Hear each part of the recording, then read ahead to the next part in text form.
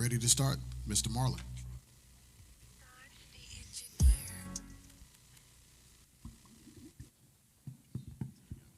Okay, welcome to the 2024 Football Hotbed Media Day.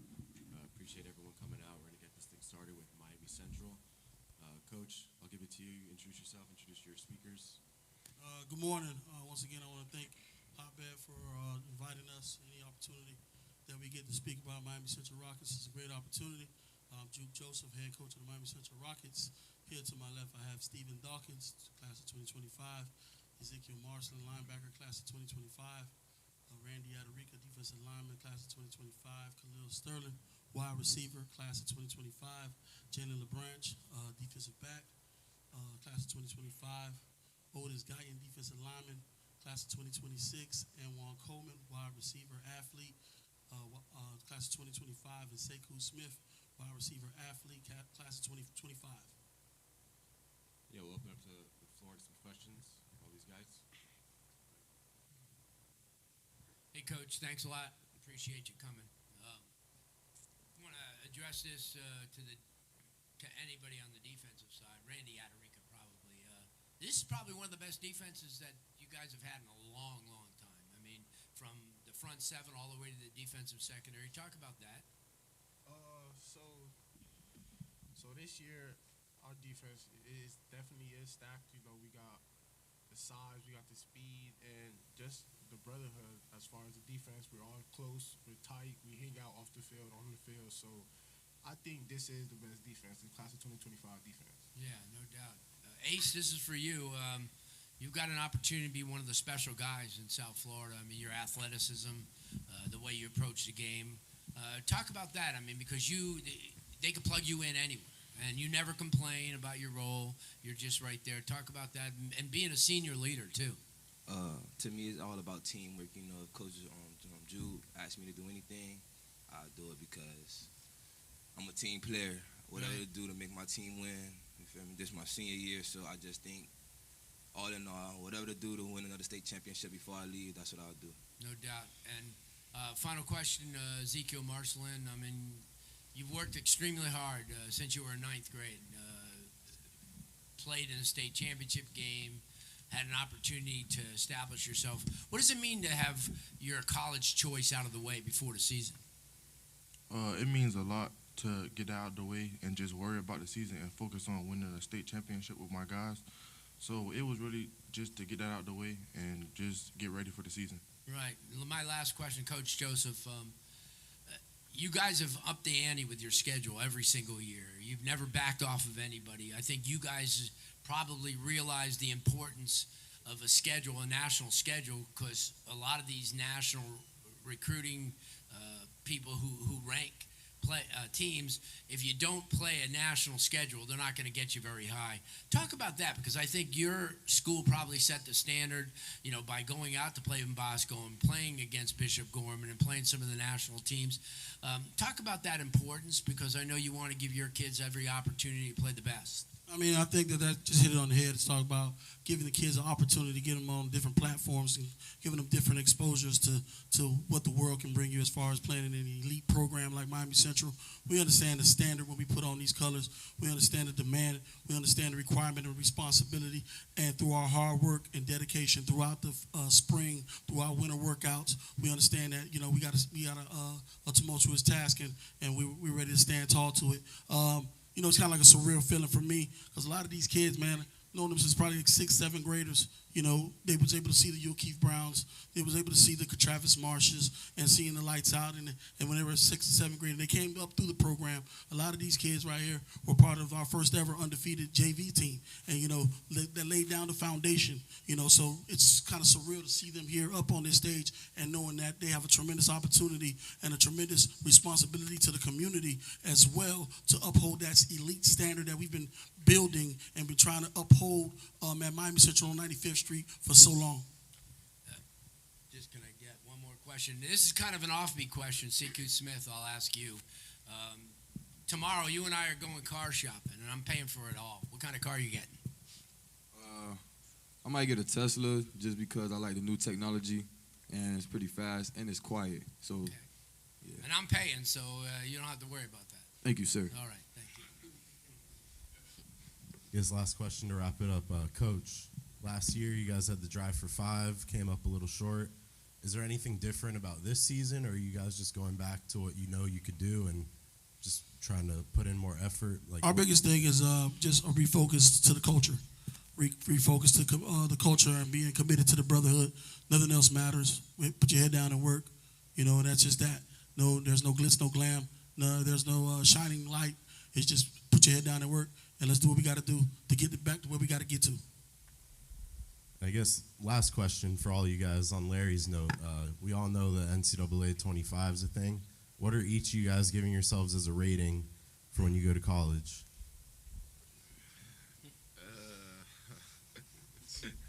I'm finna be a 99 overall. 99 speed, too. Crazy work. I'm gonna give myself an 86 overall.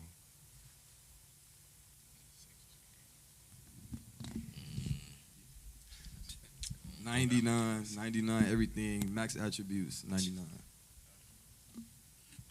I give myself an 85 overall. I give myself an 80 overall. 99. 99 speed. 78. I give myself like an 81.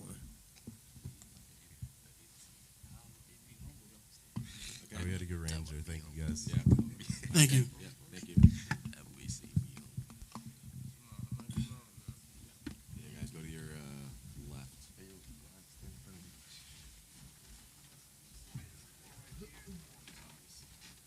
Okay, up next we got Christopher Columbus.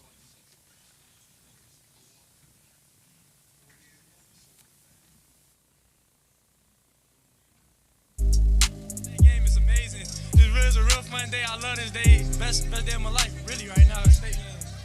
What are your memories? All these years, all your brothers. What are your memories? My memory, we had a lot of tough moments, a lot of adversity hit our way, but we always fought through it and kept that brotherhood going. And we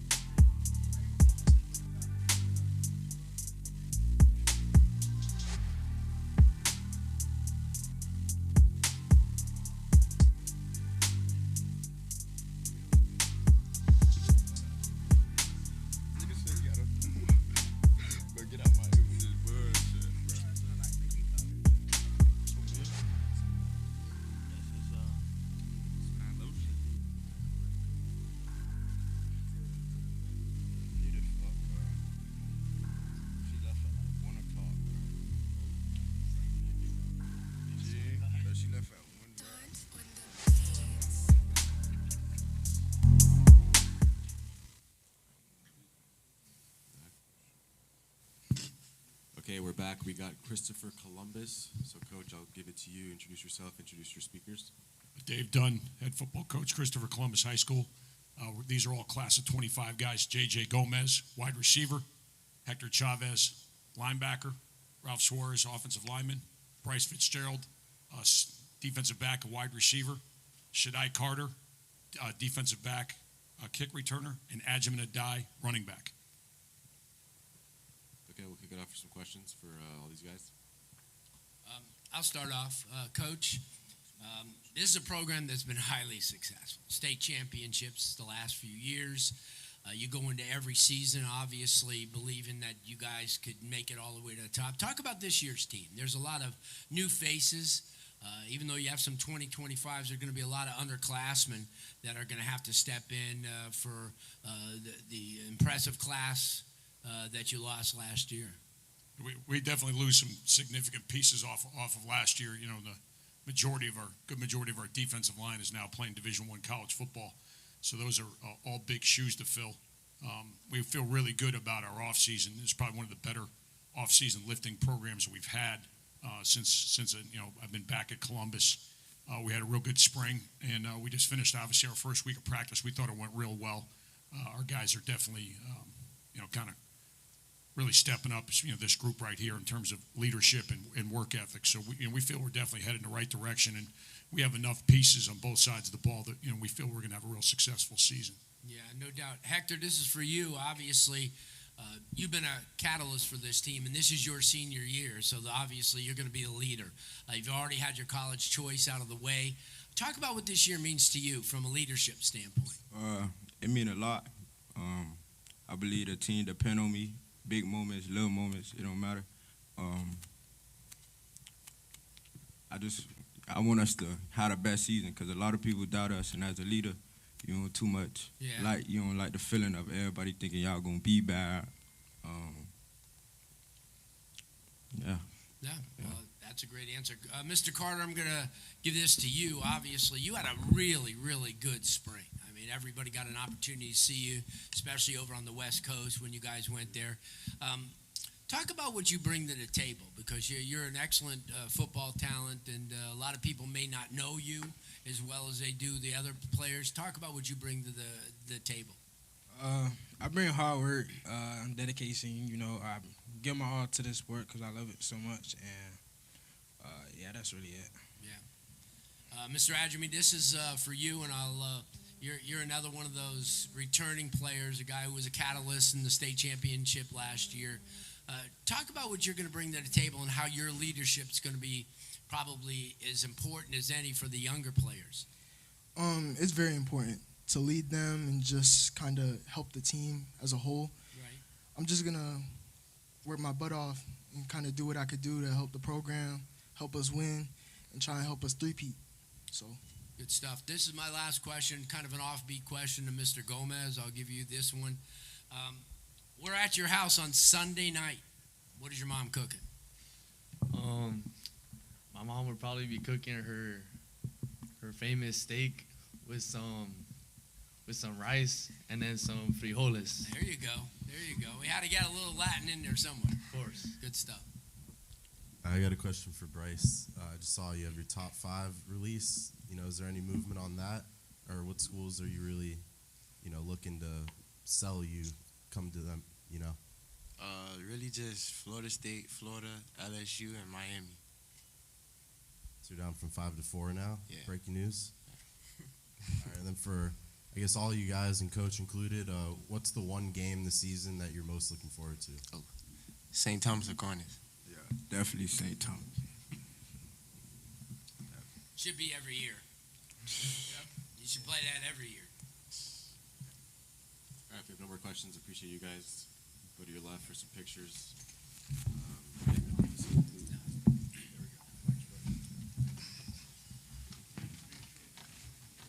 Hey, Grant, I'm going to get them when they're all there. That's the best. Because it gives up.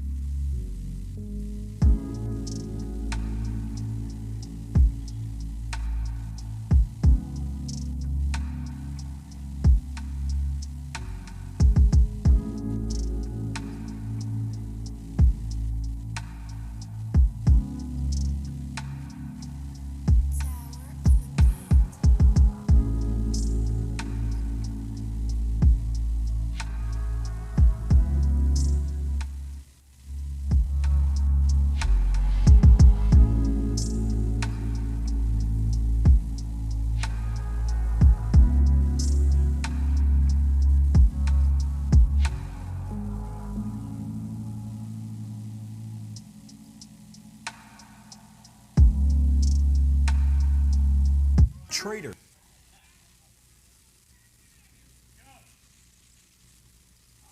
Spend your time.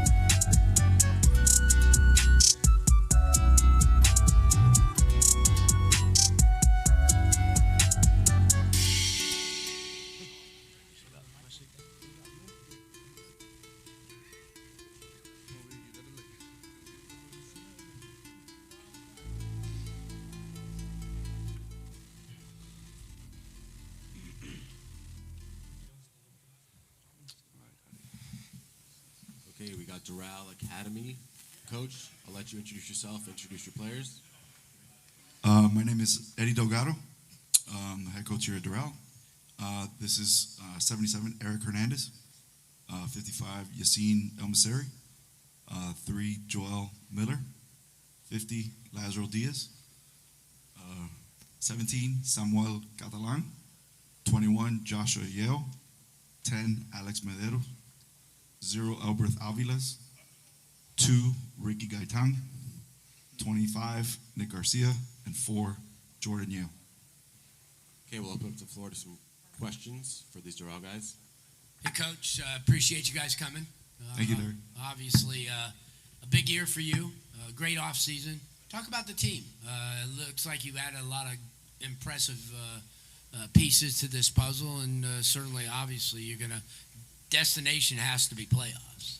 Absolutely. I mean, that's really. I mean, since we've been here at Doral, we've gone to the playoffs the last 4 years. We had some good success a couple years ago. Last year, we were a young team. Really graduated a lot of guys the year before.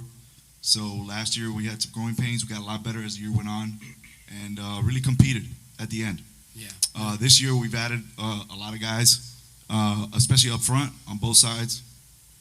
We have a lot of kids that are returning that really got a lot of valuable experience last year and really improved as the season went on. They've had a great off season. I mean, we've done well in a lot of the tournaments that we've been to and so forth. The kids have really worked hard.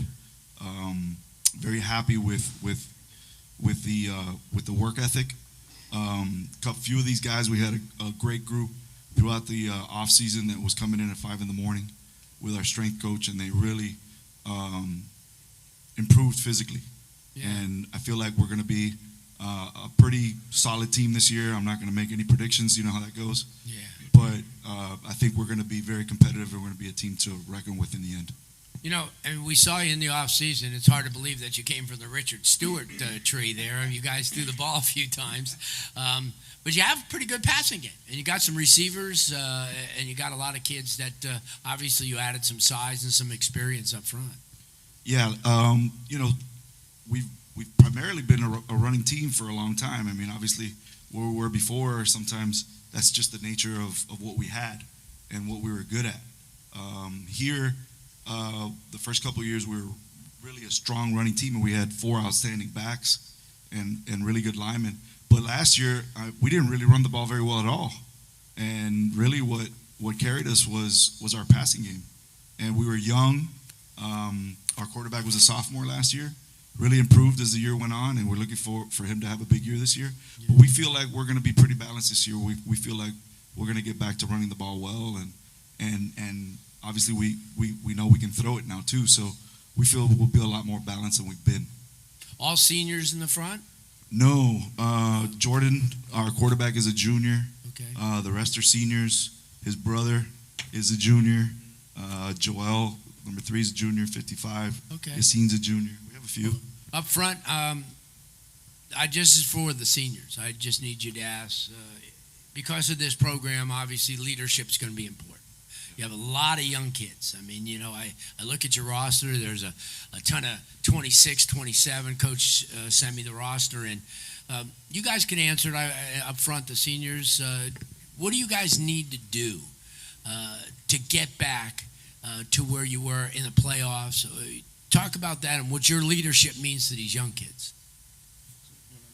So I generally think that if we all can just work together and like have a good team chemistry between each other, I think we can get back to how we were in playoffs last year and the years before as well.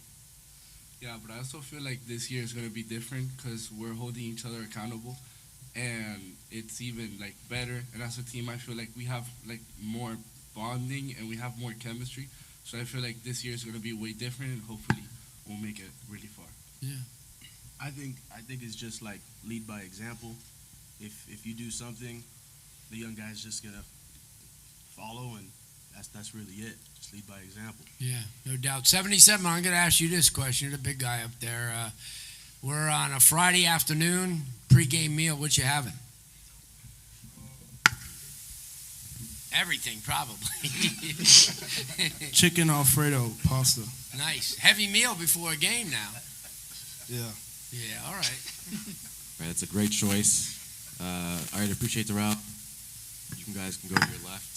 Thank you. For some pictures.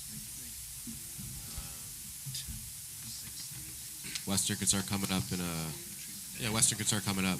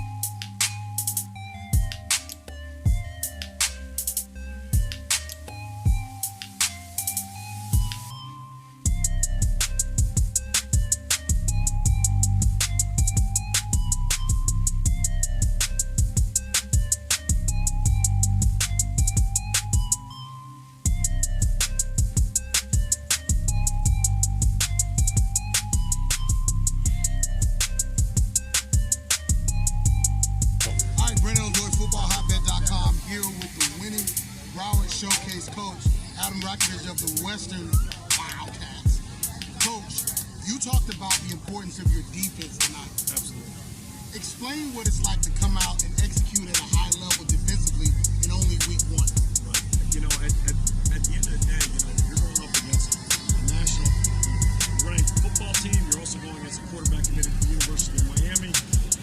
Big-time D1 wideouts, big-time D1 tight end, massive O-line. So I think the fact that Coach Casaro had these guys on point against the multiple formations that Milton confuses people with, right? They're all over the place with their H-backs, their Ys, unbalanced movement. So the fact that our boys were able to line up fast, identify what they were doing, and attack, and I think that speaks volumes for where we're at defensively, and I think it puts us in great shape going forward. They always say defense gels before offense, but the offense got it done tonight. Talk about your Virginia Tech commit, Davie Balfour, and the way he managed this game. Davie's a warrior, right? So, you know, like I said already, it's not a secret at this point. Everybody saw our 4-star running back wasn't out there on the field. So we knew coming into the game we were going to have to rely on Davie's legs a little bit more than we wanted to. But he was able to make the right throws at the right time, not turn over the ball, get first downs with his legs, and played with a lot of heart and a lot of intelligence. And old number 2, we can't forget about the North Florida kid who came down here. He was draped all night. Let's face it. But he did enough to get you guys where you needed to go. How special is he? Hey, listen, he's an elite athlete. You know, just the week before, he put up 200 yards. We were a step away on a post and a fade. Quite frankly, tonight, you know, that first fade to him would have been like 70 yards. So we were a post ball and a fade ball away from us sitting here going, oh my gosh, that Kobe went off tonight. But at the same time, playing a great secondary. You know, their best corners committed to Tennessee, right? So I mean, there's dudes out there. So they did a great job. A lot of hats off to Milton. A lot of respect for them. But at the end of the day, I think all our boys pulled it together and did what they needed to do. We called it a statement win for this program, 14-10. Western over Milton. For now, we're signing off right here in Davie. It's a hotbed world. It's a hotbed world, baby. Everybody else. All right, Brendan O'Doy, footballhotbed.com, here with the winning Broward Showcase coach, Adam Rakitic of the Western Wildcats. Coach, you talked about the importance of your defense tonight. Absolutely. Explain what it's like to come out and execute at a high level defensively in only week one. Right. You know, at the end of the day, you know, you're going up against a national ranked football team. You're also going against a quarterback committed to the University of Miami. Big-time D1 wideouts, big-time D1 tight end.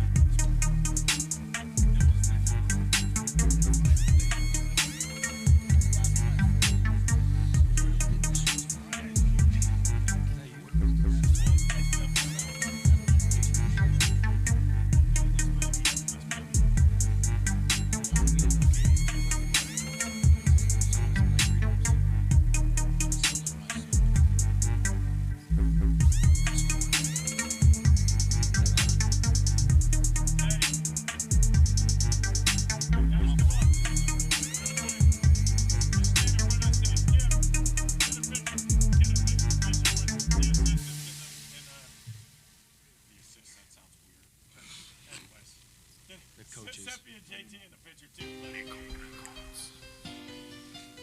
that'll work. Whatever. Hey guys, yeah, you can be less serious in this one since it's just for your parents. Throw up your wildcats and do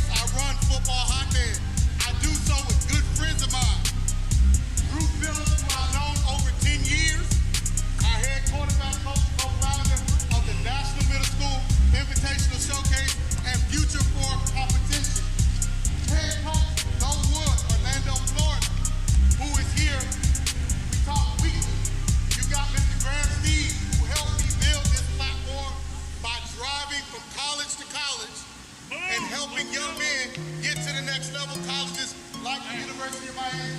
Rosen Lopez, he's our photographer. You've seen a picture in the past 5 years, most likely he took it.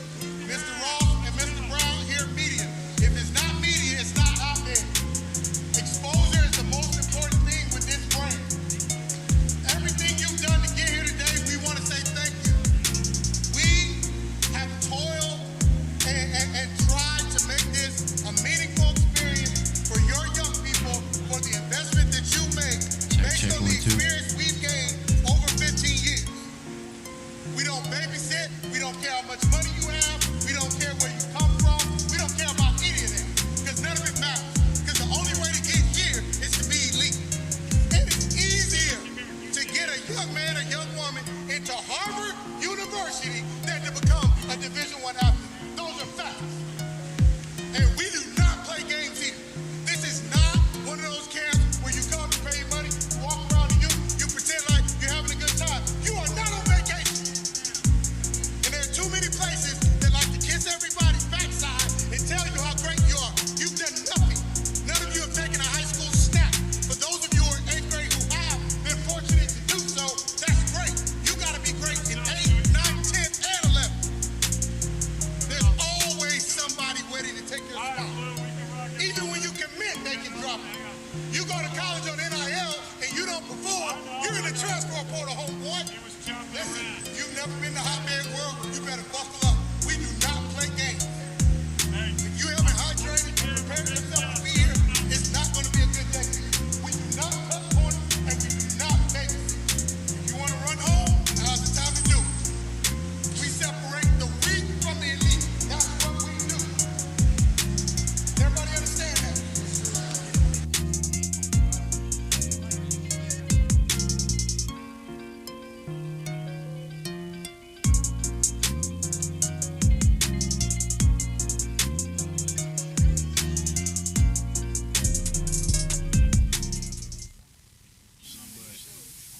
Okay, next up we have Western. So, Coach, let you introduce yourself and introduce your speakers because you guys got a lot of people up here. All right. How about them Wildcats? All right, baby. Hotbed Media Day. No place in America I'd rather be right now. So we got the big man on the end here all the way to the left, Big Daniel Davis, captain, 3-star. He will be an absolute nightmare for defenses across South Florida this year. Next to him, we have another 3-star outside linebacker, Jacob Joseph. He'll be coming to a quarterback near you, right next to his partner in crime, Julian Mendez, all-state guy, another 3-star, and another one of our team leaders here, and a guy that's a rare two-way player for us that we're expecting a huge year out of, my man Lakota. So those are the speakers up front, and then they're surrounded by one of the most talented high school football teams in the nation, not just South Florida. All right, we'll kick it off to some questions. Coach, thanks for bringing the city of Western with you. And Let's go, baby. Hey, we only brought our good players. Yeah, I see that. Yesterday we talked about this program and the expectations. Obviously, this may be the most talented Western team ever. You guys have kids everywhere, a lot of depth. Talk about this team going into the season, because this schedule is impressive, starting with Hoover and moving on. You probably play, 2 or 3 of the top teams in the country. Yep. Talk about this program and what your expectations going in are. Right.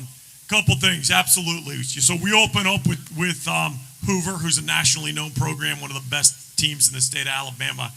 And then we go American Heritage, St. Thomas, and then week 5, Chaminade. So we play 3 of the top 20 teams in the nation, and there's 30,000 high schools in America, right? That's our opening 5.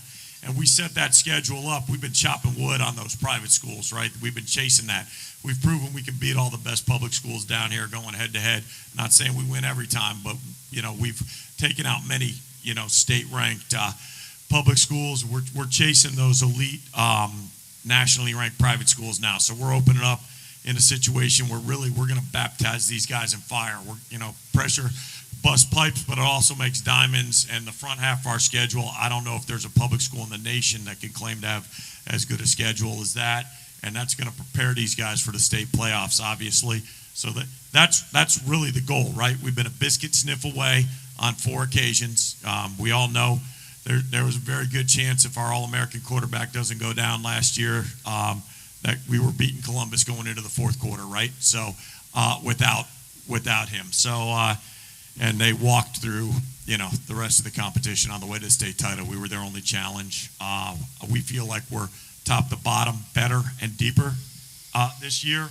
And again, we think we can go toe-to-toe with the best teams in the nation, and we're absolutely chasing that state title, No doubt. Julian, this is for you. Being a senior leader, being around, obviously everybody's going to be looking up to you because of the experience and obviously because of the way you play the game. Talk about your role this year because there's going to be a lot of younger guys that are going to be looking up to you. Right. So I like to call myself a leader for all these guys next to me. Most of them are 27, 26. So whenever they need help, they come to me. I always help as much as possible. Mentality also, some of the guys at home, they're not used to, what's the word for that? Like having that heart for the game. And Sure. all these guys on the stage right now have that heart for the game. So I like to call myself a leader, helping mentally and physically, just helping out the guys on the field and off the field, just assisting them with everything they need. Yeah, no doubt. Jacob Joseph, this is for you. Obviously, you're one of the high-profile guys on the team. A lot of leadership. A lot of kids are looking up to you. Talk about your role this year coming in.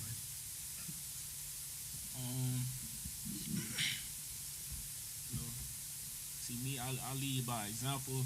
So on the field, I'm gonna make plays. That's gonna make my team want to make plays. We just gonna have energy. Man, a few words, but the leadership probably speaks for itself. Big Daniel, this is for you, and it's kind of an offbeat question. I don't know if I asked you this yesterday, but We're at your house on a Sunday night. You got to go back to this. What's your mom making? On a Sunday night, you know what I'm saying? On a Sunday night, I ain't even gonna, some wings, some good buffalo wings, baby. Maybe even some lemon pepper up in there, but a little bit of fries with it too. Yeah, a little bit of fries. Okay, but we gonna eat good. I know you are. You ain't getting cheated. Big men and chicken wings, Larry. It doesn't get any better than that. That's America right there. He ain't getting cheated. That's for sure. Exactly. Are we going drums or flats? Drums. I'm a drums type of dude, but I eat flats occasionally. Controversial, but we'll take it. Coach, I guess to keep it lighthearted in a way, last year we were lucky enough to go see your beat down of Cypress Bay. I heard back here, I remember that game was 56-0. I heard back here it was in the last two games something like 101-0. And it was their coach's birthday. We had happy birthday wishes for him. We had a tombstone saying rest in peace Cypress Bay. You're clearly a high energy guy and clearly a player's coach that all these guys seem to love and play really hard for. What went into that kind of, I guess, theatrics, or is that more something that you've established for a while? Well, there's multiple things here, right? So just being real, when the schedule gets printed out, Cypress Bay will be on my schedule in red. That's a red letter game. They're our big crosstown rivals. When Mark Wandola, one of the greatest coaches ever coached in South Florida, was the head coach there, they had beaten Western for 7 straight years in a row. So when I got to Western, they said, oh, Cypress is our big rival. I said, if they beat your ass every year, it's not a rivalry, it's just a beating. Well, quite frankly, we flipped that on its head now. And some of the other stuff, we'll leave to what it was, but there was a fair amount of stuff pre that game on social media that was not coming from the team that was ranked 55 in the nation, right? There was a lot of social media chatter, and we just stayed quiet. And I told my guys, I said, we're not going to talk, we're not going to answer. We're going to dance on their field after we win the game. That's when you can talk and backflip and let them know. We'll look at the scoreboard, and we'll celebrate then, right? So, again, it's a business trip when we go to Cypress Bay. That place, in quite frankly, most sports owned Western for a long time. And it's a good old-fashioned backyard rivalry. There's respect. There's love. I vote for their kids for all county when I can. Do anything I can, to help out any young man in South Florida. But it's for us, it's Florida State, Florida. Make that Georgia, whatever your rivalry is. Notre Dame, USC. That's our backyard rival. And yes, we are the dominant team in the neighborhood. We took that title. They had it for a long time. Cypress Bay was the Kings. We came in the neighborhood and we took it away from them, and they're not getting it back. Yeah, I got a question for the Serious offense. stuff. I got a question for the offense. So what's the offense going to look like this year? Obviously, you lose a big part of it in the quarterback. So what's the offense going to look like this year? Here, Sebby. We're going to be highly efficient and just put the ball in the end zone when we can. I think us being efficient is going to be our biggest thing this year. Just getting first downs when we can, taking what the defense gives us, move the chains, and we'll be set. Got any other questions? Yeah, I guess add on to that. The running game last year we noticed was very strong. Now you have some new guys coming in. How are you guys going to balance getting touches and really put the team before you guys' individual stats? I'll let pass that microphone down to Rob. I'll let you answer that. No, we got Rob. We got Yeah, I know. But I'm gonna let him and Moss. I feel like all of us as a brotherhood. Right next to him. You guys. Tell them we're a brotherhood in the backfield. Yeah, all of us as a brotherhood. There's about 3-4 of us. We hang out on the daily. Just now, we were at home together, all 4 of us. So I guess. So all of us are a brotherhood. So it shouldn't really change anything. All of us is gonna eat and be as productive as we can be. Yeah. We need all the young men in our backfield, and to win this championship. They know that the best teams I've ever had have had a stable of backs, have had at least 3 guys, and then we've got some versatile guys in that backfield that we're able to use and flex out, put into slots, do other things. So the reality of the matter is when Moss is in the backfield at F, Rob might be flexed out at H, right? So And so the reality is that we're going to find a way to put the ball in all those guys' hands, utilize all of them. But the best part of it, and that's why I wanted them to answer, the best part of this group of young men, and it's part of us chasing this championship this year, and I really mean this about this group of kids, we've got a bunch of unselfish young men that are focused on winning a ring. There's not a lot of me guy nonsense going on, and the guys that are behaving like that in the past, most of them have found their way away from our program. So the reality is I got a great group of young men in my backfield that I trust to carry the mail, and I love the fact that they're coaching each other, helping each other, that they ride to practice together as opposed to, crying and complaining when the other guy's getting reps. They're coaching each other up and helping each other. And quite honestly, just, X's and O's talk, you're going to see a little more 20 out of Western, than you've seen in the past. I'm a 10 and 11 guy kind of at this point in my core. Love some 11, have broken records, led the state in passing in 10, but you're going to see more 20 out of Western than you have in the past this year because of the young men I have in my backfield. Okay, that wraps it up. Appreciate you guys. Make your way to the left for some pictures. Thanks a lot for having us, guys. One of the best events in high school football, and it's a hotbed world. Appreciate y'all. Oh yeah. It's all love.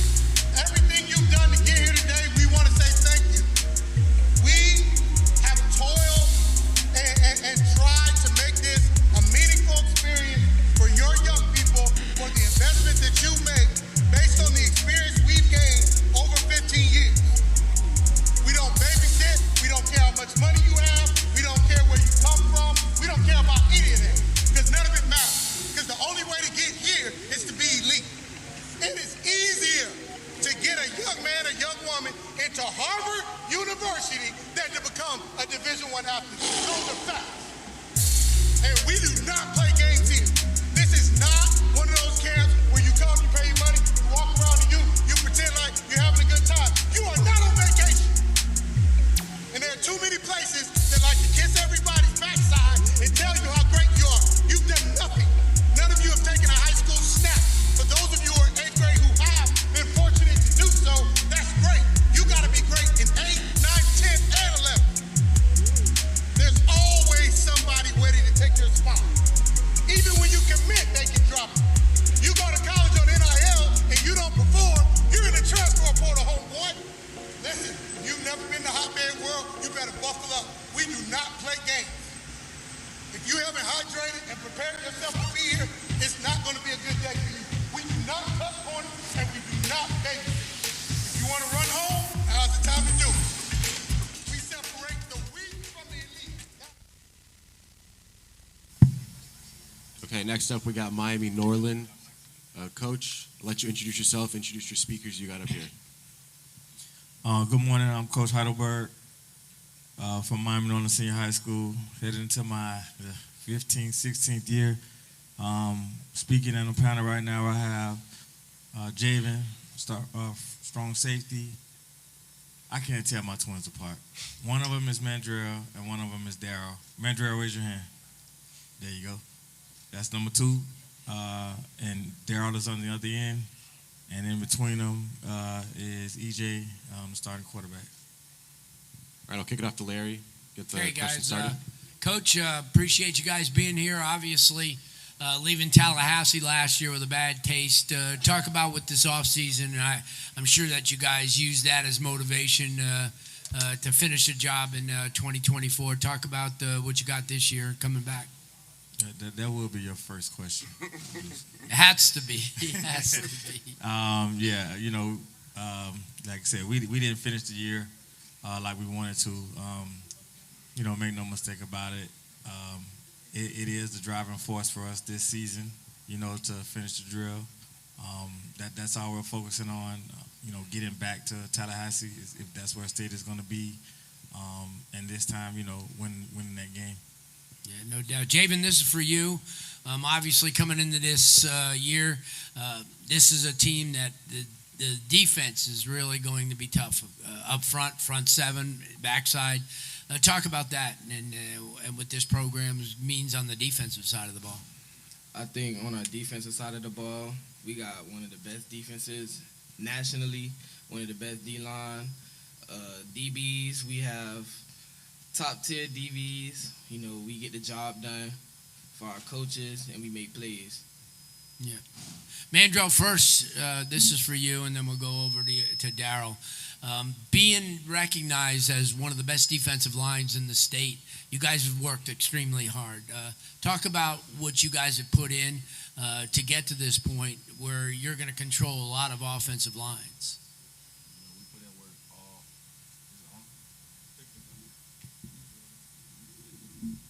We put in work all this off season, blood, sweat, and tears, and we get to showcase it this season. Yeah, no doubt. Daryl's obviously same question for you.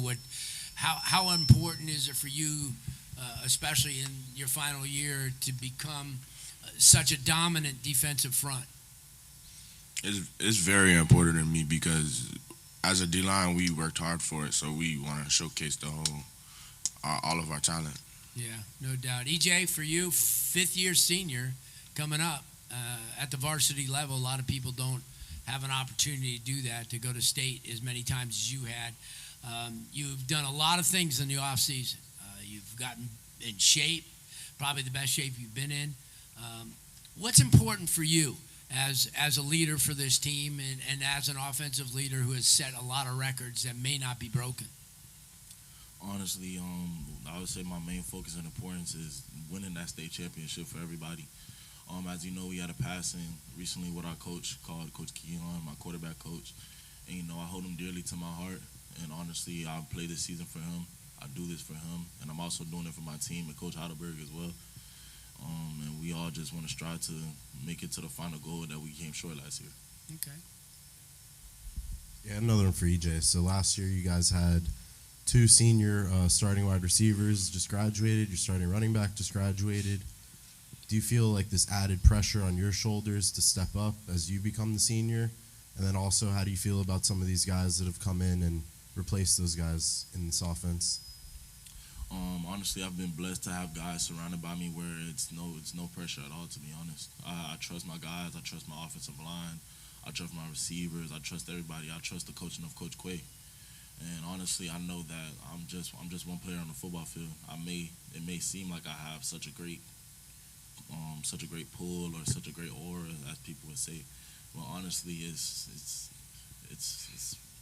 I could call it a facade almost, because I'm not nothing without my receivers catching the ball, and I'm not running without my running backs running the ball or my O-line blocking. So I'm just one guy. Yeah, I got one more question for you, Jay. So you had a good season last year, obviously. What specific things did you work on in the off season? As people notice, and clearly have told me, I've lost weight. That's thanks to my strength and conditioning coach, Junior Rosegreen. He really worked with me, and we all told each other, look, man, you're a great football player, but you have to become more recruitable. And at my current size, when I was about like 250, I couldn't be recruited at that weight for my position. And, he's got my weight all the way down about 210, 215. And as I've displayed, I'm just as strong, if not stronger. So mainly was probably my weight and my speed. Yeah. All right, I got a question for you too, Coach. Which player other than EJ has made the biggest jump this offseason as far as, strength and conditioning, all that kind of stuff? Oh, man. Adrian? I to be honest,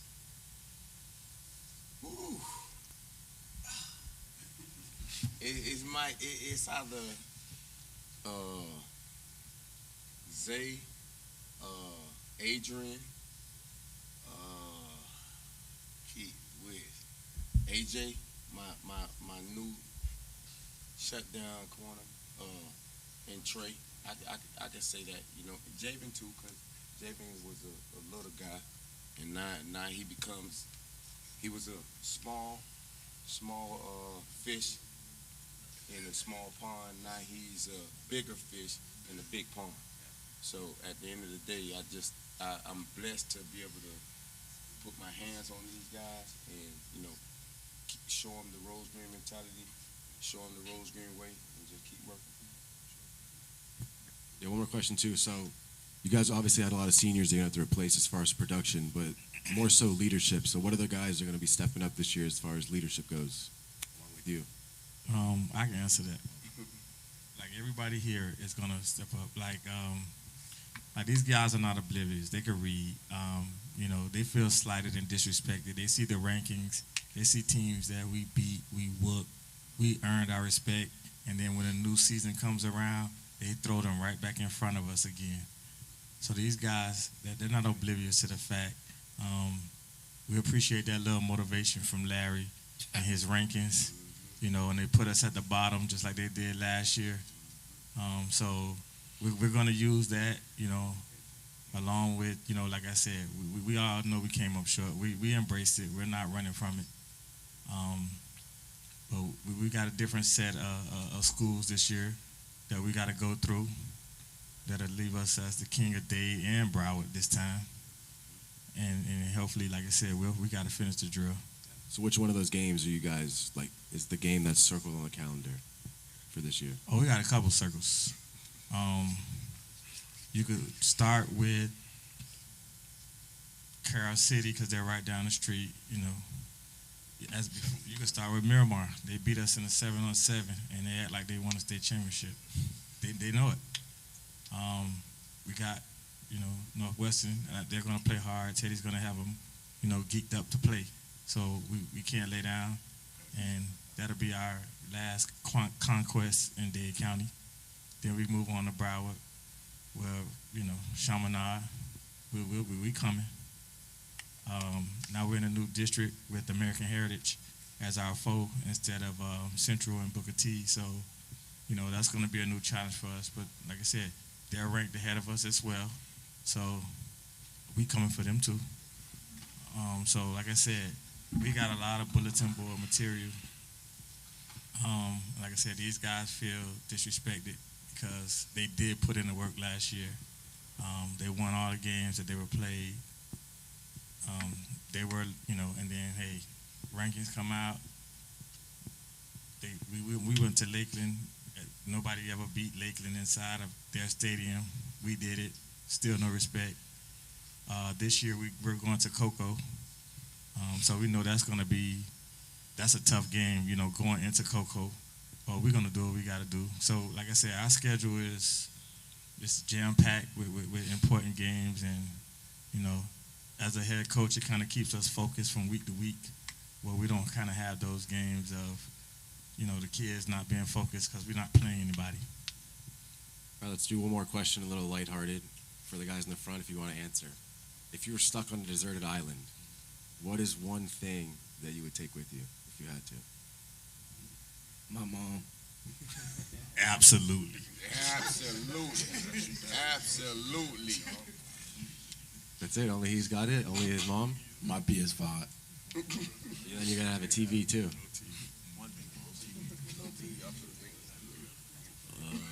A boat to get off the island. Internet. You guys have any more questions? All right, appreciate you guys. Make your way to the left for some pictures. And yeah, good luck this season. Hey, thank you. Thank you.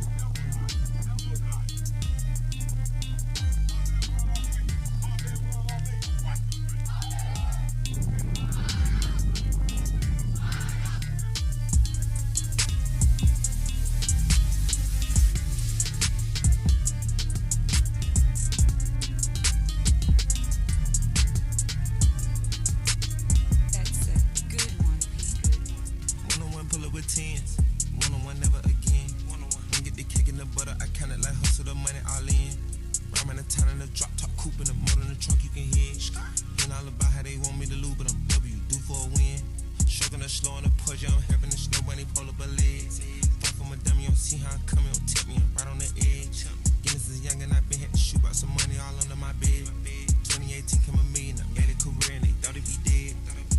I getting cold, my body cold, I barely get rest. I hit her one time, told her pull up again, making a little bit of stretch. We getting it in the back of the Benz, gripping the back of her neck. I wanna put mirror 10 on the tent, I wanna see the reflection. I'm the best dressed at the Met. Do whatever her dress, I know how to dress. Turn the drill to a flex. They stick at the check, I poke out my chest. Treat it little like my pets. I let her come use me for I know they don't wanna catch. Got one-on-one ice on the jet. One-on-one pull up with tens. One-on-one never again. Don't get the cake in the butter, I count it like hustle the money all in.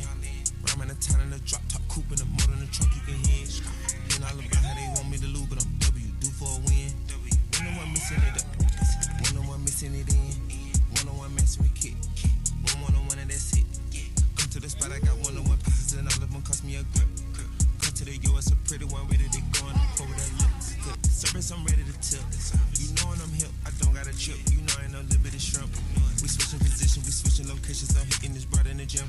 She said she don't wanna say Gunna no more. She about to start calling me him.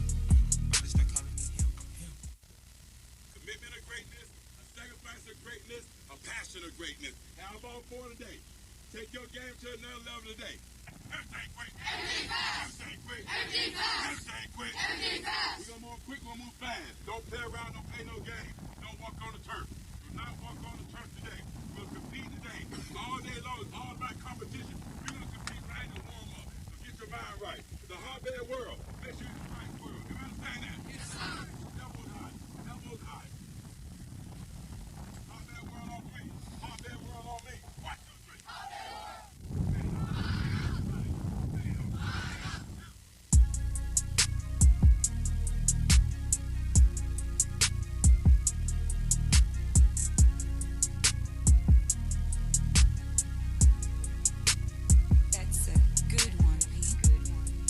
Pull up with tens.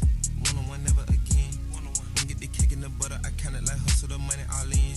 Rhyme in the town in the drop top coupe in the motor in the trunk you can hear. And all about how they want me to lose, but I'm W, do for a win. Stroking the slow on the push, I'm helping the snow bunny pull up a leg. Fuck from a dummy, you don't see how I'm coming, don't tip me, I'm right on the edge. Guinness is young and I've been had to shoot out some money all under my bed. 2018 came a million, I made a career and they thought it'd be dead. I getting cold, my body cold, I barely get rest. I hit her one time, told her pull up again, making a little bit of stretch. We getting it in the back of the Benz, gripping the back of her neck. I wanna put mirror 10 on the tent, I wanna see the reflection. I'm the best dressed at the Met. Do whatever her dress, I know how to dress. Turn the drill to a flex. They stick at the check, I poke out my chest. Treat it little like my pets. I let her come use me for I know they don't wanna catch. Got one-on-one ice on the jet. One-on-one pull up with tens. One-on-one never again. Don't get the cake in the butter, I count it like hustle the money all in. Rhyme in the town in the drop top coupe in the motor in the trunk you can hear. And all about how they want me to lose, but I'm W, do for a win. One-on-one missing it up. One-on-one missing it in. One-on-one messing with kid. One-on-one and that's it. Come to the spot, I got one-on-one pieces and all of them cost me a grip. Come to the US, a pretty one, ready to go and I'm over that looks good. Service, I'm ready to tip. You know when I'm hip, I don't got a trip. You know I ain't no little bit of shrimp. We switching position, we switching locations. I'm hitting this brother in the gym. She said she don't wanna say Gunna no more. She about to start calling me him. Commitment of greatness, a sacrifice of greatness, a passion of greatness. In the 8 years of doing these National High School showcases, we've had only 2 guys ever play here. 2. One was a second-round pick, starter here. The other one was a walk-on who worked his way transfer portal. He just signed Power 5. That's 2 in 8 years. When you went into the team room, what did you notice in there? There's no decoration. There's no color. The only way to be significant is to win a championship. They do not cut corners here. They practice to practice. I've seen it. So when you come to the standard, take a very close look around and see if he's the linebackers coach at Kaiser University in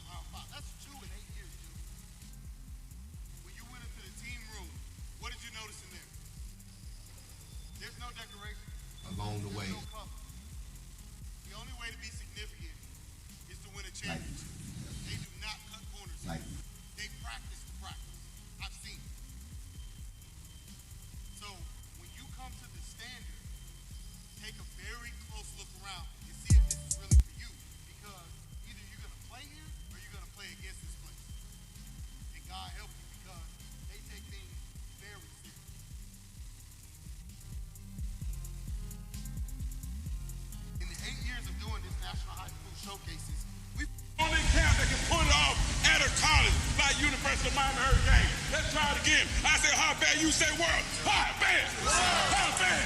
Hotbed! Let me get 2 claps.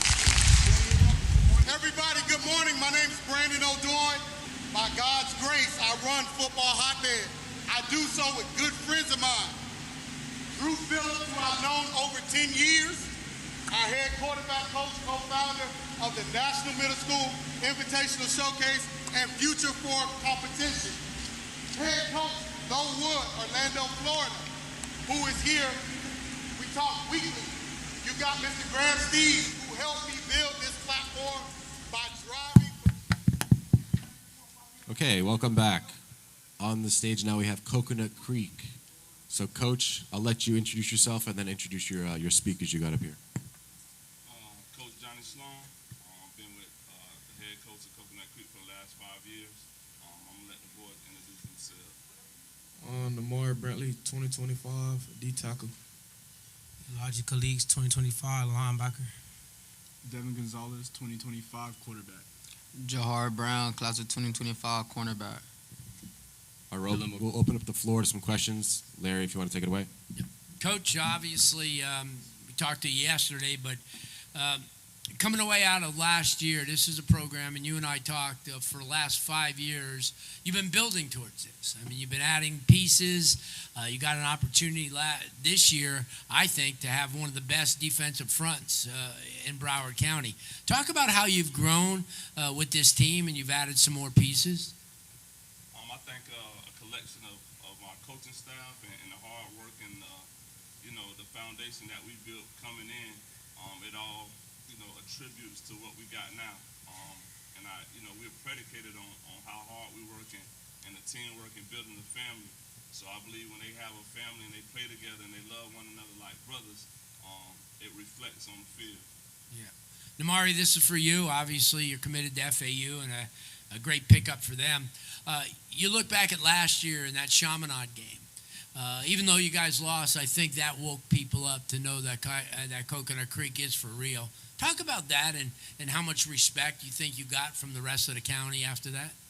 I feel like we got a lot of respect, but I feel like we could have completed the mission to get more recognition around the country. People still they gonna doubt us even though we kept up with the number 2 team in the nation, but we still gotta work. Yeah, no doubt. Elijah, this is for you. Obviously, this is a huge year. The schedule is getting better and better all the time. How do you feel about this program moving forward? I feel like we come ready to play. We work hard all off season. We're ready for the challenges ahead of us, and I feel like we can go undefeated this year. Yeah, no doubt. Devin, this is obviously your first year over here. How long did it take for all these guys to kind of gravitate towards you? Because it's never easy being the new kid on the block. These guys have been together for 3 and 4 years. But how do you feel when you come into a situation and everybody embraces you? Yes, sir. It really, to be honest, did not take long at all. They welcomed me with open arms coming into this program. It's been a wonderful experience. It took honestly a week for me to consider all these guys my brothers. They're just great people. So just coming into this program, it's been a big deal for me, and I'm excited for what the season has to come. Yeah, no doubt. Jahar, I'm going to ask you kind of an offbeat question. Like yesterday, I was asking those crazy questions. This kind of is something that you're right before the game on a Friday after you've had your pregame meal. What kind of music you're listening to? I listen to some Young Boy, Von off 1700, and some stuff like that. Good stuff right there. Yes, Good stuff. For the guys returning from last year, what differences do you see in the team coming into this season than you did coming into last season? I feel like we work as a unit, and we put work in after practice and before practice, and we going in the mornings, we're going in the afternoon. So we just put in a lot of work to get where we're supposed to be at as a Coconut Creek football team. Yeah, now question for the quarterback. What's your goal for the offense this year? Not really personal, but as far as for the whole offense, what's your goal coming into this year? I think as a whole offense, we just got to be able to complement the defense, because I think Coconut Creek these past few years they've been more of a defensive team, And I feel like this year we have the talent, and we definitely have the OC to just do great things this year. So I think we just need to be able to complement the defense and move the ball. And when the defense can't make something happen, I think we need to be those guys that need to step up. You got another question for anybody in the front that wants to answer. What's the one thing going into the season that you focused on, that you wanted to work on to get better this year? Helping the young guys. Just getting them in place for not just this year, down the road. You know, just because if one guy comes down, somebody need to step up. You know, just getting the young guys ready. What guy that's not here do you expect to have a breakout season that maybe no one's expecting? My wide receiver, Javion, J-Fraw. I feel like he's going to have a great season, breakout year. He's a great playmaker, and I feel like he's ready for the challenge. Okay, I got one more question. Yeah, go ahead. Carlos, this is for you. Obviously, during the spring, especially in the spring game, you were the guy that everybody was looking at. You know, you're kind of like probably the best thing that has happened in Amari because of the fact that they're not all concentrating on him. What kind of impact are you going to make this year up front? Because you certainly really turned a lot of heads during the spring. Well, I'm just still working instead of working in progress, but since I just came to Crete, like competing with 40, it just been making the defense good, trying to keep up with him. Yeah. You guys took Norland right down to the wire. They scored on that last couple of seconds left, but you guys did a great job. Thank you. I got one more for Devin. So obviously you coming over from Cypress Bay, and you've said that you've meshed with these guys pretty quickly, but in your opinion, what was the hardest part about coming into a new situation? You're the quarterback. It's going to be your senior year. All these guys are looking at you. How do you establish yourself as a leader as a new guy? I think establishing myself as leader is really just being vocal with these guys, and I think really showing with my actions what I can do and not just being a talk kind of guy. But other than that, like, these guys, they've really messed with me pretty easily. I mean, I've obviously got to prove myself, and I've got to do certain things for them to make me, to believe me. But other than that, I mean, these are my brothers. No matter what, they trust me and I trust them. That's our biggest thing this year. I guess one more fun question. So what team are you guys using in college football 25? Oregon. Texas. Go Kings. He says. Okay, last question. We'll keep it lighthearted also. If you had to eat one meal for the rest of your life, Shepherd's pie. Shepherd pie. Alfredo. Same answers? Okay, we'll wrap it up there. Appreciate you guys. Good luck this season. Make your way to the left for some pictures. Yeah, thank you. Thank you.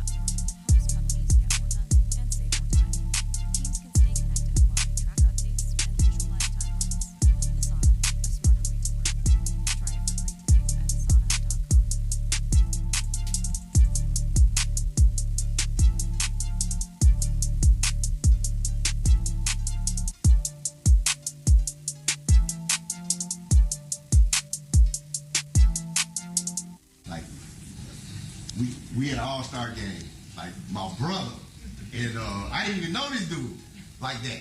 We had an all-star game, he comes to me, we gotta get these uniforms. I gave him the money. This man drove from Jacksonville to D.C. to pick up uniforms just for the game. Got back, gave me money back, and we've been locked in ever since. So that's how deep it runs. I mean, it's deep, but you just never know. You know what I'm saying? So we appreciate you guys being here at Georgia Tech. Like I said, to answer some of the questions, we will along the way when you meet people. Back in what, 11, 12, something like that. 2012. Right. He had a football hotbed. What we call the classic. Football hotbed classic down in Jacksonville. And that's how we originally met. And then the camp up here, right? Yeah. How many kids? Right. Had over 100 kids to the camp. I didn't know this brother at all. We met on Humbug, just saw what he was doing. I had started doing something similar. I had a group of kids that are where you guys are right now. And long story short, many of them are in the NFL right now. So parents, your kids want you to drive them wherever across the country, do it. You're either going to pay for it one way or the other, right? In college, pay for them drives, because it does pay off. But we kind of believed in each other, in the vision that each other was doing, because we were starting at the same time. And along the way, a lot of trials, tribulations, you can always bounce ideas off this brother. Some of the stuff that we went through as a growing program, he could tell you it was borderline. It was like ridiculous. Like, people, kids, y'all were treating us like this. Kids. Long story short, this is an unbelievable opportunity to see where he's grown, the things he's come to. And he's very modest about the kids that have come through football hotbed. If he really sat down and we put a story up to show you guys some of the names that have come through the program, it'll blow you away. You know, you guys see Adidas All-American along the way and when you meet people. Back in what, 11, 12, something like that. Back home, he's the linebackers coach at Kaiser University in West Palm Beach. Kaiser is a university, I'll tell you, that has several campuses. The flagship is in West Palm Beach. We got more coming. We got more people coming. Coach. We still got 2 people. We're waiting on 2 more. Oh my God, Okay, we got a little intermission. We're still waiting on a couple people.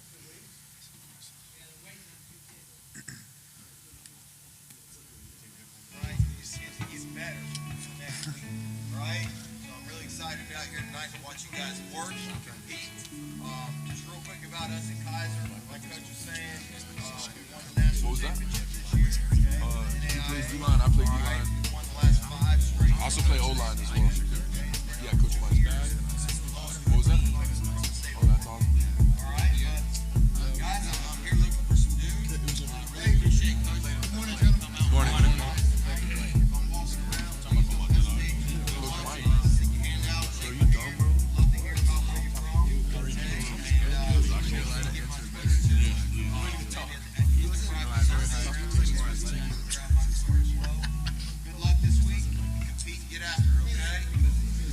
Coach, another round of applause.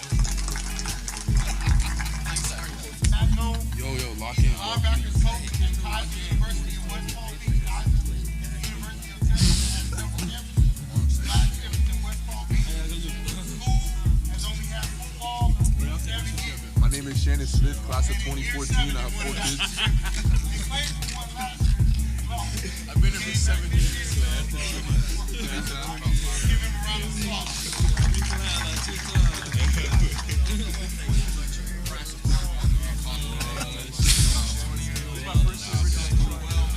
Y'all are very lucky and blessed to have this opportunity, this platform, right? You ready to talk, bro? Excited to be out here tonight. Yo, so like, when do you think we get started?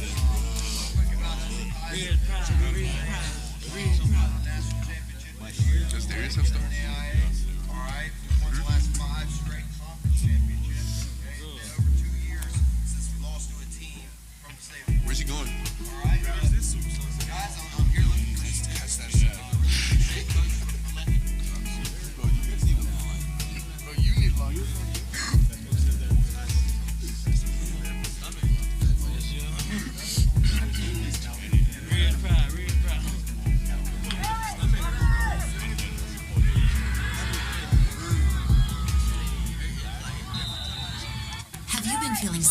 at the time, losing interest in things you want. He called me.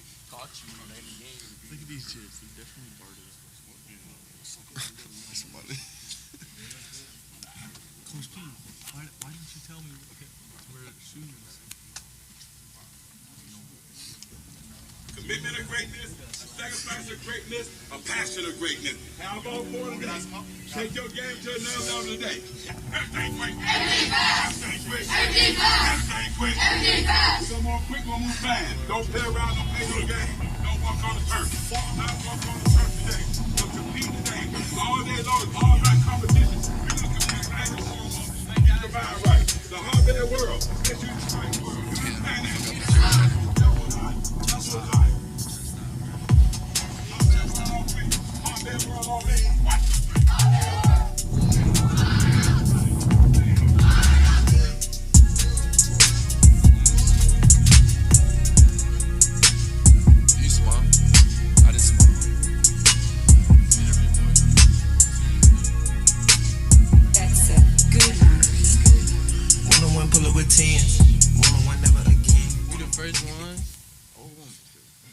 Okay, we're back. We got Miami Southridge on the stage now. So, Coach, let you introduce yourself and then introduce your speakers you got up here. Good morning.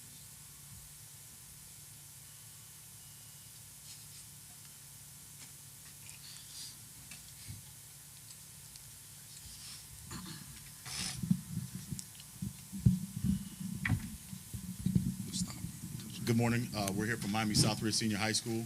My name is Coach Pierre Sonatas. I'm excited to be here. We appreciate the platform that you guys have presented this morning, allowing our student athletes to get in front of local media and college scout agencies to kind of showcase their ability and talent. On the front row, we have our captains, Darius Clemens, 25 receiver, Joshua McDowell, 25 linebacker, 27 quarterback, James Perrone, and 26 offensive lineman, defensive lineman, Ryan Murray. Okay, we'll open the floor to some questions. Larry, go ahead. Coach, obviously, this is a program that is built over the last couple of years to get themselves into, in a chance to win, not only win the district, but advance in the state playoffs. Talk about what's the difference this year than over the last couple of years, besides a lot of experience. Well, I think, the word culture is used a lot in our business and industry, but truly it's taking place where there are systems in place, there's structure, there's an expectation. It's player driven as far as activities. We don't lift, we condition, we train, and they have that mindset. They have the verbiage, corrections on the field. When the players are holding themselves accountable, you can see the growth. We've made it to our first two rounds of the playoffs the first 2 years. Starting from the beginning. And I think where we're going, if the players are driving the program and their mindset and their goals are all aligned together, and that's where your programs become special. I think that's where we're at this year. Yeah, no doubt. Darius, this is for you. How important was it, all the travel that you guys did together this year? You guys went away, went to camps, did a lot of traveling together. How important from like a team bonding situation was it for you guys? It was good. It gave us a lot of exposure to the colleges. All of us got a lot of opportunities to get offers from each camp, so it was good. It gave us a lot of exposure. Yeah, no doubt. Josh, you're going to be one of the leaders this year. Obviously, a lot of the younger kids are going to be looking up to you. Talk about that role and how you're going to embrace it. Stepping up to the plate, filling in all the expectations my coach have to lead the defense this year, knowing I got to teach the people who's going to lead the program in the future. Yeah, no doubt. James, obviously being a young guy, somebody who's kind of new to the program, this offseason was really important for you. The spring, the summer, a lot of people put eyes on you that had never known you before. Talk about that and how you've handled that.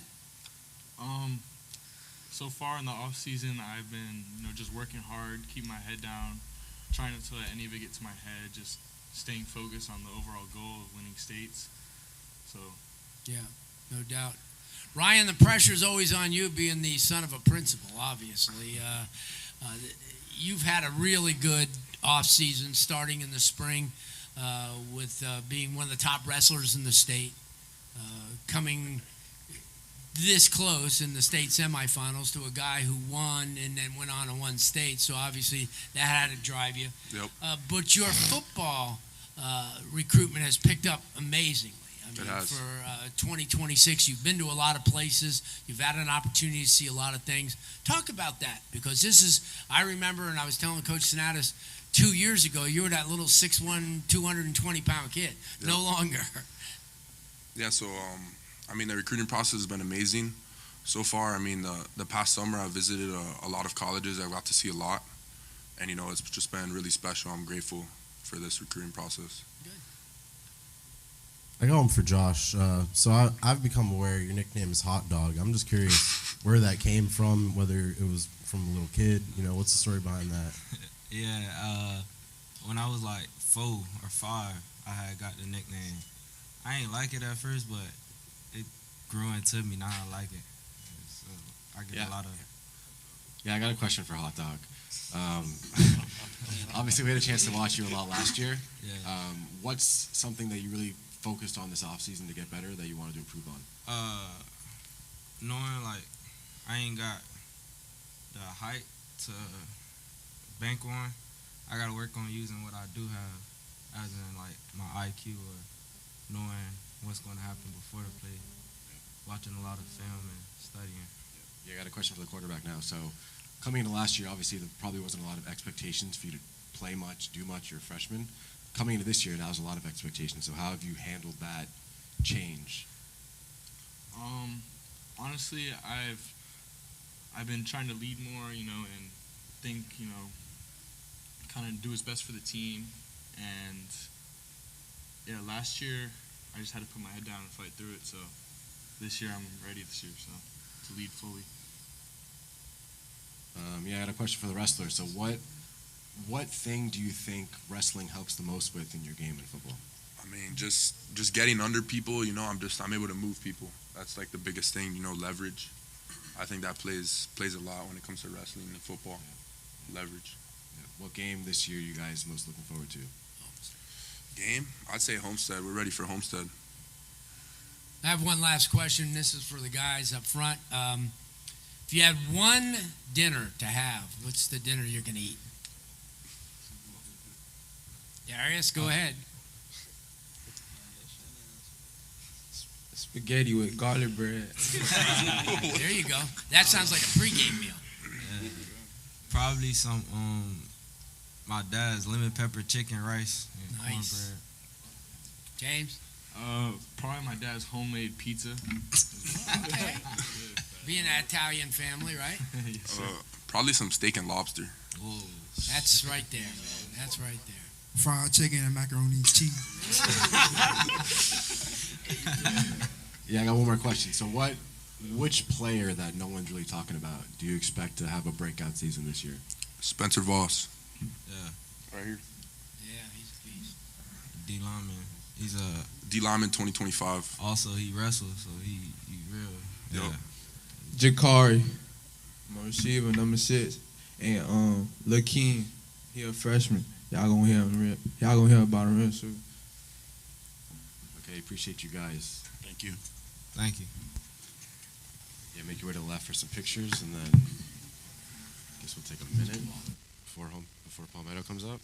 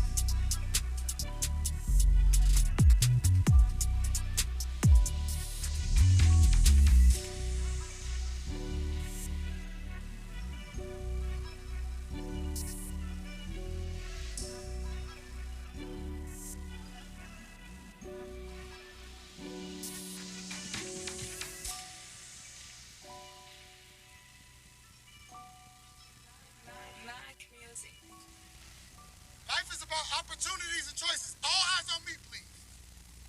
And some of us have opportunities, but one of the things you saw in this game, we get right here, almost to the finish line, almost to our destination, and we don't give maximum effort.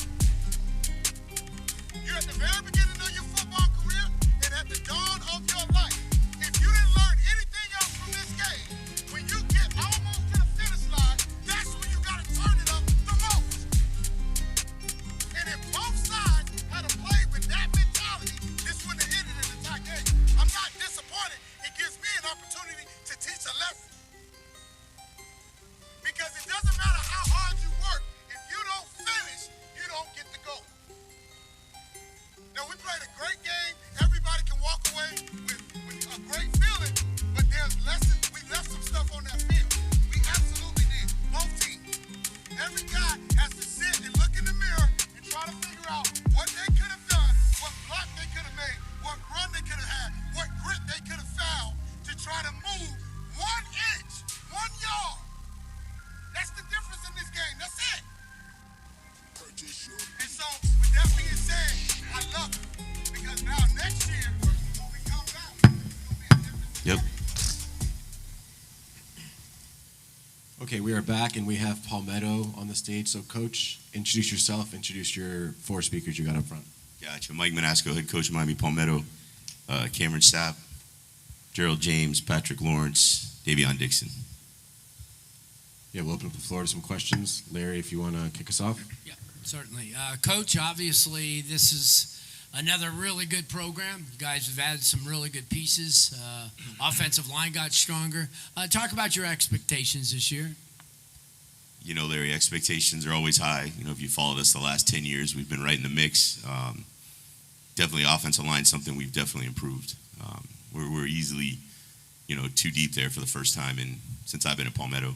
Yeah. Got some great skill guys. You know, I mean, we always have good speed coming from where we're at, but, you know, up front in the trenches is where we've gotten a whole lot better over the offseason. Yeah, no doubt. Cam, obviously, this is a huge year for you. I mean, as not only as a contributor, but as a leader. Talk about that, because I think that with a lot of young players coming in, they're going to look to you for leadership, because not only that you get it done on the football field, but, you know, your character off the football field. I'm just trying to be a leader, just to get my team to the state this year. That's it. Yeah. Gerald, obviously, this is a big, you coming aboard and having an opportunity to be part of this program. How's it been for you, the off season and throughout the summer, as far as learning, you know, all the guys and everything like that? It's been great. I've been learning like new plays, like new moves from like these different coaches. As you know, I came from Killian, Yeah. so I've been learning like new people. Like I've got like way better offers since I came here. Like when I came, I had 2 offers. I got 15. So yeah, I'm having really big expectations for this season coming up. So Yeah, no doubt. You talk about leadership. I mean, you're the guy. I mean, you're a guy who's got experience, somebody who has been there. Talk about that. You guys, me? Yeah, I'm sorry. Yes, yeah. sir. So, can you ask the question again? Just being, The you know, leader. the guy that everybody's looking towards. Right. Because, you know, you could have all the talent in the world, but if you don't have that leadership and you don't have people that, you know, step up and, Right. you know, because the coaches can certainly do what they could do, but you need leaders on the field as well. Right. Because you're only as good as your weakest link. So, what you want to do as a leader, you want to build up your weakest link. So, it's going to improve me, and it's going to improve the weakest link as well. Because, again, like I just said, you're as good as your weakest link, and you can't move forward unless your weakest link move forward as well. Right. So, as a leader, you just got to build character. You got to build your team up, and you got to just do what's best. Yeah, no doubt. Davion, I've been watching you since. You've matured physically. You've matured as a player. Talk about, before you get to college, what you want to work on that's going to make the team better. Well, I'd like to improve on my hand placement and my technique, and probably burst off the ball a little bit harder. 'Cause I know college is going to be different, you know, bigger and stronger. So I got to improve that to make me a great player here and college. No doubt. This for all of you. You can go right down the line. It's about an hour and a half before you leave for the game on a Friday. What kind of music you listen to? Oh, any song by Lil Durk, any song by Youngboy, any song by Monarch 1700. Gerald? I like listening to a lot of reggae. So I'm Okay. Jamaican, so yeah, that's what I listen to before games. Yeah, I like to stay in peace. So I listen like raw wave, like smooth Nice. music like that. Okay. It's going to surprise some people, but I listen to country music before a game. Yeah. Yeah. That's no surprise. Yeah, talk about Notre Dame. What about Notre Dame stuck out to you as far as other schools? Yeah, just academic-wise, and after college, a degree can set you up for life. And I feel like if I have a degree, I can do anything in life and push myself to the highest. So I just love it. And the football program is amazing. You compete in the college football playoff every year. Hard teams, hard schedules. So it's amazing. Yeah, I had a question for the running back. We had a chance to watch you last spring, actually. So who would you say is your comparison? This some player that you aspire to play like, mimics your play style? I got many. Patience, I got it from Le'Veon Bell. Vision, Todd Gurley. And aggressiveness, James Conner. Thank you. Yeah, another question for you guys. Who up here, who that's not up here, do you expect to have a big season that's going to surprise a lot of people? Braylon Green, number 12. Winton Jones. What does he play? What position? Safety. Monkazi. He plays D tackle. Guys, any questions? Fun question here. What's your guys' favorite football movie? Oh, you want me to go? Go ahead. I'll say Rudy. I'm gonna say Waterboy. Yeah, the Waterboy too. Yeah, Waterboy. You guys give your best Waterboy impression. Since the three you guys, I think I got the three one. got to battle it I out. got one. Oh, you talk about my mama? That's it. No one else could do an impression? I can't do a good impression, I'll be honest. Let's do one more fun question. I asked someone before, but if you're on a deserted island, you could take one thing. You can't take a PS5 because then you got to take a TV. So that's someone else said you could take a boat, then you got to get gas too. Right. So what's one thing you would take with you? Let me go first. I'm taking food. Food's going to be there already. No. You got to go hunt for it. It's an island. Deserted island, I don't know what I'm taking. Okay, what's one game this year? Let's say last year you guys had 2 losses. Are you guys playing those same teams again this year? Only one of them. We'll play Columbus again. So is that the game that's scheduled on the calendar for this year? Yes, sir. Week 4. Yes, sir. But like you asked, what's the most exciting game this year?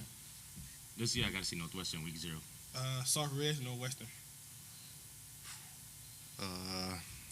I'll say Columbus and Northwestern for sure. All right, Coach, I got a question for you. Who would you say is the heartbeat of this team, that wherever this player goes, the rest of them follow? If there's one guy or a group of guys. Yeah, it's a group. I mean, this group reminds me a lot of my 2020 group as far as the culture and how much they enjoy being around each other and in the locker room and things like that. On defense, I think we go as Patrick Lawrence and CJ Pruitt here. I think we go. I mean, if their energy's high, we're really good. And offensively, I always put it on the big guys up front. We got such a great group, and we're really young in that area, but just tremendous guys that have a lot of experience. So, I've been doing this a long time, and if your offensive line is running your locker room, you got a really good team. Another question: what do you expect the offense to look like as opposed to last year? A lot of the same things. No, we've made we've done some things, and I just feel like we're going to be a lot more balanced. I feel like we've got a lot of guys that deserve the football this year, so we're going to be a lot more balanced in how we distribute. If there's no more questions, I appreciate you guys. Make your way to the left for some more pictures. Thank you. And, Thanks. Thank you.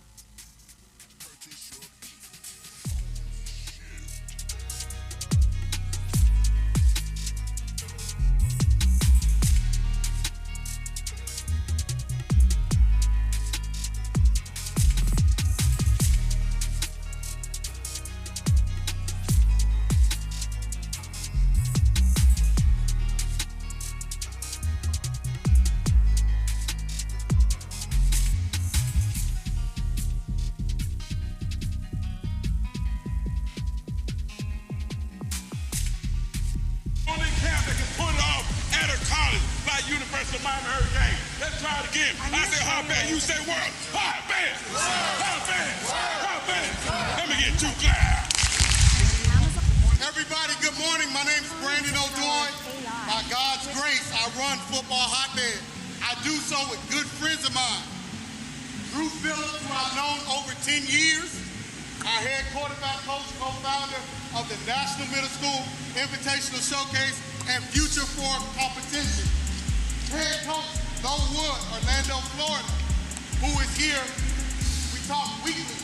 You got Mr. Graham Steves, who helped me build this platform by driving from college to college and helping young men get to the next level colleges like the University of Miami. Rosen Lopez, he's our photographer. You've seen a picture in the past 5 years. Most likely, he took it. Mr. Ross and Mr. Brown here, media. If it's not media, it's not Hotbed. Exposure is the most important thing with this brand. Everything you've done to get here today, we want to say thank you. We have toiled and tried to make this a meaningful experience for your young people, for the investment that you make based on the experience we've gained over 15 years. We don't babysit. We don't care how much money you have. We don't care where you come from. We don't care about any of that because none of it matters. Because the only way to get here is to be elite. It is easier to get a young man or young woman into Harvard University than to become a Division I athlete. Those are facts. And we do not play games here. This is not one of those camps where you come, you pay your money, you walk around and you pretend like you're having a good time. You are not on vacation. And there are too many places that like to kiss everybody's backside and tell you how great you are. You've done nothing. Taking a high school snack. For those of you who are 8th grade who have been fortunate to do so, that's great. You got to be great in 8th, 9th, 10th, and 11th. There's always somebody ready to take your spot. Even when you commit, they can drop you. You go to college on NIL and you don't perform, you're in the transfer portal, homeboy.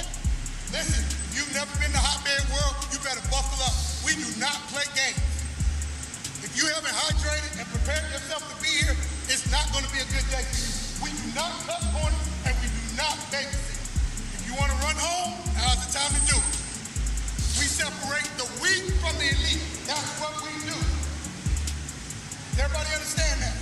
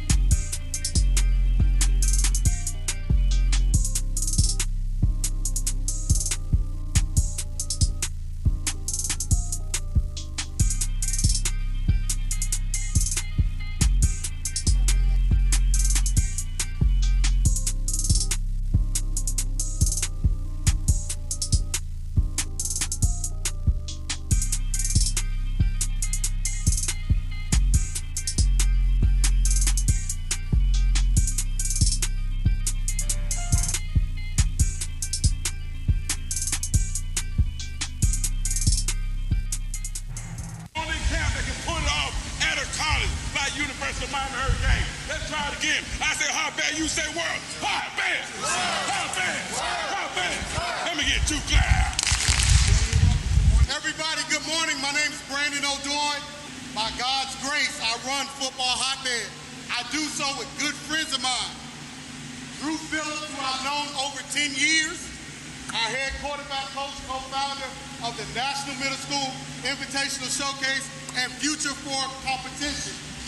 Head coach, Low Wood, Orlando, Florida, who is here. We talk weekly. You got Mr. Graham Steves, who helped me build this platform by driving from college to college and helping young men get to the next level, colleges like the University of Miami. Rosen Lopez, he's our photographer. You've seen a picture in the past 5 years. Most likely, he took it. Mr. Ross and Mr. Brown here, media. If it's not media, it's not Hotbed. Exposure is the most important thing with this brand. Everything you've done to get here today, we want to say thank you. We have toiled and tried to make this a meaningful experience for your young people, for the investment that you make based on the experience we've gained over 15 years. We don't babysit. We don't care how much money you have. We don't care where you come from. We don't care about any of that because none of it matters. Because the only way to get here is to be elite. It is easier to get a young man or young woman into Harvard University than to become a Division I athlete. Those are facts. And we do not play games here. This is not one of those camps where you come, you pay your money, you walk around and you pretend like you're having a good time. You are not on vacation. And there are too many places that like to kiss everybody's backside and tell you how great you are. You've done nothing. None of you have taken a high school snack. For those of you who are 8th grade who have been fortunate to do so, that's great. You got to be great in 8th, 9th, 10th, and 11th. There's always somebody ready to take your spot. Even when you commit, they can drop you. You go to college on NIL and you don't perform, you're in the transfer portal, homeboy. Listen, you've never been to Hotbed world, you better buckle up. We do not play games. If you haven't hydrated and prepared yourself to be here, it's not going to be a good day for you. We do not cut corners and we do not babysit. If you want to run home, now's the time to do it. We separate the weak from the elite. That's what we do. Does everybody understand that?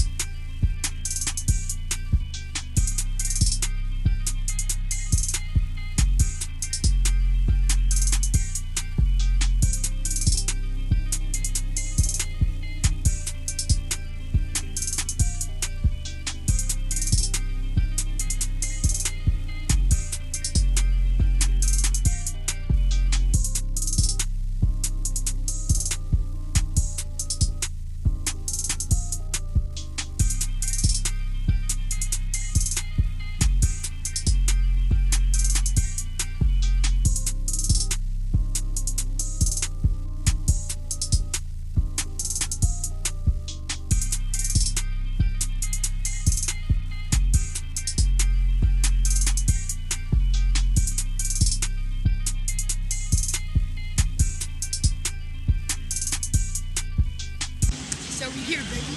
We here.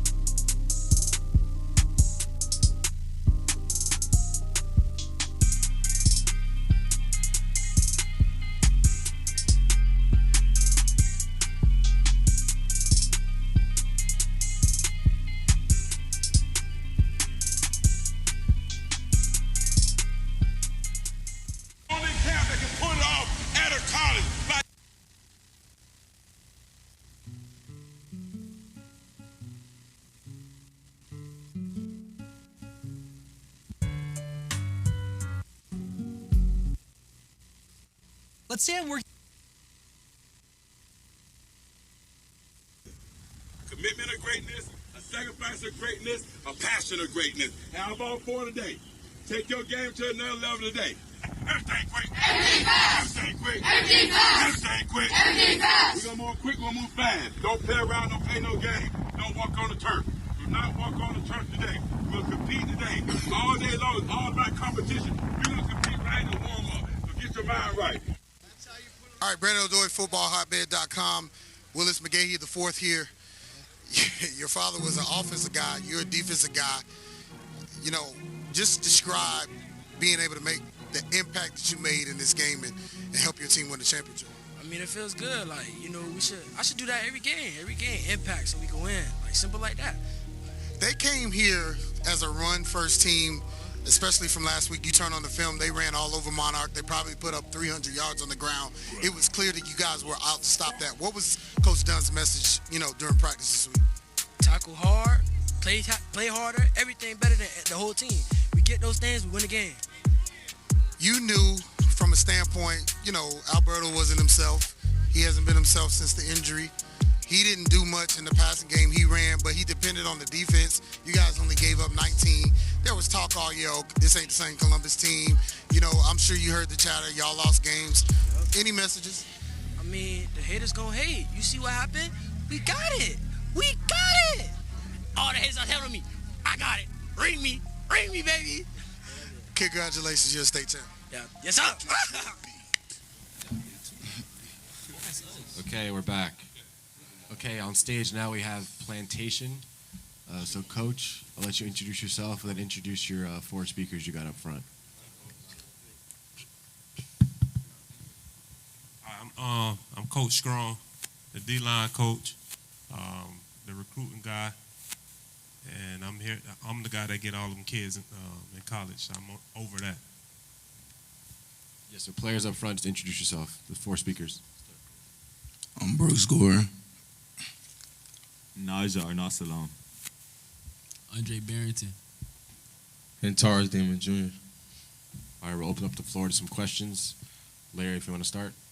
Yeah, Andre, I'll start this with you. Obviously, this is a huge year for you. You've had an outstanding offense off-season.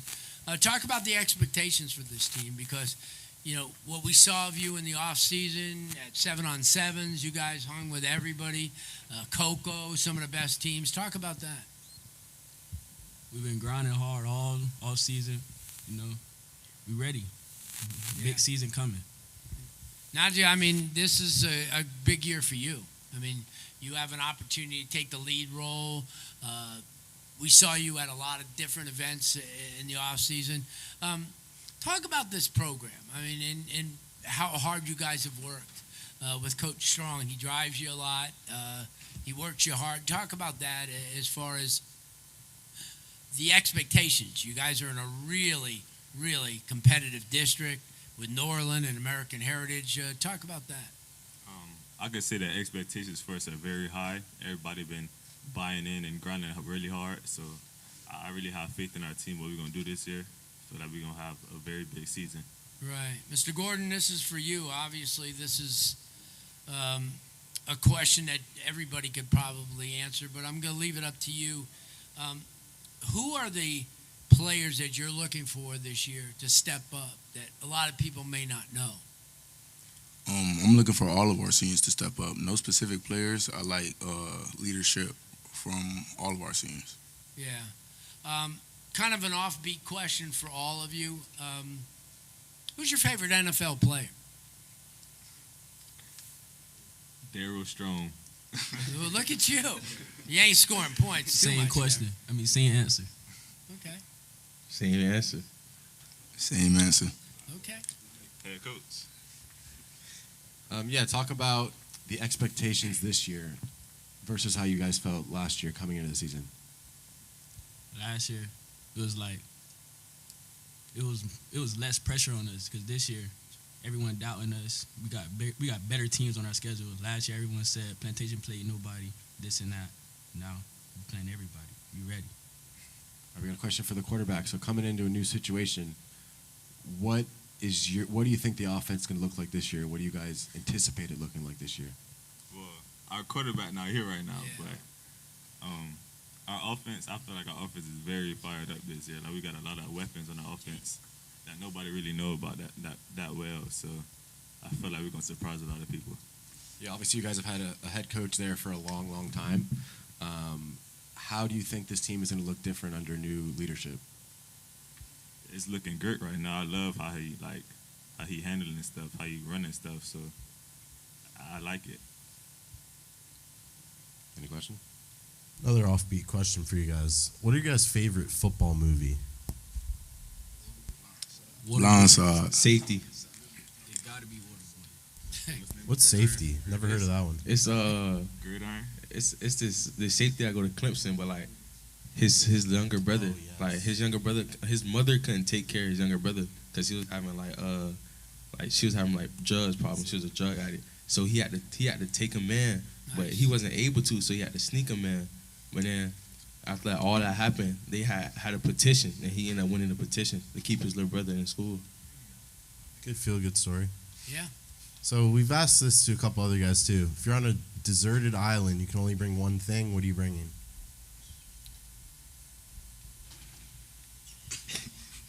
A knife. Probably best answer of the day, to be honest. Oh no. I might say honey. My phone. You don't have no service. What you gonna call? I'll probably bring a knife. I'm bringing a knife. Okay, I got another question for the leaders. So after last season, you assess yourself and you decide what you need to get better at. So what specific things did you guys work on this offseason coming into this year? We individually. Like what you mean as in like? It's like if you watched all your film from last year, right? You evaluated yourself as a player. What did you think you needed to work on coming into this year to get better? Like me individually, like as I watch film, like I seen the things that I did wrong. So like this year, like last year, I wasn't more of a man press corner. So like this year, I work a lot of man press, and I focus on like trying not to keep my eyes in the backfield while I'm covering. What about you? I'll Go down the line. I'll say probably beating press. With me, I would say just getting bigger, faster, stronger, understanding the game a little bit more, learning how to read like certain stuff. So yeah, like football knowledge pretty much. With me, I've been working on my footwork, my pass rushing moves, and I've also been trying to get bigger. Coach, this is for you, and you had mentioned something at the beginning about getting the kids in college. And with the landscape of how recruiting is with the NILs and with the portal, it makes the job tougher. Talk about the importance of getting grades, because that probably enhances your opportunity to get these kids recognized. About their grades? Yeah. I'm glad you mentioned that, because I've been telling the guys nowadays college coaches are looking for kids to come in with a 3.0. They'll take a 2.7, but they want a 2.7 higher because it's a lot of kids coming to college and flunking out, especially in South Florida. And we struggle big on that. And certain colleges, they only allowed to take 5 or 6 kids out of South Florida because of the grades. So we're buckling down on that and doing a lot of grade checks. And for you to get on the field, I think we're going to set that standard at 2.7 or higher. If not, you're probably not going to play that much. Yeah, nice answer. Okay, we'll keep another light question. If you had one meal for the rest of your life, what would it be? You have to eat it every single meal of the day. Every meal of the day, you have to eat it for breakfast, lunch, and dinner. Potatoes. What'd you say? Shrimp pasta. For breakfast too? Yep. Indeed. I like mixed foods. I'll say roti or something like that. What I say? I say like chicken Alfredo. There you go. Finish on a strong note. You mentioned having a tougher schedule this year. What's the one game that you guys circled? Norland. Heritage. Norland. Mainly Norland, though. Big game for us to show our talents. Heritage is for the king of the city now. Come on now. Heritage definitely there too. But Norland got us as their homecoming, so they think we sweet. Yeah, We gotta show them we ain't homecoming sweet. game. That's motivation. All right, yeah, I think that's it. I appreciate you guys. Good luck this season. Make your way to the left for some pictures. Thank you. Thank you.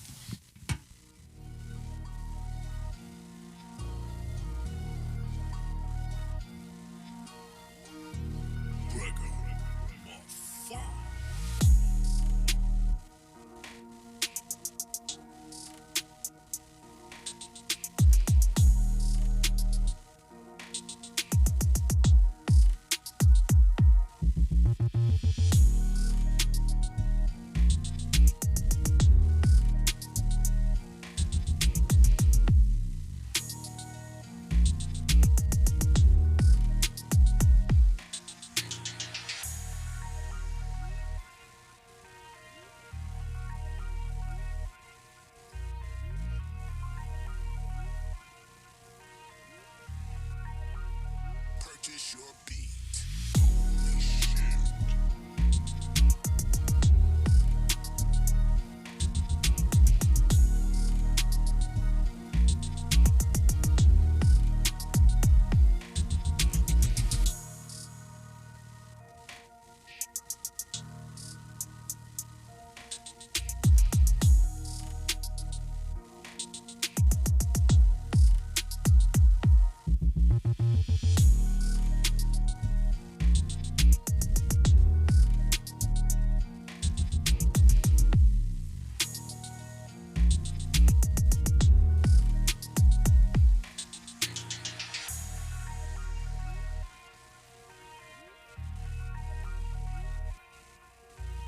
In the 8 years of doing this National High School Showcases, we've had only 2 guys ever play here. Purchase your beat. One was a second-round pick, starter here. The other one was a walk-on who worked his way. He transfer portal. He just signed Power 5. That's 2 in 8 years, Jim. When you went into the team room, what did you notice in there? There's no decorations. There's no colors. The only way to be significant is to win a championship. They do not cut corners here. They practice to practice. I've seen it. So when you come to the standard, take a very close look around and see if this is really for you. Because either you're going to play it or you're going to play against this place. And God help you because they take things very serious.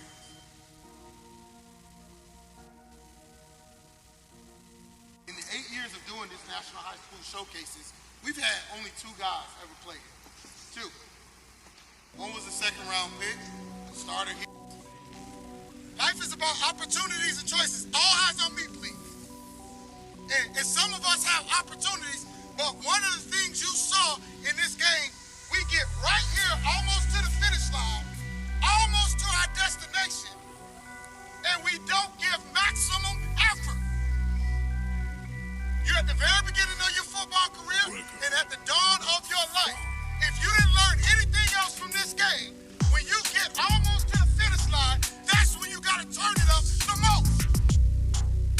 And if both sides had played with that mentality, this wouldn't have ended in a tie game. I'm not disappointed. It gives me an opportunity to teach a lesson. Because it doesn't matter how hard you work. If you don't finish, you don't get the goal. Now, we played a great game. Everybody can walk away with a great feeling, but there's lessons. We left some stuff on that field. We absolutely did. Both teams. Every guy has to sit and look in the mirror and try to figure out what they could have done, what block they could have made, what run they could have had, what grit they could have found to try to move 1 inch, 1 yard. That's the difference in this game. That's it. And so, with that being said, I love it. Because now next year, when we come back, it's going to be a different scenario. We got to have our mind right. And we got to show development and improvement in everything that we've done in order to go to where we want to go. Does everybody understand that? Yes, sir. Clap it up for yourself. Great game.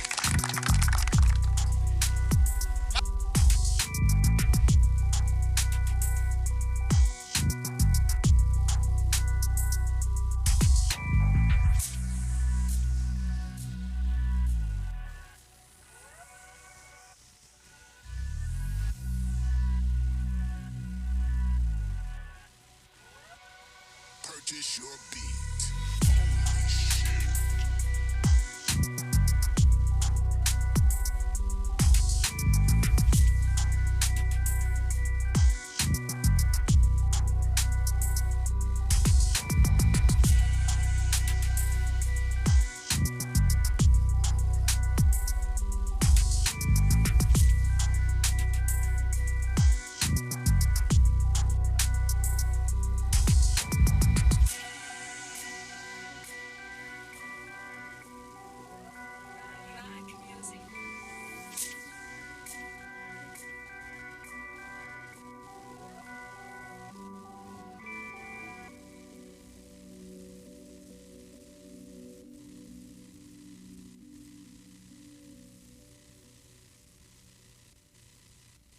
Shopify help.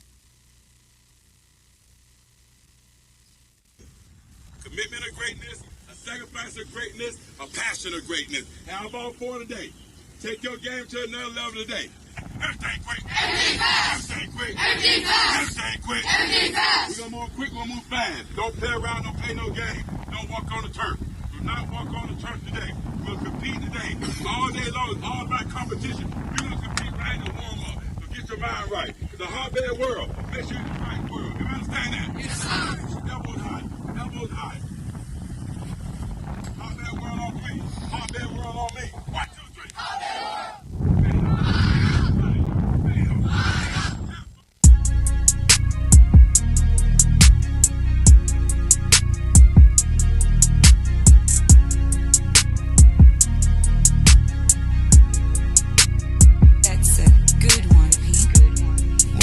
With tens, one-on-one never again. One get the cake in the butter, I count it like hustle the money all in. Rhyme in the town in the drop top coupe in the motor in the trunk you can hear. Ain't all about how they want me to lose, but I'm W due for a win. Stroking the slow on the push, I'm helping the snow bunny pull up her legs. Fuck from a dummy, you don't see how I'm coming, don't tip me, I'm right on the edge. Guinness is young and I been had to shoot out some money all under my bed. 2018 came a million, I made a career and they thought it'd be dead. I'm getting cold, my body cold, I barely get rest. Hit her one time, told her pull up again, making a little bit of stretch. We getting it in the back of the Benz, gripping the back of her neck. I wanna put mirror 10 on the tent, I wanna see the reflection. I'm the best dressed at the Met. The way that her dress, I know how to dress. Turn the drill to a flex. The stick at the check, I poke out my chest. Treat that little boy like my pets. I let her come use me for I know they young one of the catch. Got one-on-one ice on the jet. One-on-one pull up with tens. One-on-one never again. Get the cake in the butter, I count it like hustle the money all in. Rhyme in the town in the drop top coupe in the motor in the trunk you can hear. Ain't all about how they want me to lose, but I'm W due for a win. One-on-one missing it up, one-on-one missing it in. One-on-one messing with kick, one-on-one and that's it. Come to the spot, I got one-on-one pieces and all of them cost me a grip. Come to the yo, it's a pretty one, ready to go and I'm cold with that looks good. Service, I'm ready to tilt. You know when I'm hip, I don't got a chip. You know I ain't no liberty shrimp. We switching position, we switching locations. I'm hitting this broad in the gym. She said she don't want.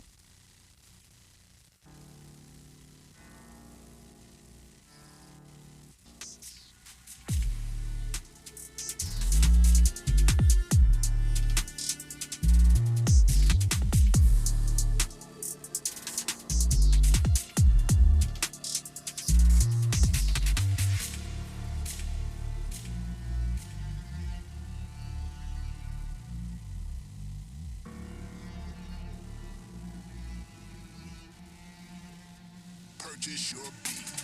Holy shit.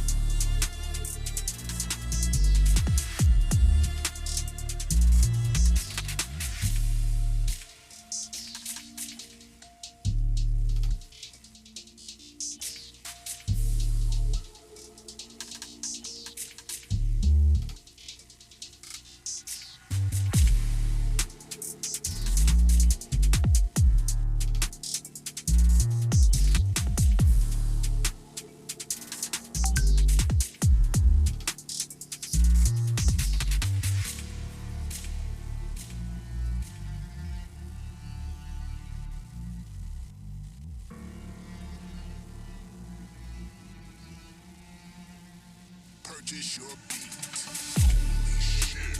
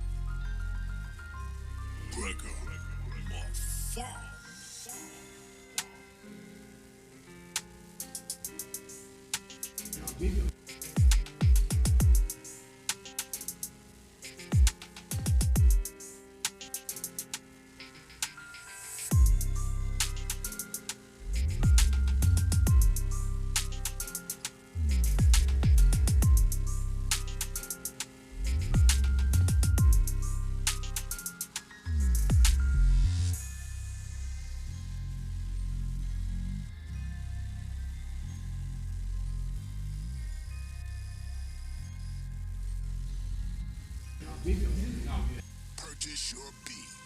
Holy shit.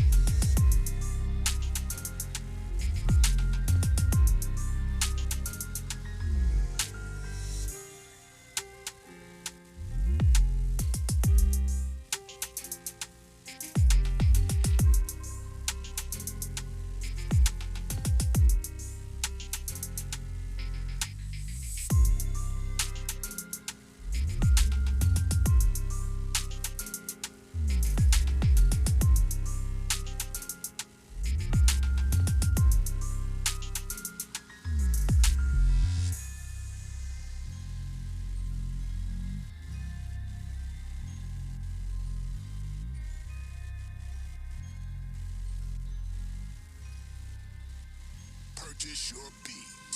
Holy shit.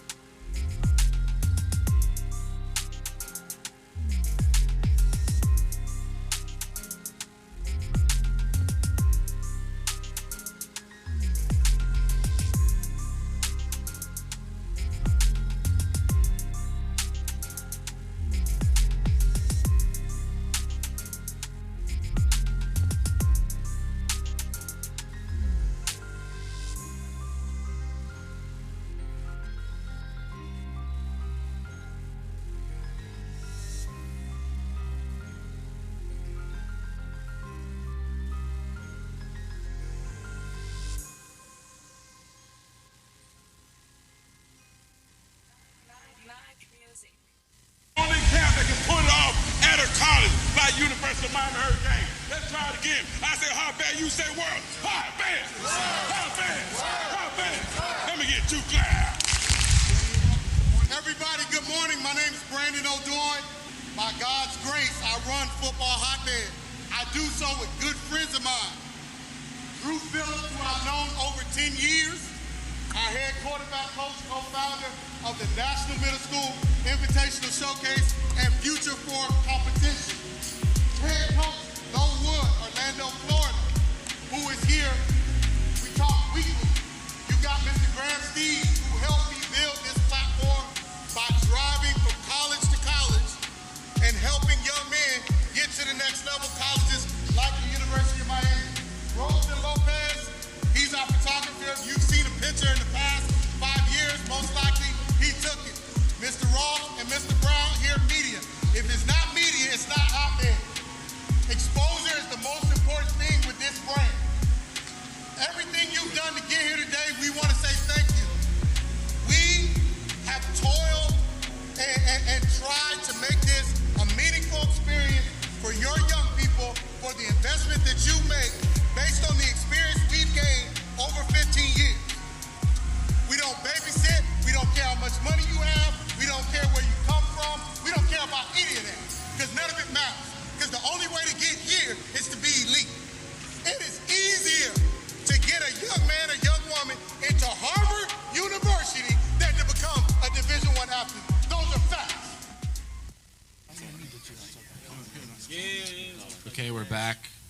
have Miami Jackson on stage now. So, Coach, I want you to introduce yourself, then introduce your 4 speakers you got up front. Hello, good afternoon. My name is Coach Lee. I'm the officer coordinator at Miami Jackson Senior High School.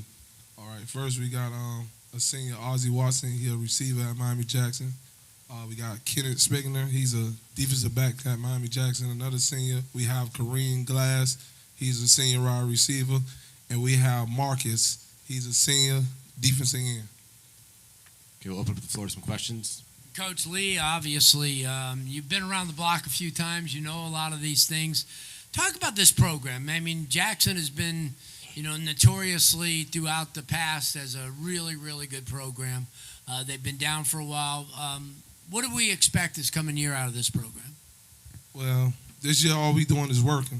The coaches, we coaching at a high level over there, and we're going to see what happens next. We just waiting on the first game, and we'll take it from there. Yeah. Ozzie, let me ask you, this is an opportunity for this program to kind of establish itself this year. How was the off season for you? We worked real hard, all of us, you feel me? We just trying to, go into the first game and execute all season long. Kenneth, a lot of young kids on the team, a lot of incoming freshmen and sophomore. As somebody who's played the game before and been there, how important is it for your leadership, to kind of, whether it be by example or, what you say to the younger players? It's very important. My guy, Kareem. How you doing? What's up, Larry? You've been around a lot of different schools. Now you've settled down. You're coming off an injury. Talk about what it's been for you in the off season with this new team. It's been well. I've met a couple new guys. They put in work. We all just working, trying to get to that high level. Right. Marcus, what type of off season has this been for Jackson? Because I've seen you at a few places. You guys have done real well. You seem like you're coming together as a one team instead of individuals. How important has this off season been for you? It's been very important. We just been balling, making them bond, and getting better every day. Yeah, no doubt. This is for all of you, and we'll go down the line. We're Friday evening, about 4:30, 5 o'clock. You've already had your pregame meal. What kind of music you're listening to? Starting out with me. Every one of you. Oh, I'm listening to probably King, probably people from my hood. Nice. NBA young boy. Okay. Fazo Squad and OT7 Corny. All right. Yeah, I say young boy too. Nice. And I'll tell you what, over the last couple of days when we've been at these, young boys been right there. Yeah. I'm not singing it. I got a question. So Larry was mentioning this team seems to be really coming together. So what kind of things this offseason did you guys do to bond, to really build that connection? Whoever you want to answer. Basically what we've been doing is that we've been doing everything family oriented. We've been in the weight room. We have family there in the weight room where we all work out together. We just try to keep a close bond, keep them there. We start practice about 12:30. We leave at about 6:30 to try to put time in with each other so we could be around each other all day so the bond could come. We had a couple new guys that swung over, and we wanted to make them feel like family. So every day we find something to do that's family oriented. Even if after we get out of practice, we sit down and eat. They're just communicating and talking, and that's how we build a family bond at Miami Jackson right now. Yeah, Larry mentioned a little about the history of Jackson. So is that something you bring up? So the history of Jackson, that you guys were good. You guys had, Quentin Flowers, legendary players like that in South Florida. Then now it's been a bit of a downtime for the program. Is that something you guys talk about, the history? We're not talking about none in the past. We just focusing on the new era right now. Everything in the past that happened, that's the past. Right now, we're just focusing on building Jackson, building a new image at Miami Jackson. Building structure and hard-working kids and kids that love the game over there. I was happy to see you guys at the 2-2 7-on-7. You guys look very good and showed that you belong with a lot of those teams. What game this season do you have circled on the schedule? Like, this is the one we're looking forward to. We're looking to make a statement. Miami Northwestern. That's our main focus right now. We're gonna start off with the first game. We're gonna set bars there, and then we're gonna head into Miami Northwestern game with a new mindset, new mentality, and we just gonna work. We gonna work, and like I said, the coaches. Our main goal is coaching at a high level. You know, Coach Max, that's all he speak on with the coach. Coach at a high level, and we can surprise teams. And that's history too. The rivalry of the Soul Bowl. Does that add like extra pressure, extra, excitement to that game? Yes. So right now, since Coach Max joined Miami Jackson, tickets selling right now for that game. Everybody's speaking about that game just because Coach Max, he won state championships at Miami Northwestern, and now he's at his alma mater, Miami Jackson. So everybody looking forward to that game. Coach Lee, if I could ask you, you've been around some great coaches before. Talk about Coach Max. This is a guy who been there, done that. He's more than proven himself. Good dude. Worked hard last year at your alma mater. He was a DC. Talk about what type of guy he is and how he's influenced not only you, but the kids, too. Well, first off, I'm going to start off saying I met Coach Max back in 2004 at Booker T. Washington. He was the linebackers coach. I was the quarterback at Booker T. Washington. So start from there, just meeting Coach Max from there, I always knew that his livelihood revolved around football. So everything he do is about football.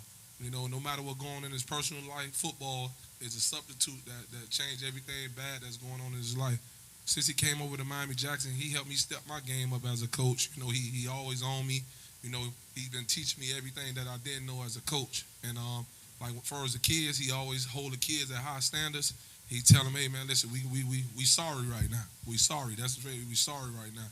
Our goal is to put the team at a high level, and we go out there and play. We keep them in the weight room, and he tell them as long as we work hard and we learn and we stay focused, we don't know what God got in store for us. And then he implement church to the kids. He opened doors for the church. The kids, we have to go to church next week Saturday. So he trying to bring God in their life and show them how God can move mountains for them in their life. I got another question. So NCAA obviously just came out. If you guys had to run one play for the whole game, what would the play be? We going deep. Boston. We got. They can't cover our receivers. They can't cover our receivers, so we going deep. Let's go down the line. You guys answer that too. I probably had to go Colorado special. Either.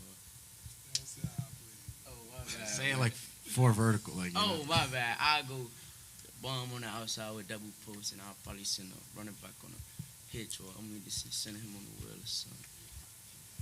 Same thing Ozzy said. I like my guys over anybody. I'm going to reflect on what he said. I'm a DN. I don't know what to say. Okay, for the DN, what's your favorite pass rush move? I see. If you had to use one move for the whole game, what would the move be? Probably club swim. Receivers, if you had one route, what would be the one route you'd run? No, boy. Probably. It's all depend on the DB. Yeah, it's all depend on the DB. You feel me? Cause if he play me 10 yards back, I'm finna off do a coverage. What's your favorite route to run? I'm finna do a hitch into with one move and go. Press coverage. Yeah. What about press coverage? I'm taking you deep. Either one or the other. I like it. Any other questions? No. All right, I appreciate you guys. Good luck this season. Go to the left for some pictures. All right. And yeah, appreciate it.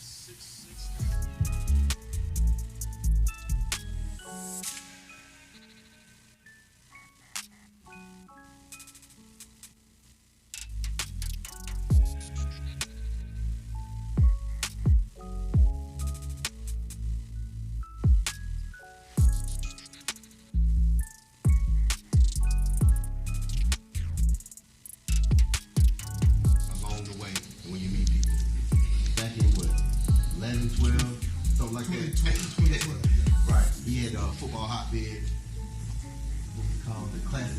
Football hotbed classic down in Jacksonville. And that's how we originally met.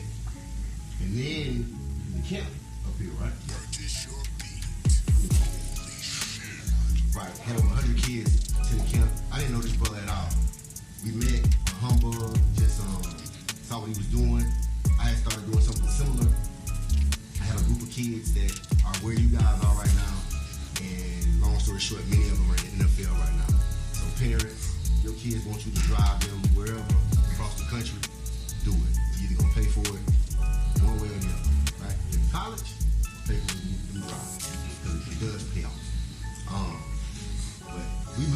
believed in each other, in the vision that each other was doing, because we were starting at the same time. And along the way, a lot of trials, tribulations, and always bounce ideas off this brother.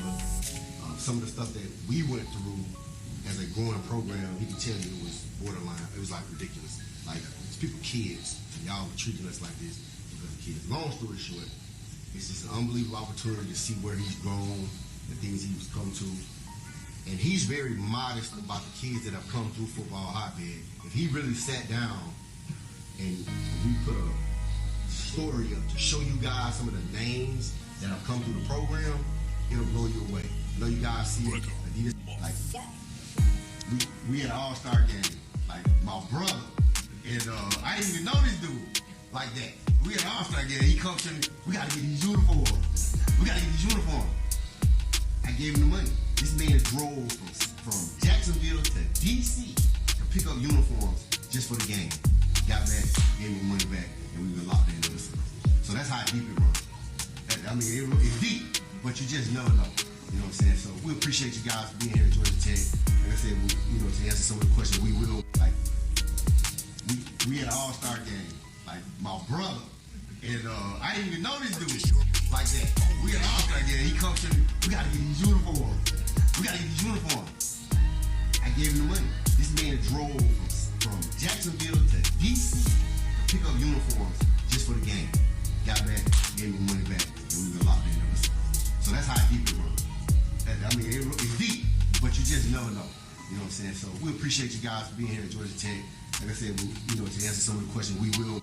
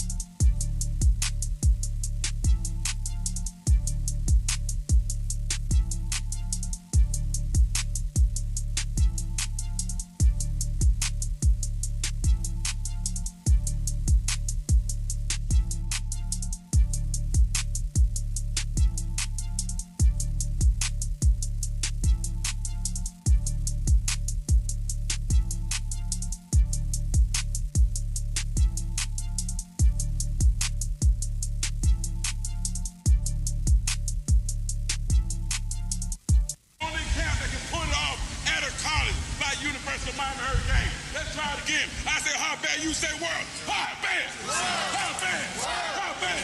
Let me get two claps. Everybody, good morning. My name is Brandon O'Doyne. By God's grace, I run Football Hotbed. I do so with good friends of mine. Drew Phillips, who I've known over 10 years, our head quarterback coach, co-founder of the National Middle School Invitational Showcase and Future for Competition. Head coach, Low Wood, Orlando, Florida, who is here. We talk weekly. You got Mr. Graham Steeves, who helped me build this platform by driving from college to college and helping young men get to the next level colleges like the University of Miami. Rosen Lopez, he's our photographer. You've seen a picture in the past 5 years. Most likely, he took it. Mr. Ross and Mr. Brown here, media. If it's not media, it's not Hotbed. Exposure is the most important thing with this brand. Everything you've done to get here today, we want to say thank you. We have toiled and tried to make this a meaningful experience for your young people, for the investment that you make based on the experience we've gained over 15 years. We don't babysit. We don't care how much money you have. We don't care where you come from. We don't care about any of that because none of it matters. Because the only way to get here is to be elite. It is easier to get a young man or young woman into Harvard University than to become a Division I athlete. Those are facts. And we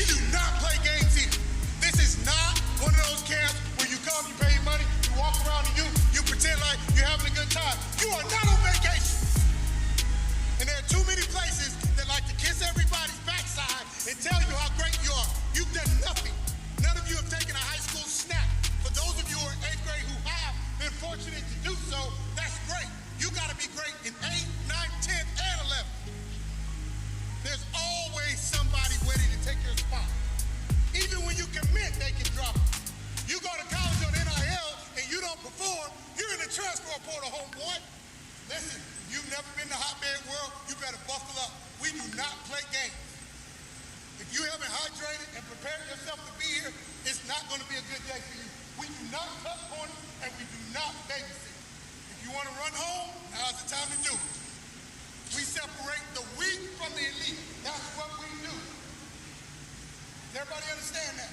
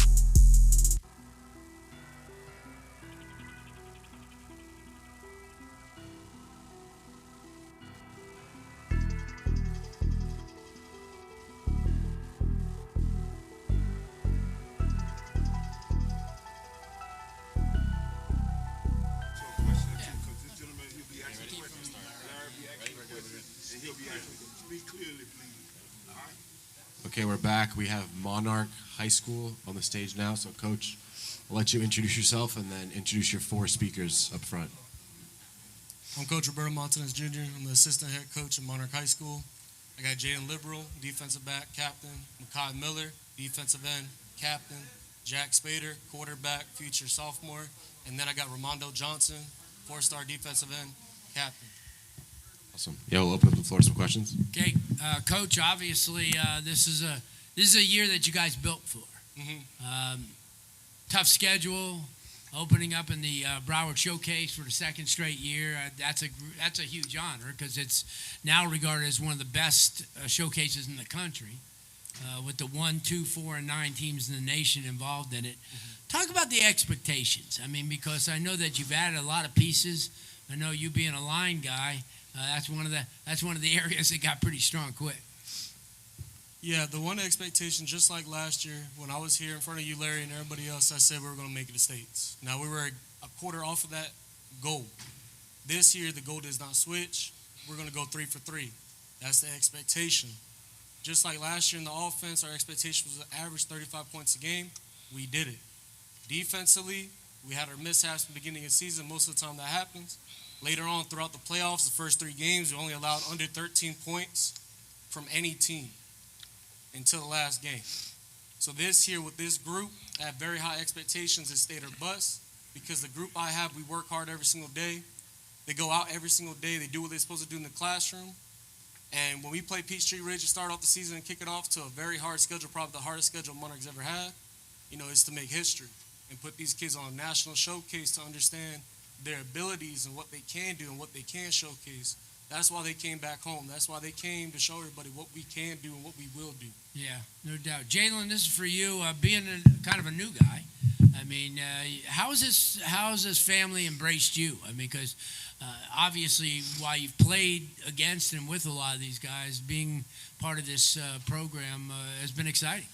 So when I came in, they welcomed me with open arms. They always show love. And even the players, the coaches, the environment just has been great. Yeah, no doubt. Mr. Miller, I could ask this question. You look at this team now as opposed to the beginning of spring. How much have you guys gotten better? And because there's a lot of new faces, so certainly you had to learn each other. The chemistry is huge. Is usually a problem. You could get 90 different stars, but if they're not all on the same page. Talk about this team, how you guys have become like one unit. Yeah, like you said, chemistry is a big part of it. We're around each other every single day, working every single day, hold each other accountable. That's the most important part. So, I mean, as long as we do that throughout the season, we should get better every single day. 100%. Yeah. Jack, you came in last year in the middle of the season. You knew everybody, obviously. You grew up in the area, and your brother went there. And what are you looking for this year? Because, I mean, you've got probably one of the best receiving corps around. You got a tremendous line, thanks to Coach Montanez. What are you looking forward to the most this year? Winning the state championship, Coach. Okay, well, that's as straightforward as you can get, obviously. And this team came pretty close last year. You lost to Mandarin, who went on and finished second. Ramondo, you're another guy that everybody's looking at. College coaches, obviously one of the high-profile kids. How has this recruiting process been to you? I know sometimes it gets to be a pain in the butt because everybody's always asking you where you're going, or how has it been for you?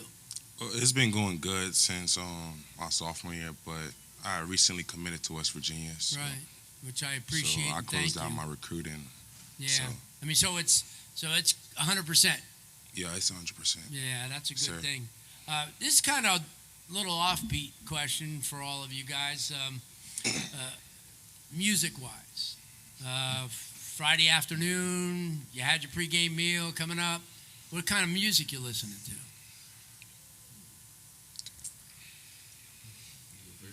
I'll go first. Let me think. That's a good question. I'm probably gonna listen to like Lil Baby. All right, yeah, that's popular. Yeah, for me it's more like J. Cole type of chill beat, Jack, you gotta have something different. It's not very different. I'd probably say Lil Baby or All right. Rod Wave. All right. Romano? Probably like Lil Baby or Boss Man. I don't Okay. know. If you said country, that would have blown me away. Yeah, I have a question for the quarterback. So, obviously, replacing a Division I quarterback with a lot of production. What specific things did you work on this offseason to get ready for the season? Just maturity and IQ and what I have to feel from him. So I worked a lot with the receivers, and I think I'll be just fine. I guess in the same kind of breath as Larry's question, what are you guys' favorite football movies? I'll probably have to say The Longest Yard. Yeah, my favorite, The Blind Side movie. I'd say Blindside. Damn. What's that one movie? Damn. Remember the Titans. There you go. No. That was a great movie. You talking about the one with He went to like Notre Dame. Oh, Rudy. Rudy. That, All right. Rudy. Okay, I got another question. Out of all the guys on the team, who talks the most in the game or in practice on the field? Who's doing the most talking? Man, it's a mix. We all talk. Yeah, everybody communicate. Everybody's loud on the field.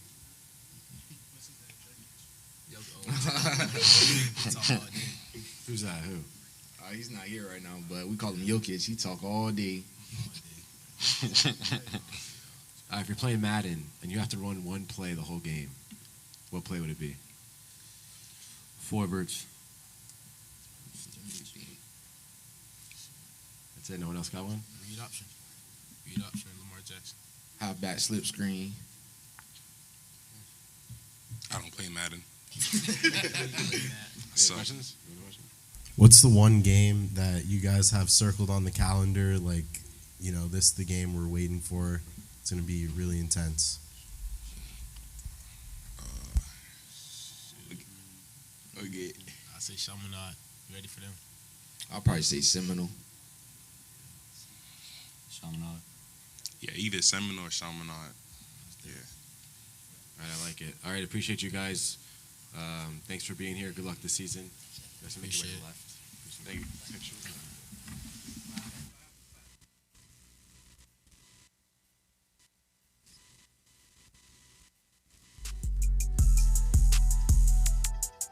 He's the linebackers coach at Kaiser University in West Palm Beach. Kaiser is the university, I'll tell you, that has several campuses. The flagship is in West Palm Beach.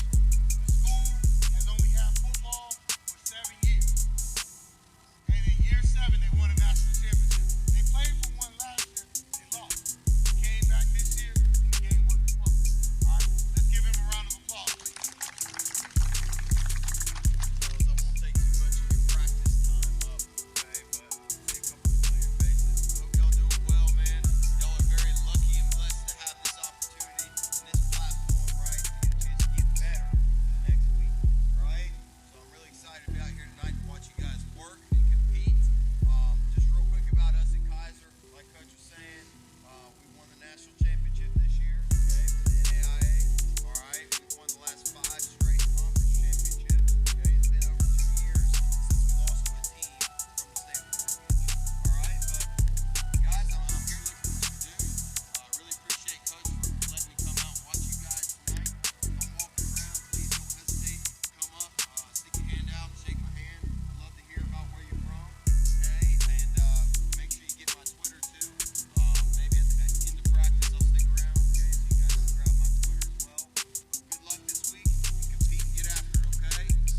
Let's give Coach another round of applause. Not known, he's the linebackers coach at Kaiser University in West Palm Beach. Kaiser is the university, I'll tell you, that has several campuses. In the 8 years of doing this National High School Showcases, we've had only 2 guys ever play. 2. One was a second-round pick, started here. The other one was a walk-on who worked his way, transfer portal. He just signed for 5. That's 2 in 8 years, too. When you went into the team room, what did you notice in there? There's no decoration. There's no cover. Check. All right, here we go. Oh, there, my bad. Okay, now we have Barbara Goleman on stage. So, Coach, introduce yourself. Introduce your 4 speakers. Absolutely. So my name's Ariel Carbero. I'm the head football coach at Goleman. I've been the head football coach there since 2013. All right, our first speaker over here is Kaiwan Taylor. All right, he's a senior running back. Okay. Next speaker is Kingston Rust. He's a sophomore quarterback. Next up is Adeshagan Adewoye. Okay, he is an offensive lineman. He's a junior. And last is a junior, Trey Bell, free safety. Yeah, we'll open up the floor to some questions. Yep. Hey, Coach, thanks for coming Hey, out. Larry. Thanks for having us. I've been through this whole growth period with you. Yep. And you certainly have kind of established your team now, a lot of depth, a lot of frontline kids. Talk about the expectations coming up. I think we have very high expectations for our program, right? And we let our kids know that day to day, right? We understand where we've been, where our program was, and we also understand where we want to go with it, right? The independent league was great for us. Now we know that our level of competition has gotten higher. Yeah. And with that, obviously, the way we train, the way we do things has to be at another level, right? So listen, we don't talk about specifics. We talk about just every day just getting better. What is our goal for this season? On Monday to have the best practice we could have. And then we come back on Tuesday and we're going to have the best practice that we've had all year. That's the goal. And hopefully, by the end of the season, that means that we are firing at all cylinders. You brought up a good point about being independent.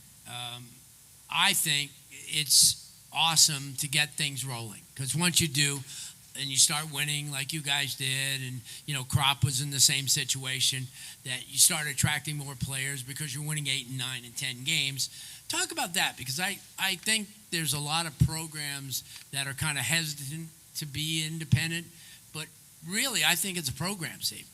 I think it's the best thing that a program it can do, to be quite honest with you. I think it gives you a proof of concept that what you do works, right? So for us to play in the independent league was an opportunity for us as a coaching staff. Our coaching staff has been together for almost a decade to prove and say, hey, look, the methods, what we plan to do works against competition that is like us, right? So once you have that proof of concept, now you can have players or parents that are looking at your program saying, man, it's working. Hey, maybe now if I bring in a guy who's a little bit more talented, hey, is he going to perform in that system? All right, that was the whole goal with the independent league. Right now, our schedule is a lot tougher, but it's for a reason, right? Like I said, our talent level has grown since 5-6 years ago. Yeah, no doubt. Taiwan, this is for you. Obviously, really big off season. You guys did a lot of things. You traveled, you participated. Talk about that and what it meant to the team to bring them together. This summer we went to Kaiser University football camp, and I feel like that brought us together as a team. It gave us I feel like it gave us more work because other teams during that time they weren't doing what we were doing. They weren't in full pass, having full contact scrimmages like us. So I feel like that'll give us better work and hopefully a better advantage. It's funny you bring up that because I remember the first time I had gone to those. I think it was at FAU started those, and I thought I'm sitting there. This has got to be illegal. I mean, we're killing each other in the middle of the summer in full pads, but it really is beneficial, to every program. Mr. Rust, don't you have a brother too? Christian Rust. Yeah, I figured that. You're coming in, and having a lead role on a program that's growing. Talk about your, being a young guy and having an opportunity to play, against some really good competition, and you got a chance in the off season to do that. Yeah, I feel like as a quarterback, obviously is the main role of the offense. I got to step up and be mature. And I feel like with all the weapons around me, I feel like I can do that. Yeah, no doubt. Adeshagan, I'll tell you the same thing. I mean, this is a team that's getting closer and closer, bonding together. How important was this season, the off season for you? Just like Kaiwan has said earlier, the Kaiser camp really helped us. Even out of training, we would be together. So it's a lot of bonding. And, we just get closer as a team. Yeah. Trey, obviously, you're the show. You're the price of admission, and that's a good thing because you bring a lot of colleges on campus, and they get a chance to see your teammates. How important is that? Because for you, and I know you're not a guy that brags about what you do. You're more of a team guy, and obviously you've had your opportunities to go other places, and you've remained loyal to this program. How important is it for you to be that team guy, to be recognized not only as an individual player, but somebody who's all about the team? It means a lot. Really, the eyes that look at me, they can also come look at my team, not knowing what they can do. But if they looking at me, they got no choice but to look at the rest of the people because it's not no I in team. Yeah. It's a full team. Important to get your commitment out of the way early? Yes. Okay. And now, and is it 100% FSU? Yes, sir. For right Okay. now, yeah. Yeah, right now, I know. Still got 2 years. Yes, sir. This is for all of you guys. Again, kind of an offbeat question. Sunday afternoon, you're watching NFL. Who's your favorite player? I gotta go with Tyreek Hill. Okay. Go Dolphins. Mahomes. Probably Mahomes too. Okay.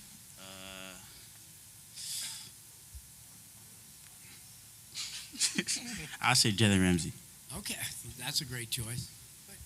Yeah, I would say which game this year or a team you lost to last year that you're looking forward to playing this year again? I'll say peace. I want peace again. That's a consensus answer? Nah, Yeah. definitely across the All right, another question. So, obviously, a new quarterback coming in. What do you guys envision the offense looking like this year? Is it going to be run heavy, balanced attack? You want to rely on the passing game. What does it look like right now, and what's the ideal offense for you guys? I feel like we're very balanced right now. A lot of teams, we have a formation that a lot of teams have a very hard time to stop. Obviously, everybody's used to the 4 wide, 4 receivers, 1 running back. So I feel like we can exploit that with our formation that we have. What's the formation? With a wing T? No, it's 2 tight ends, 1 running back. Good question. Okay, appreciate you guys. Thank you. Good luck this year. Appreciate it.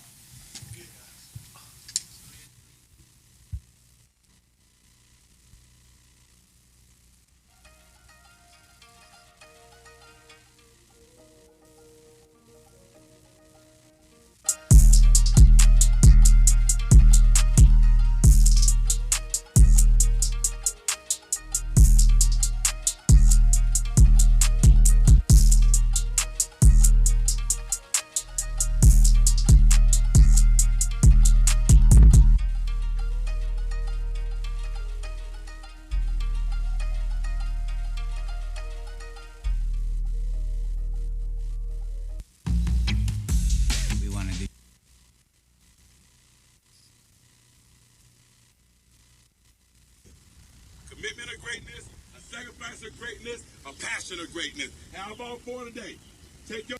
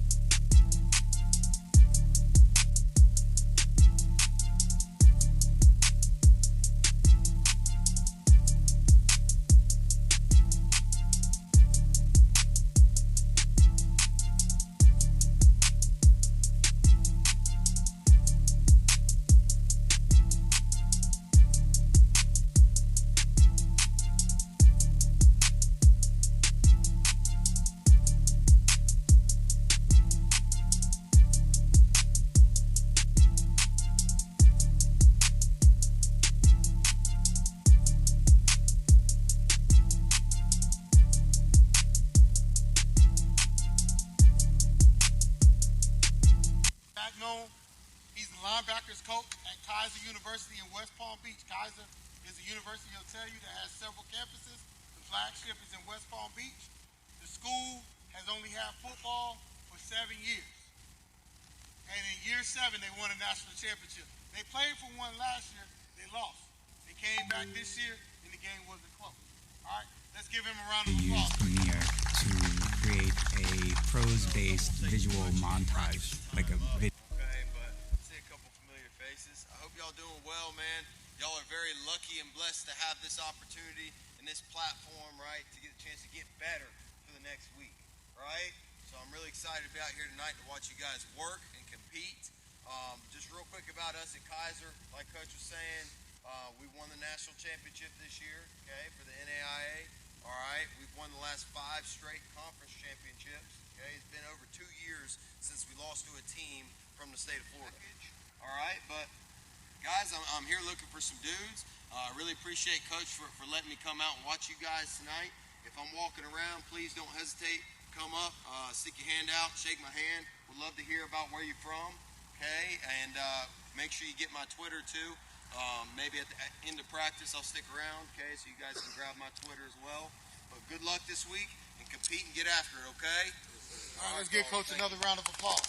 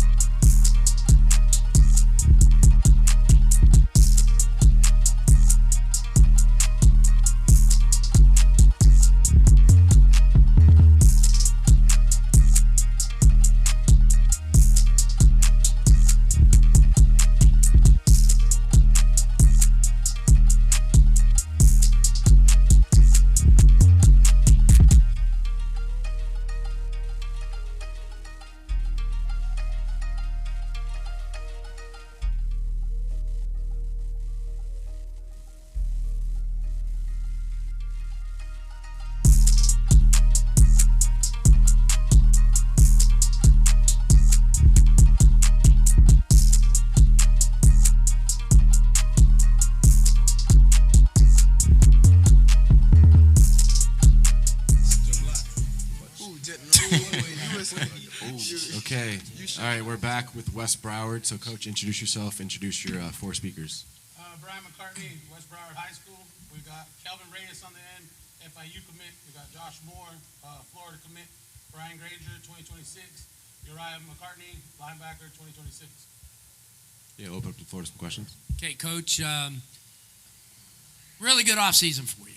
Very productive. You guys traveled, not as much as last off season, but you still made your rounds. You got an opportunity to play in some 7-on-7s in the line. Talk about the expectations this year.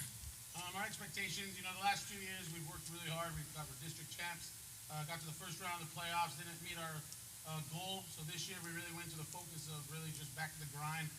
We want to make that long run into December. And I think the guys that we've got in to the building with our 2025 class and our 2026 class have really just exploded our expectations to the next level. We got an incoming freshman class that are very good, very talented, athletic.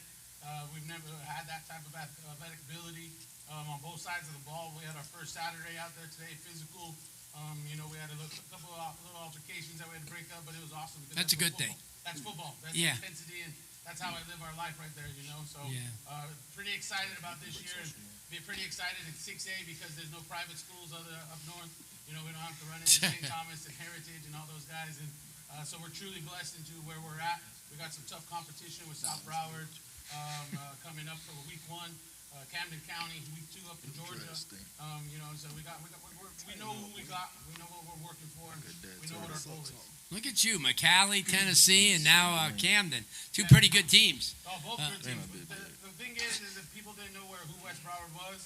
So to get these kids on the map and get them looked at by colleges, we got to take them out to go see other schools. And then the coaches come find them out. That's how they found out about Josh when we went to McAllen. That's right. He had 200 yards against a 3-time state champ in Tennessee. I told you I was called right after that, and someone goes, "Who the heck is this guy?" Okay, guys, I'm going to start with Kelvin. Obviously, an awesome opportunity to go to FIU. How important was it for you to make that commitment before the season? The whole time, even throughout the recruiting process, they were showing me love, text me every day, calling me Coach Tay and Coach DeWitt. They're keeping a good relationship with me, always checking up on me even after practices, and not even just football, but family too, always making sure I'm keeping my head straight with football and all my outside life as well. So. Yeah. Josh, what more could be said? I mean, you've established yourself as one of the best in the country, outstanding receiver, but you've stayed humble. And you've become the team player. And even though that coaches come to see you, it's beneficial for everybody else on your team because they get an opportunity to watch those guys as well. How important is it to you to be that team guy? It's really important, just being a leader. I feel like a role model, really. Like, I go out there, put on, and the boys watch me, they put on too. So we all competing, we all trying to be the best. We all got one goal. Right, no doubt. Brian, new face on the horizon, but somebody who comes in with a lot of experience. You worked as hard over the last couple of years as anybody. Talk about the opportunity to play for a program like this. Well, the opportunity Coach BMAC gave me is a blessing. He brought me in. The players, coaches treated me like family. They gave me connections to coaches, obviously, with the offers Coach BMAC got me, and playing for a school like this is really blessing. Yeah, no doubt. Uriah, I mean, you're being thrust into that spotlight, man. Obviously you're a guy that a lot is going to be expected from this year. Talk about your role with this team. Well, my role as a team, as a linebacker is just to be a leader for the defense and just have the guys rally around me. And just people say it's a lot of pressure, but I really just want to step into the role, as the coach's son, as someone that has all eyes on me. I just want to, do what I can do. No doubt. Coach, I wanted me to ask you again that question I was asking about playing a team like McAllen, Tennessee, and then having an opportunity to play, a team from Georgia that's kind of a pretty decent powerhouse. 100%. The biggest thing for me was always to get our program out. Instead of being a top program like St. Thomas, 3 years ago, no one knew West Broward. So I went and found my own game. And McAllen to put our kids on the map. And Josh went out there. That was his second offer from Vanderbilt. He went for 203 yards against a 3-time state champ in Tennessee. We lost, but in all reality, it was a blessing from, God gave us some other opportunities in that aspect. So every year we're trying to play. We got a 2-year contract with Camden, so we're excited. Like I said, Camden doesn't know what we got because we got, Shamar Akonda that came through that's committed to Toledo. We got Amos Bradford, who's one of the best running backs. We got a 4-headed horseman as our running backs. We got Elijah Dawaski and Christian Jones that people don't know. Another kid that's a sophomore, Isaiah Lopez. Like, these guys have worked their tail off since January. And I'm super excited to see where we're at because our secondary I've never had a secondary like this in 4 years. And it's awesome to see what we got. And, it's awesome to see, like, our secondary going against Josh and our other receivers like Deuce and Randy and all these guys every day. Because it's like a game time situation every day, No doubt.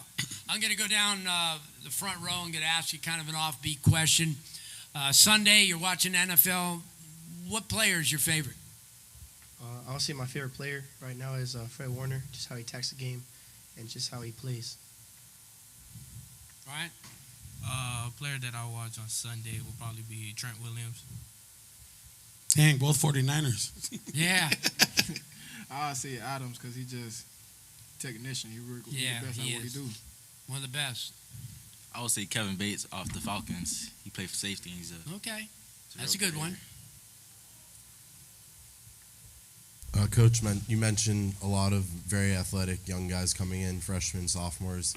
A guy that stood out to me, I don't know if he's up here, because you guys got a whole flock of guys, but Amir Sears, incoming freshman, just super athletic guy, playing both ways. So for you guys up front that are returning leaders, what is something that you can instill in the minds of these young guys to have success throughout their high school careers? Just be mentally a dog, you feel me? Like, don't let nothing discourage you. Just like everything negative, let it motivate you to be better. Anybody else? I would say stay humble. Never let all the stars and the rankings get in your way. That's a big thing. Probably to block out all the outside noise.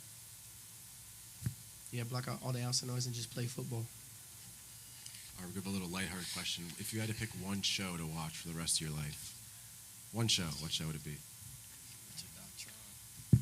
Adventure Time. I'll go with regular show. I'll say Rick and Morty. Yeah, I'll go with Rick and Morty too. Yeah, for the seniors up front, so obviously you had time to assess last season. Where do you guys think you need to make the most improvements to take the next step to where you guys want to be? I'll say constantly just having that dog in us. Like, some days we get a little discouraged because we ain't do as good as practice as the day before, as the week before. And I'll just say we just got to keep that dog in our heart and always believe that in our abilities that we can make plays and constantly do that. Got to start strong and finish strong. You know, we got a great team, great transfers. We got to just gel it together. Start strong and finish strong. Play hard. Yeah, so obviously you talk about the expectations. So what would you guys define a successful season to be? States. We want to go win states. That's our goal. Ain't nothing else successful. Not more, not less. States. Just a quick last thing. For those of you guys that said Rick and Morty, you have a Mr. Meeseeks box. What are you telling him to do? Telling him to rob the bank. Give me a bunch of money.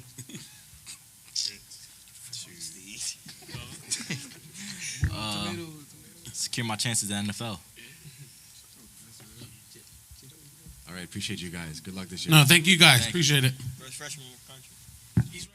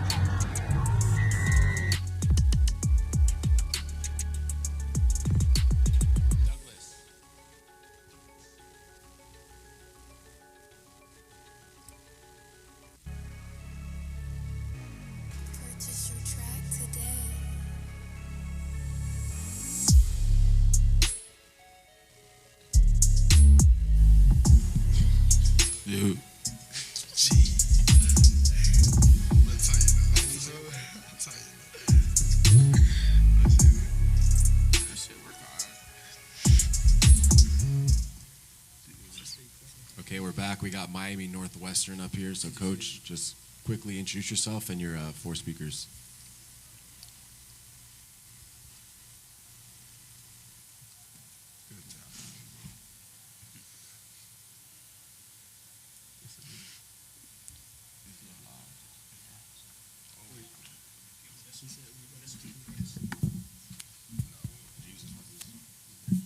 We just shut it on.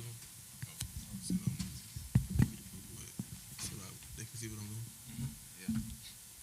I'm Coach Teddy Bridgewater, head coach, Miami Northwestern. We got Taiwan Cox, Calvin Russell, Darius Johnson, Jabari Flowers. Taiwan Cox, 2025 defensive back. Calvin Russell, 2026 athlete. Darius Johnson, 2025 wide receiver. Jabari Flowers, 2026 defensive back. All right, I'll kick it off here. So, Coach, I recently saw an interview with Jameson Williams, who's been breaking out this camp, and he attributed a lot of his success this year to you helping develop him. So was that something that kind of gave you the itch to get into coaching, or was that something that was just always in the back of your head? Yeah, it was always in the back of my head.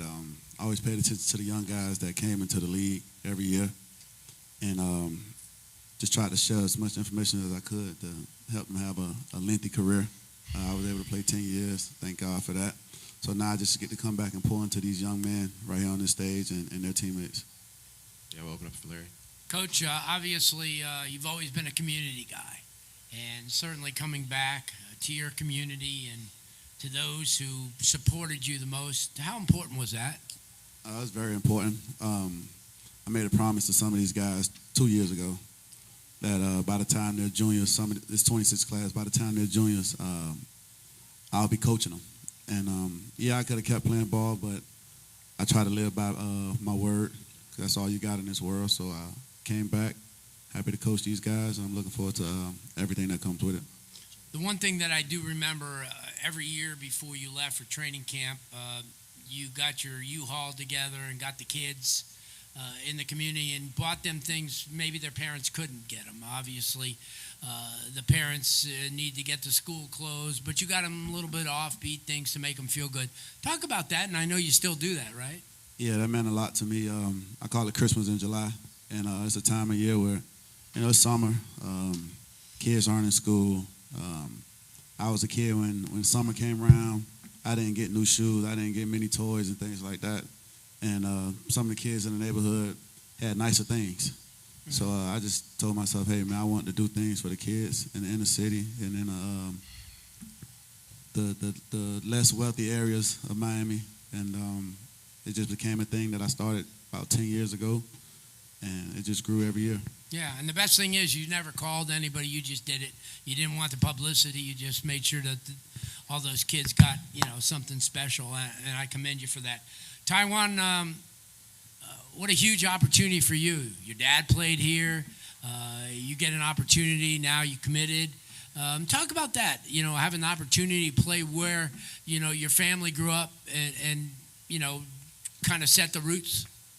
It's definitely good, being back around with the coaches that my dad played with. So I have good coaches around me, that know what they're doing. So I know I'm in a good place. Yeah, no doubt. Calvin, it's without saying you're one of the best in the country at what you do, and as an athlete, as a receiver, as a quarterback.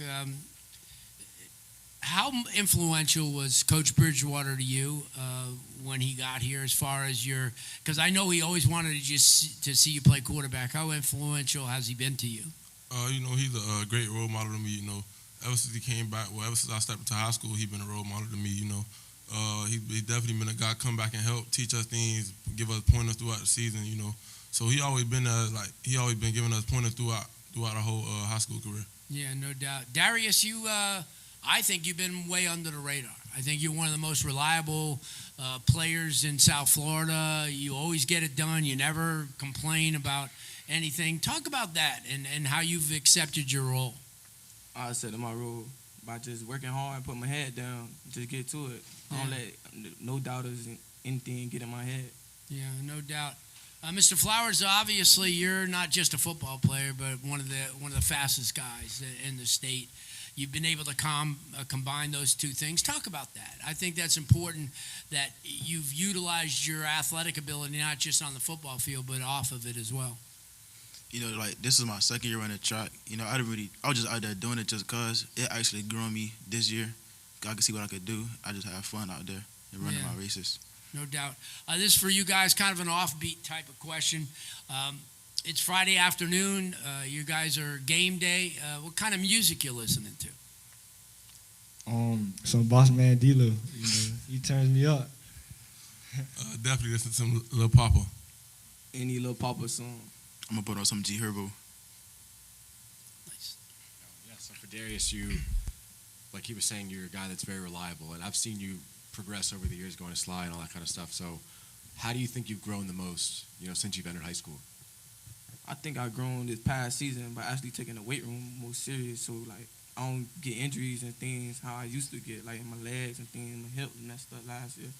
Since I took the weight room serious, I ain't even having any injury problems. So, everything's been going great. Andre wants to ask.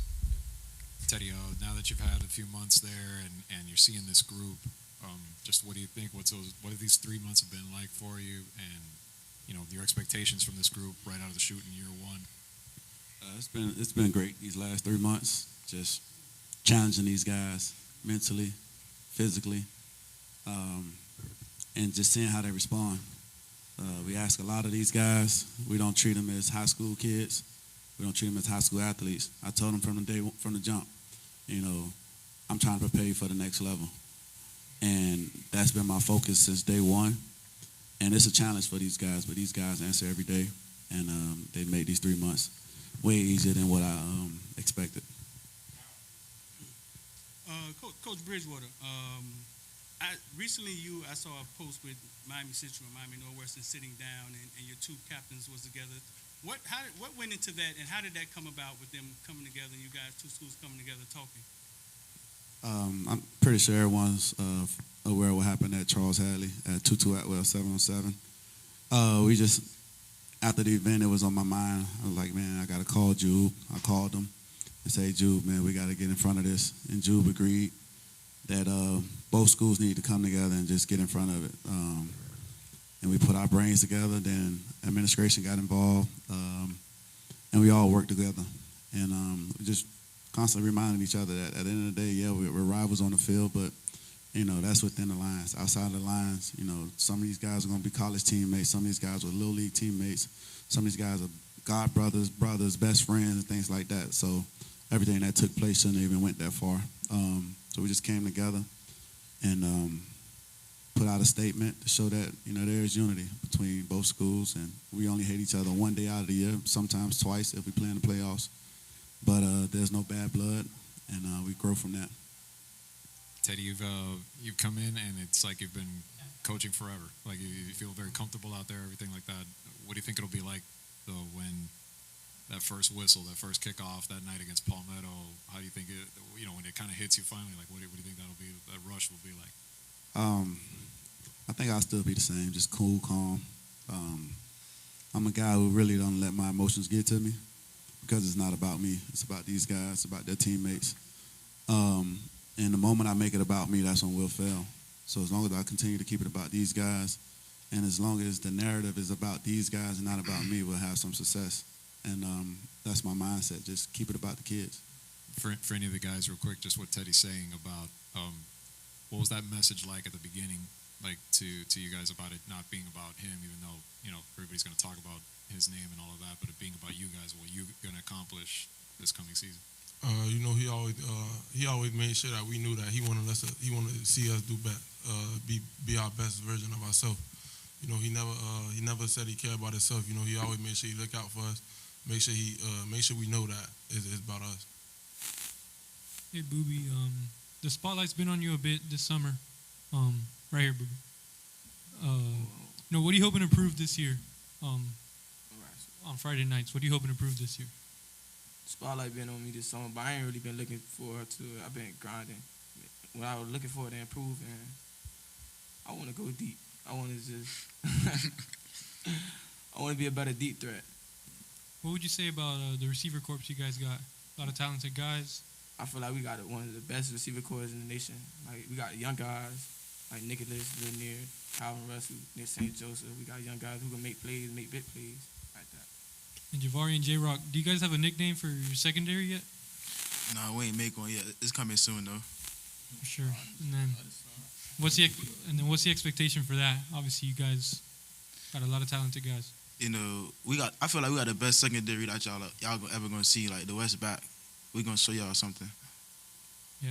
And Calvin, year 3, you know, what's on your mind this off season? Getting in the weight room, trying to fill out, and make some noise this year. Definitely been in the weight room trying to put some weight on. Trying to get to 200 pounds because all I know is I'm coming different this year, coming for it all. Coach Teddy, I saw you guys posted your month schedule. What's Camp Teddy? I saw that on there. It's just training camp for these guys.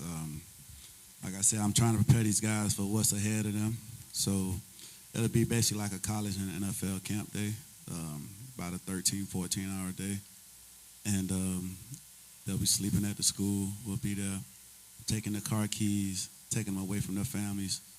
And it's one of those things where we'll grow as a team from this. There'll be a lot of team bonding. I'm pretty sure there'll be some altercations that comes with it when you got a bunch of teenagers under the same roof. But it's all just to really make them appreciate each other, appreciate what it means to be a Bull. Thank you.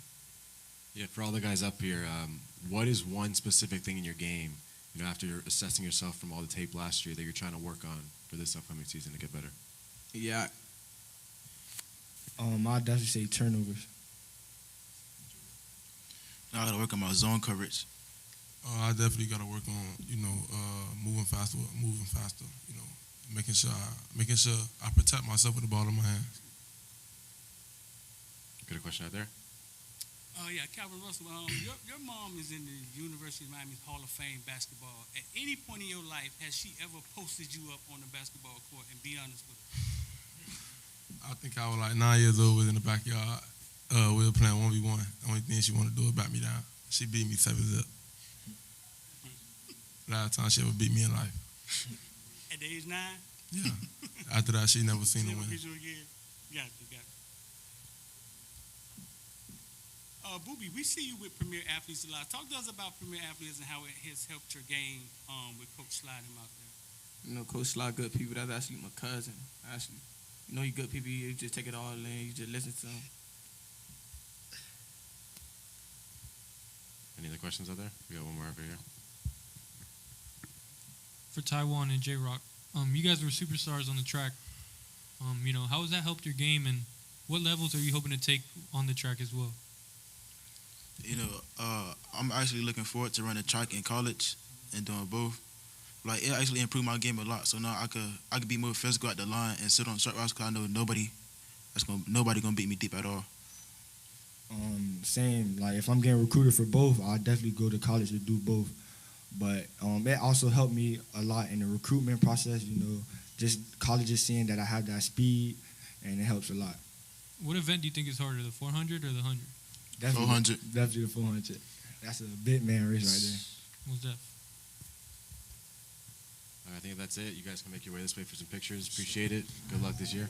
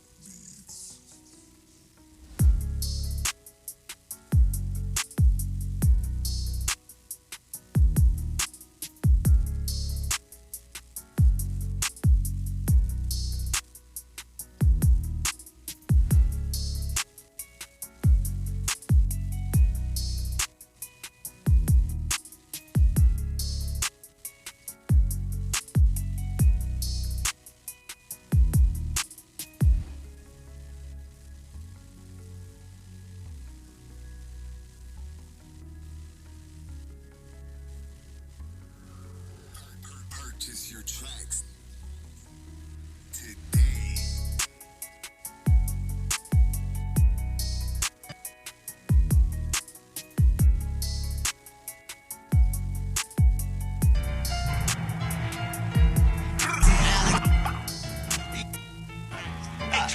Well, I already know how I get down here, man.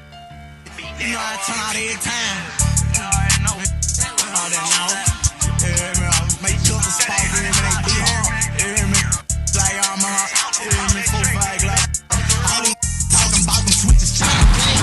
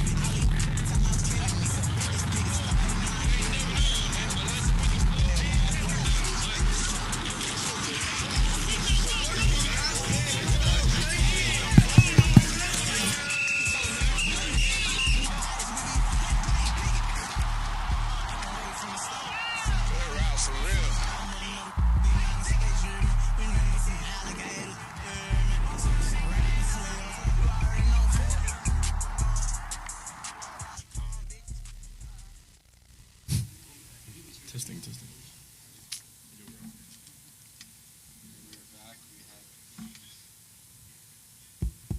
Okay, we're back. We have Stoneman Douglas up here. So players, you guys in the front could just go ahead and introduce yourselves. Right to left. Trey Francis. Jackson Anger. Sugar, class of 25. Xavier Velez. Okay, and the coach is back there. I guess I'll start off with some questions. What are you guys looking forward to most this season? Is there a certain game on the calendar that has your attention right now you're looking forward to the most? Probably Coral Springs. Yeah. I'm looking forward to all of them. Just trying to win. Probably Cypress Bay because they're the first game on the schedule, so that's the only thing I'm worried about right now. I'm focused on every game. Want to win every game.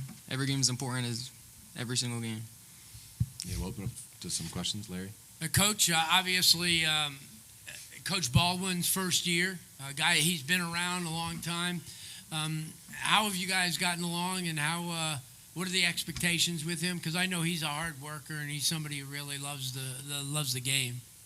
Well, I want to start off by saying good evening. Definitely want to send a thanks to Coach Forbes for bringing me in, and Coach Baldwin giving me an opportunity to be with this program.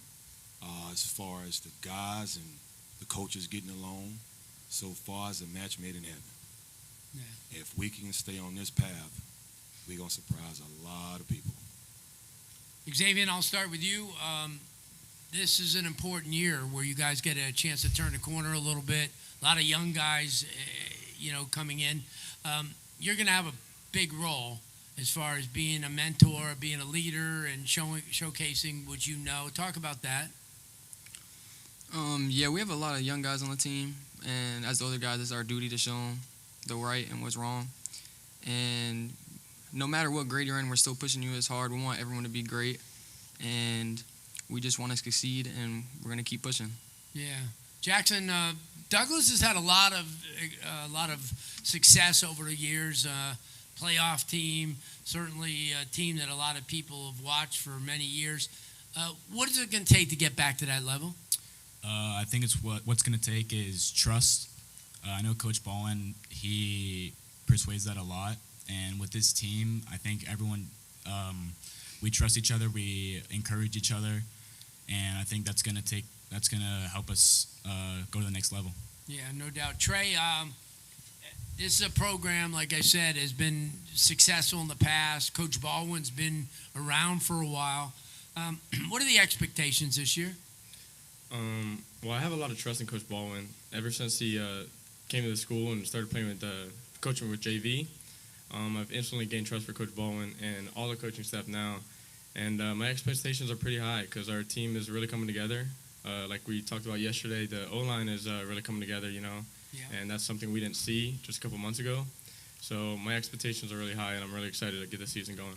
Right. Big O, I'm going to deal with you because obviously you're on a line, and if you look back over the last 10 years, Douglas has probably produced more offensive linemen than basically a lot of the schools in South Florida.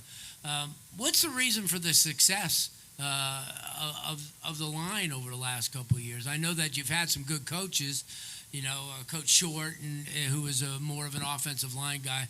But what's it going to take for you guys to get that to that level again? Personally, I just feel it's a mentality, and if you really want to do what you want to do, you'll get to where you want to go. Yeah. It's all just how you want to do it and how you persuade yourself and how you feel about yourself. No doubt. And trusting yourself and trusting your coaching staff and making sure everyone's good. This is for everybody, and I'll end this kind of an offbeat question. Sunday, you're watching NFL. Who's your favorite player? Who's going first? Yeah, start with you. Well, I would have said Tom Brady back then, but he's not in there anymore. So I'm going to have to keep watching and figure out who I really want to watch. Okay, no Pat Mahomes or any. Not a Patty fan. Okay, there you go. Well, I'm a Jets fan, so I would say Aaron Rodgers when he's not injured. Okay, well, hopefully this year he won't be. I hope. I would go with Jason Kelsey till he retired. The way he pulled, the speed and power he had, it's unmatchable. Yeah. Could you see yourself going out in 20 below zero and no shirt like him? Yeah. I'm from Philly, born and raised. There you go. Definitely Saquon Barkley. Okay. I just love his game. Yeah, no doubt. Pre-game, a few hours before the game, what are you guys listening to kind of hype yourselves up? Probably Dreams and Nightmares. Big Mill. I would probably say the same thing. Odie Crashing by Baby Keel. Batman Rule. Yeah, so Larry talked about the team and specifically the offensive line coming together the past couple months. What do you attribute that to? Like, are you guys doing any specific things off the field together that have closed that bond together? Yeah, so we always hang out with each other. We try and get as close as we can. And we also have Coach Wilson from Crafting Lineman. He comes and coaches us 2 to 3 times a week, and we all just practice with him as much as we can. We train outside of school, us as an offensive line group, about 3 times a week at a minimum. But other than that, yeah. That's it. If you had one meal for the rest of your life, what would it be? Every single meal. You got to eat it for breakfast, lunch, and dinner. Steak and lobster. Lobster every meal. That's expensive. I'm not paying. My mom's chicken parm. Probably tacos. Definitely sushi. Sushi. Nice. I like it. What kind of sushi? Any type of sushi. I like shrimp tempura roll. Okay. Yeah. No spicy tuna or anything like that? That's good too, but right. my favorite. Okay, one more question. What's your favorite? So you got squat, bench, and deadlift. You guys, I'm assuming you guys all do those. Yeah. What's your favorite one to do, and who's the strongest on the team? I'm the strongest. I would say bench. That's my favorite. Yeah. All right, let's go down the line, everybody. Probably squat. Yeah, I like squat. It's a lot of power movement. Yeah, definitely squat. Well, I asked you that already, specific game you're looking to. For the guys returning, what's a specific element of your game that you wanted to improve on coming into this year that you felt was a weakness? I definitely wanted to improve my blocking, just so I could be a every down back. Didn't feel like my blocking was that strong compared to my other features. So I just definitely worked on that over the offseason. Definitely pass blocking. Our run block last year was pretty good, but pass blocking, we struggled a lot with that one. So we're going to get better at that. I would say my leadership, just on and off the field, encouraging all the players to reach their full potential. Probably breaking faster as a DB and not thinking so much, overthinking all the time.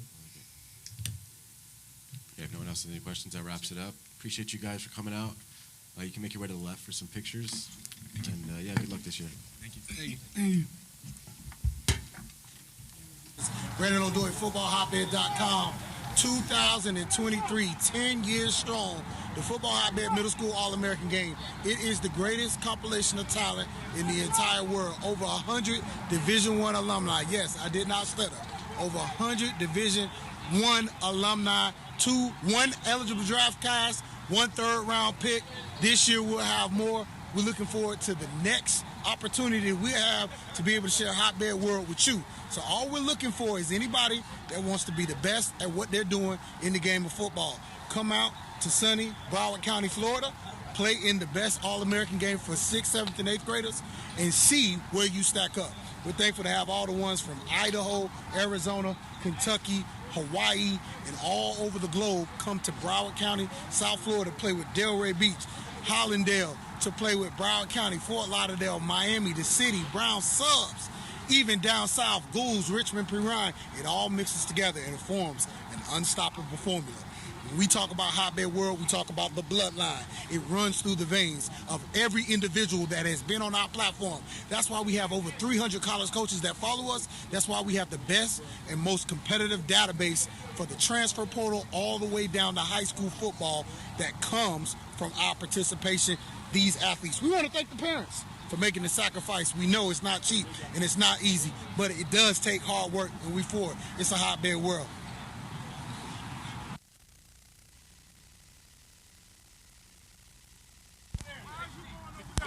That has no place. We are not in the business of babysitting anybody. You don't want to be coached? If you don't want your full potential pulled out of you, stay at home. I hate that kind of stuff. We're here to get better and make a resume and make a name. That's it. It's the most competitive game for a reason. I don't care if he got the same jersey as you. Knock his head off. Tackle, run, pass, catch. Simple. We got wide open holes and we not hit. We got wide open throws and we not hitting them. We have to do the little things right from the beginning of our careers. They're retiring people. Ask your friends who are seniors, who have no home to go to. Ask them. Been playing football since they were 4 years old. Nowhere to go. It's because of a lackadaisical attitude, and it's like a disease. Once you get it, you can't get rid of it. It's worse than COVID. Come out here and chill and relax. This is a grade for aggressive people who want to compete, who want to work their tails off. If you don't want to do that, quit now. You'll save yourself a lot of heartache. It's my pick now. This for the best of the best. Can you handle it? Can you be on a billboard? Can you have a fan base?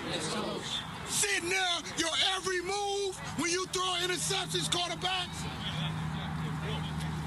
critiquing you, grown men talking about kids, online message groups, people deciding if they're going to have a good day because you won or lost a game, hanging on your every throw, your every run, your every tackle. Can you handle it?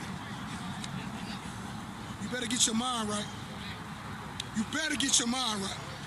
Because the place that you're trying to go, That's why I hate all the drip. I hate all of it. I hate all the wearing all this. It's crap. It means nothing. You got to be built with something here to play this game. Understand that. You in hotbed world now. It's different now. I don't care about how you feel. I don't need you to be my friend. I got 3 kids for that. I'm here to get you ready. I got NFL. I got 100 D1s off of this. I know what I'm talking about. If I don't see it, I'm going to push you. If you don't want me to push you, go home. Everybody understand me? Yes, Coach. Everybody understand me? Yes, Coach. Right here. Bring it in tight. You want the best of the best and nothing less. Bow your head. Turn to God our Father. Thank you for this day. Thank you for allowing us to be injury-free. We give you all glory, honor, and praise in Jesus' name. Amen. Hotbed word on 3. Hotbed word on me. 1, 2, 3. Go home. Hey, take a seat.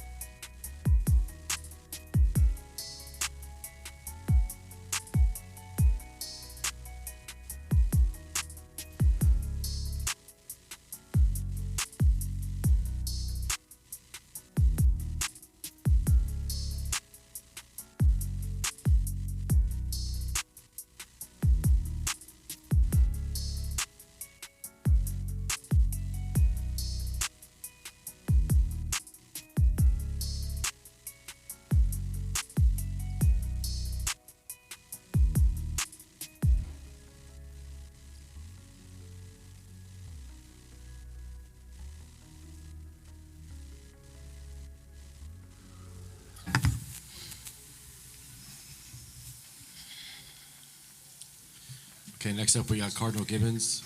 So, Coach, go ahead and introduce yourself and your speakers. I am Coach Dave Montiel from Cardinal Gibbons. I got wide receiver Trent DeBuck, who's a senior. We have a junior quarterback, Jaden Torres, and we got Gavin Dales, a wide receiver junior also. Yeah, we'll open up the floor to some questions. Coach, obviously different off season for you guys, a lot of new kids, a lot of young players. Talk about that. And you had an opportunity also to travel with a lot of the players to a lot of places, which is great as well. Maybe a team bonding type of thing. Yeah, so, yes, we ended up losing a few guys, some prominent players, some not so prominent players. We ended up getting in a few very, very good players. So what we lost hopefully won't hurt us as bad as what we've gained. Right. With that being said, part of our off season this year was to get to know each other a little bit more. So the guys that did end up going on this trip, I think they had a really good time visiting about 14 colleges. Nice. Got to go to a real bonding part for us was we got to go to a lake house, got to go skiing a little bit, and, you know, be in a different part of the country that we're not used to being. You know, we're down here, we see the beach all the time and lakes all the time, but this was just something a little bit different. Got to hang out and really get to know guys that don't really hang out all the time together. So that to me was part of the entourage or mantra of this trip for these guys. Right. This is a program that's won 3 out of the last 6 years in state title. I mean, this is not a Johnny-come-lately program, not a team that's going to go away.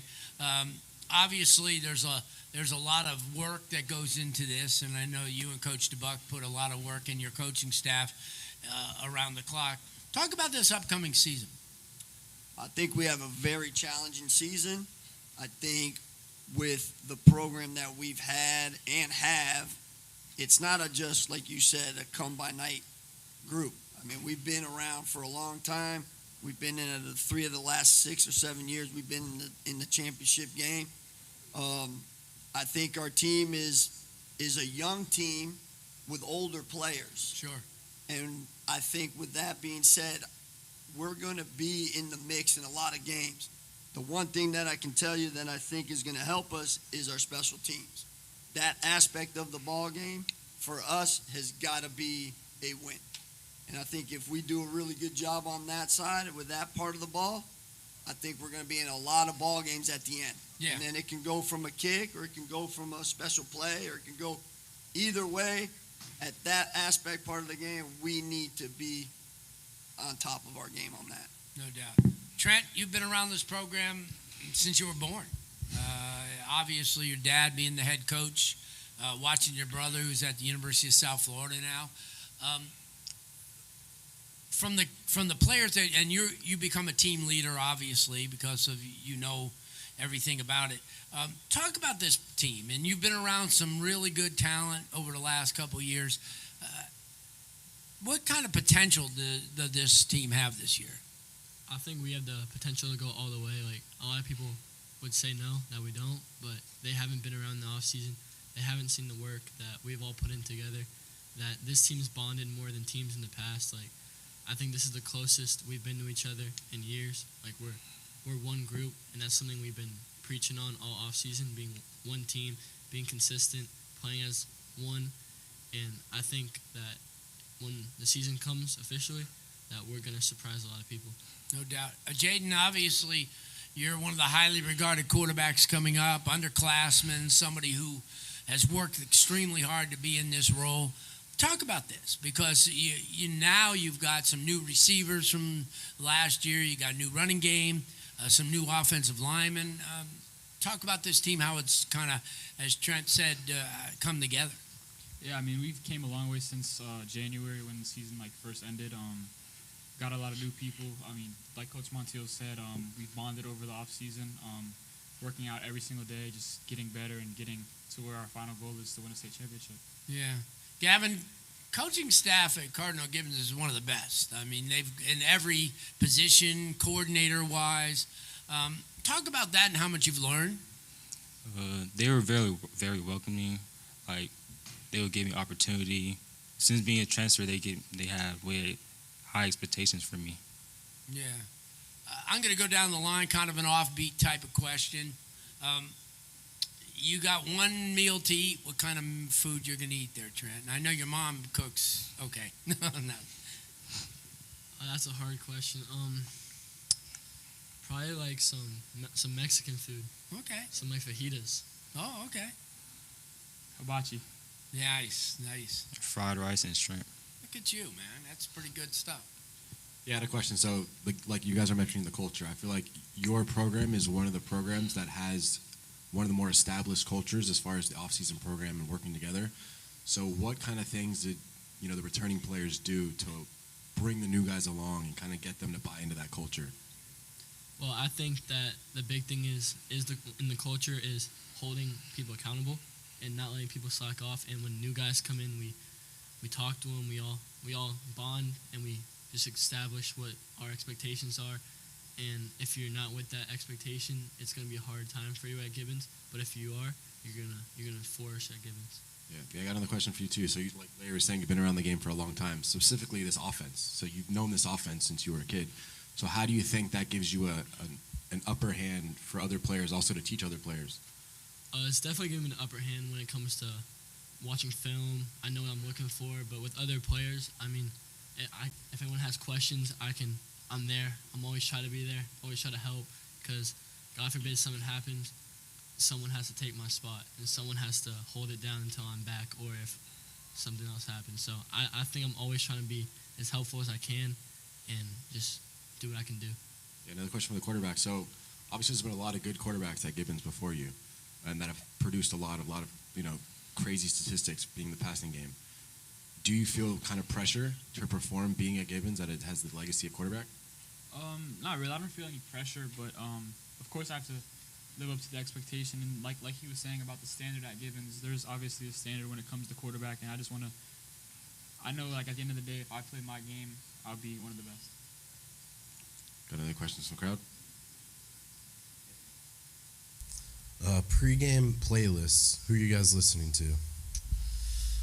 I'm not a big loud music kind of person.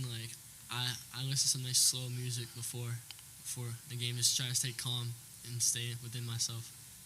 I don't really have a specific song. Lil Baby. Laser Dim. All right, yeah, if you have no other questions, I think that's it. Appreciate you guys for coming out. Thank you for having us. Thank you.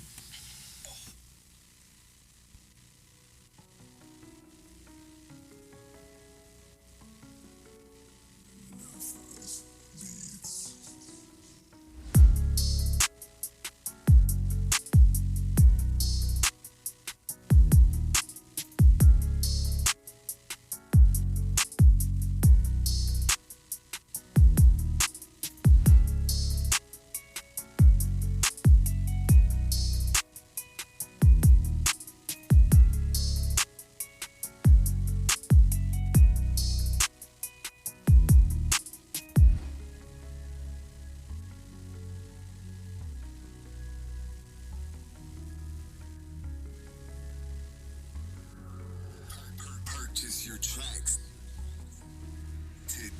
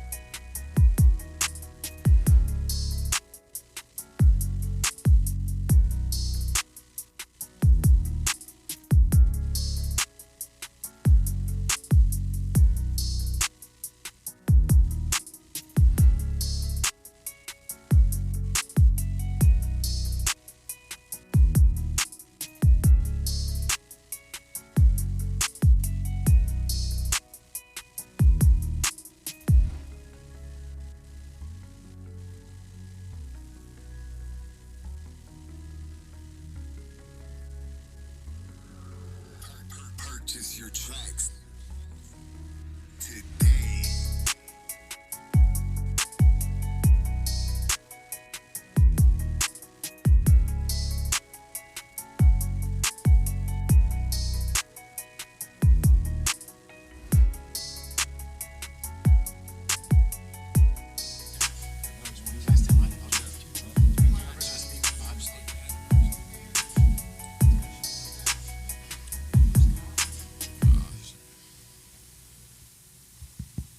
Okay, we're back. We have North Miami now on stage. So, Coach, go ahead and introduce yourself and your three speakers.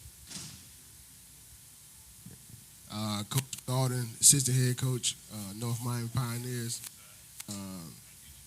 Let the guy speak for himself. Starting with my receiver right here, Antoine Moore. Go ahead, Antoine. Yeah, guys, introduce yourself down the line. Antoine Moore. Studley season, class of 25, strong safety, outside linebacker. Lewinsky Adore, outside linebacker, edge rusher, class of 25. I will open up the floor for some questions. Larry, this is your school. Yeah, it is my school. Coach, obviously the Pioneers have been in the mix. They've gotten, I always say that freshmen and sophomore-wise are as good as anybody.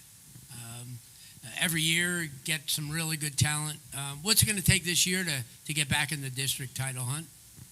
Right now, man, it's more of the same, man. We were young, a lot of sophomores, a lot of freshmen, a lot of sophomores. Got a nice junior class. Obviously, our senior guys.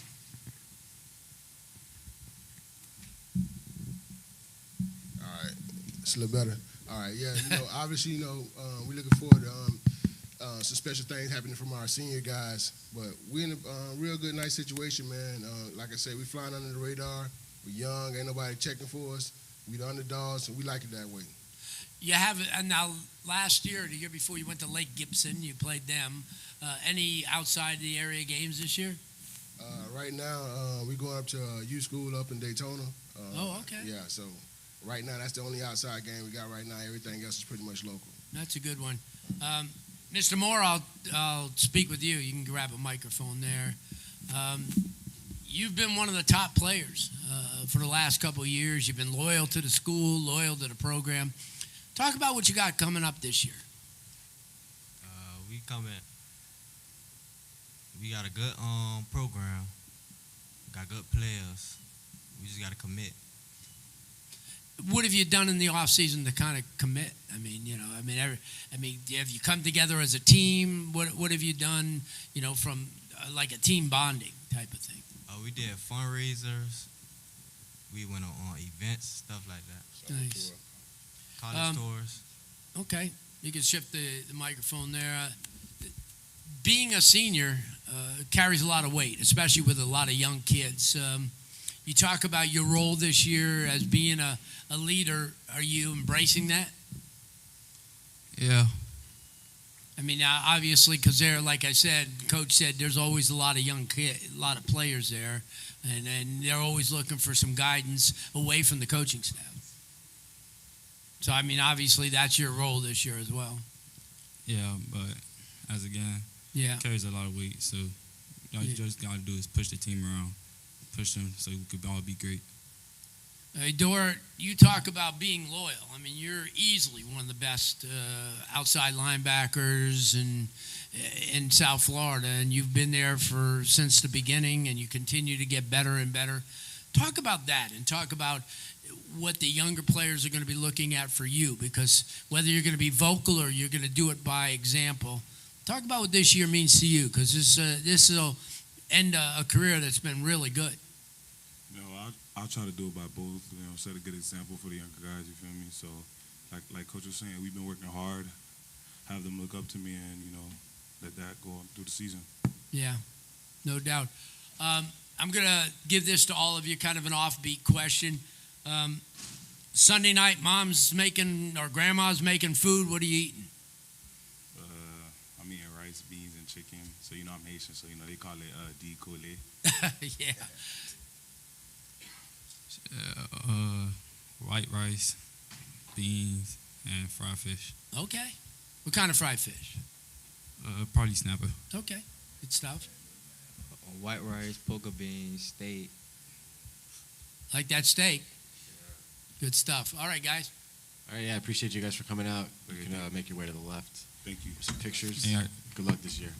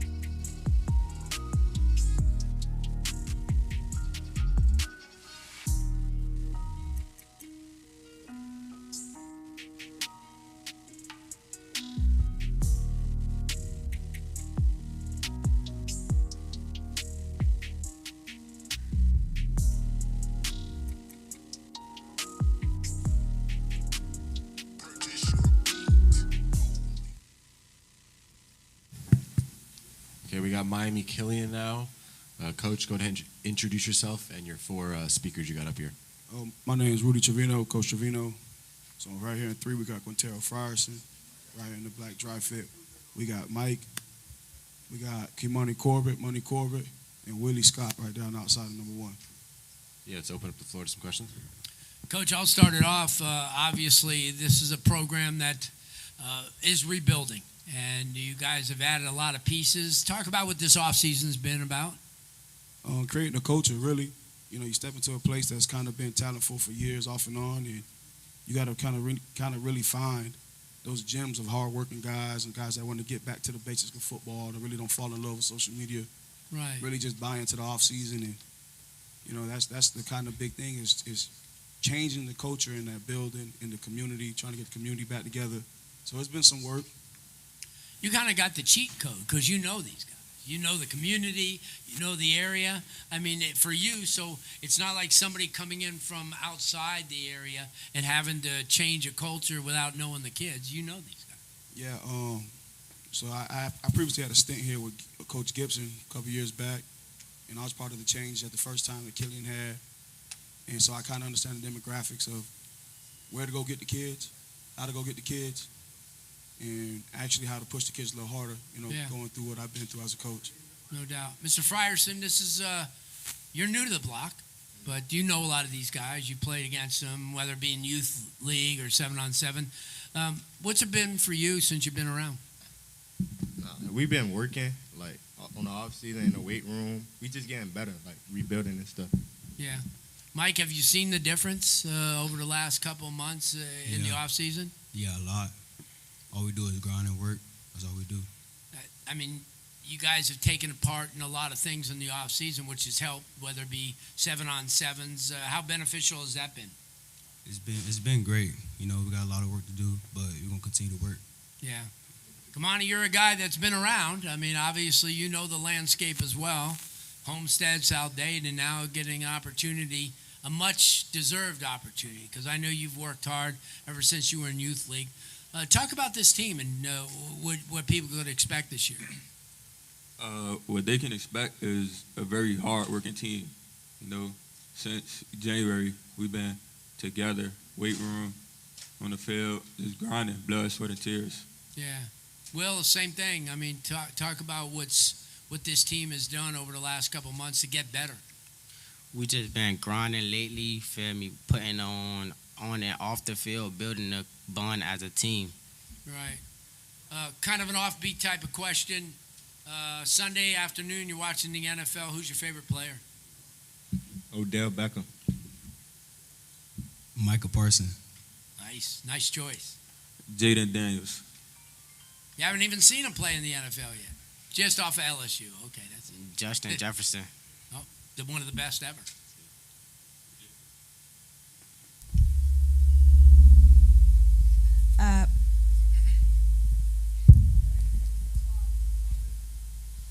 Brianna McNary with Off the Fields. I want each of you to answer this question here.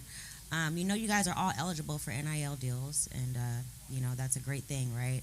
So, when you have a company approach you, right, what is something that you're looking for in the company? Even though they pick you as the athlete, what is something that you want to look for in the company that you want to work for yourself? Really the love, like, that's all, really. Just love? What about you? Probably like interest. Okay. How the company carries themselves, what they do to make themselves better, and what would they do to push my name out, push my likeness out. Right. How does the company act towards me, or how does they act in general? Mm-hmm. It's like I need a company that's gonna buy into me and how they're gonna push my name out. Right. And why do you think it's important to even be here today for Media Day? Why is Media Day instrumental in your athletic journey? Really, to show you what we got coming this year. Really. Just to let everybody know that it's different now. We're not a different cake from last year and 2 seasons before. Just to let them know, we ready, we here. Just to let them know that we have a big season ahead of us and we're ready for anything that comes. Okay, awesome. Appreciate you guys. Thanks for being here. You can make your way to the left for some pictures. Thanks for having us. Good luck this year. Appreciate it.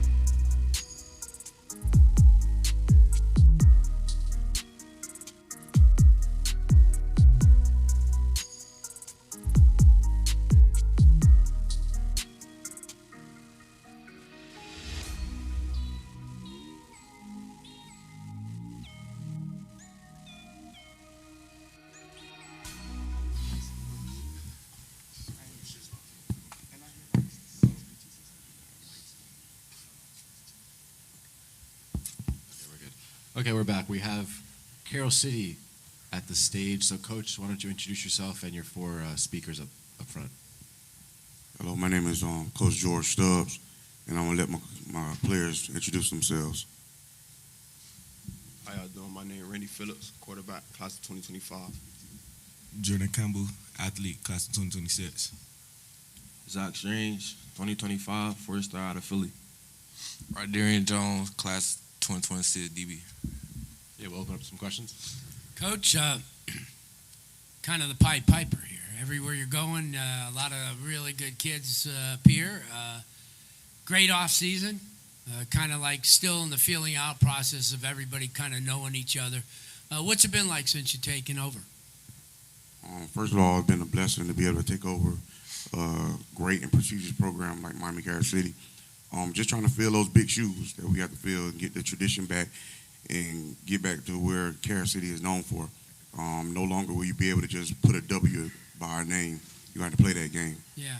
I mean, that's, I was going to ask that. I mean, you think of all the great athletes that have worn this uniform throughout the years. I mean, back into the 60s and the 70s, and, you continue to see some of the talent that has moved on. What's it like, walking through those halls, going into that trophy area and seeing a lot of the kids who really made a name for this school? Like I say, I appreciate the opportunity to be here. Like I said, it's a lot of tradition, and I think we have a lot of guys here that's going to be able to fill some of those shoes of those great guys that walked these halls and played on this field. No doubt. Randy, this is putting you in a spotlight that you've deserved for a long time. You had a really good off season.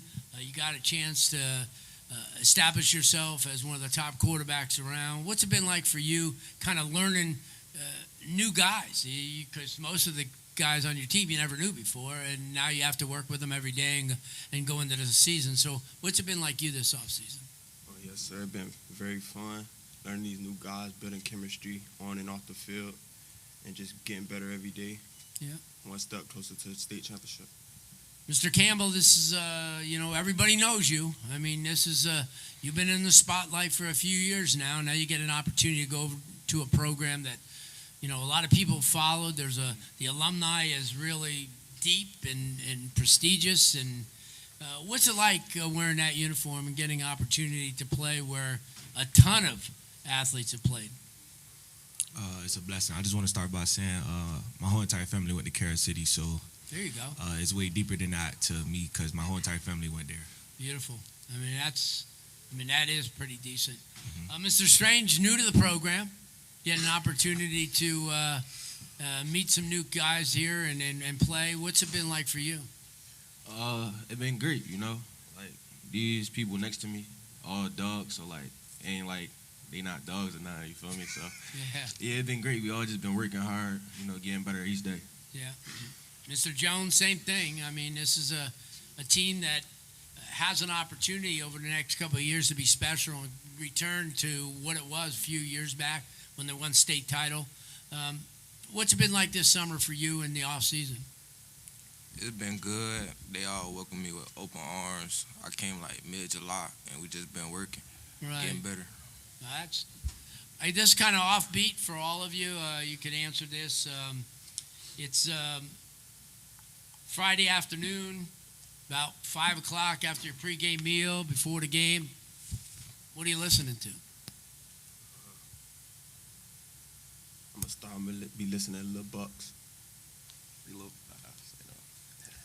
Mike Boy official. Definitely Lil Bucks out of Philly. Free Lil Bucks. There you go. Any King Vaughn song. So talk about being from Philly. How do people, not just like your teammates, but people in general, what differences do you notice? Yeah, keep it real. Like on the field, like off the field. Off the field.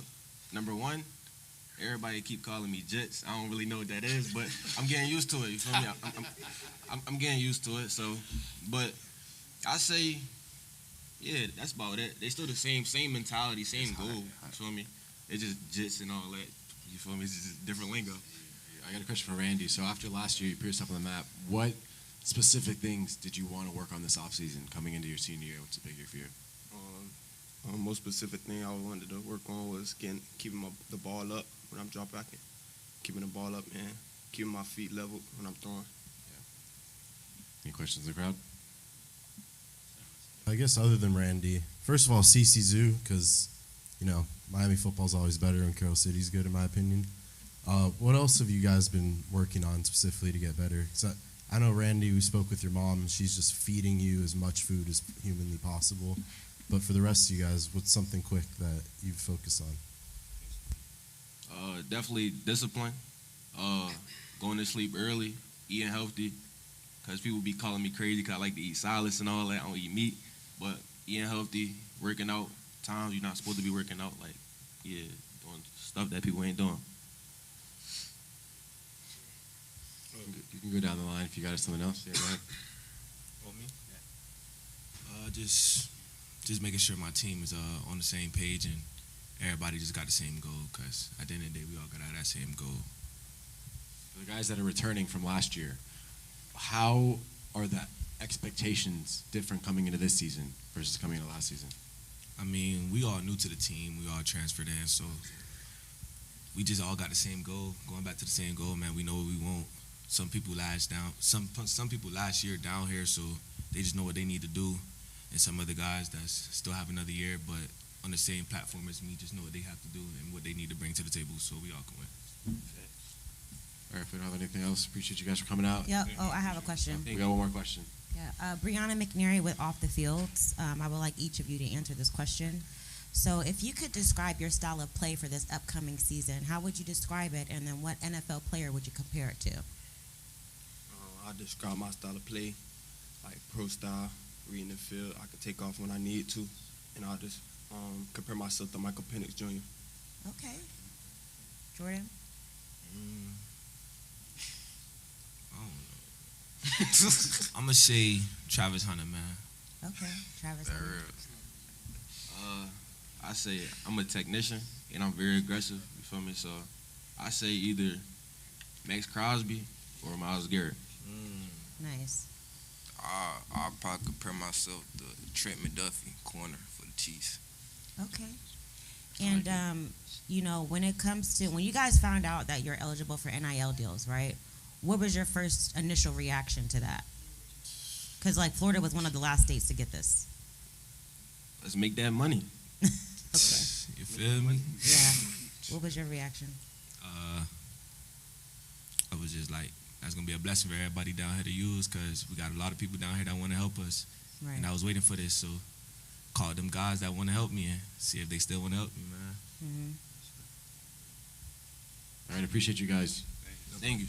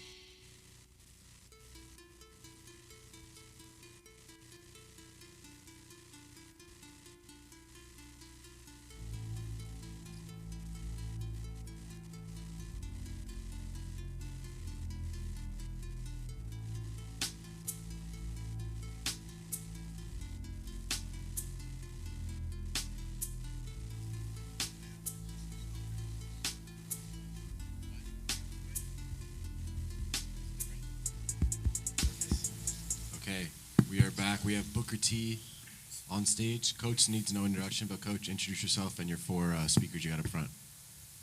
Okay, my name is Tim Ice Harris. I'm the head football coach at the historic Booker T. Washington Senior High School.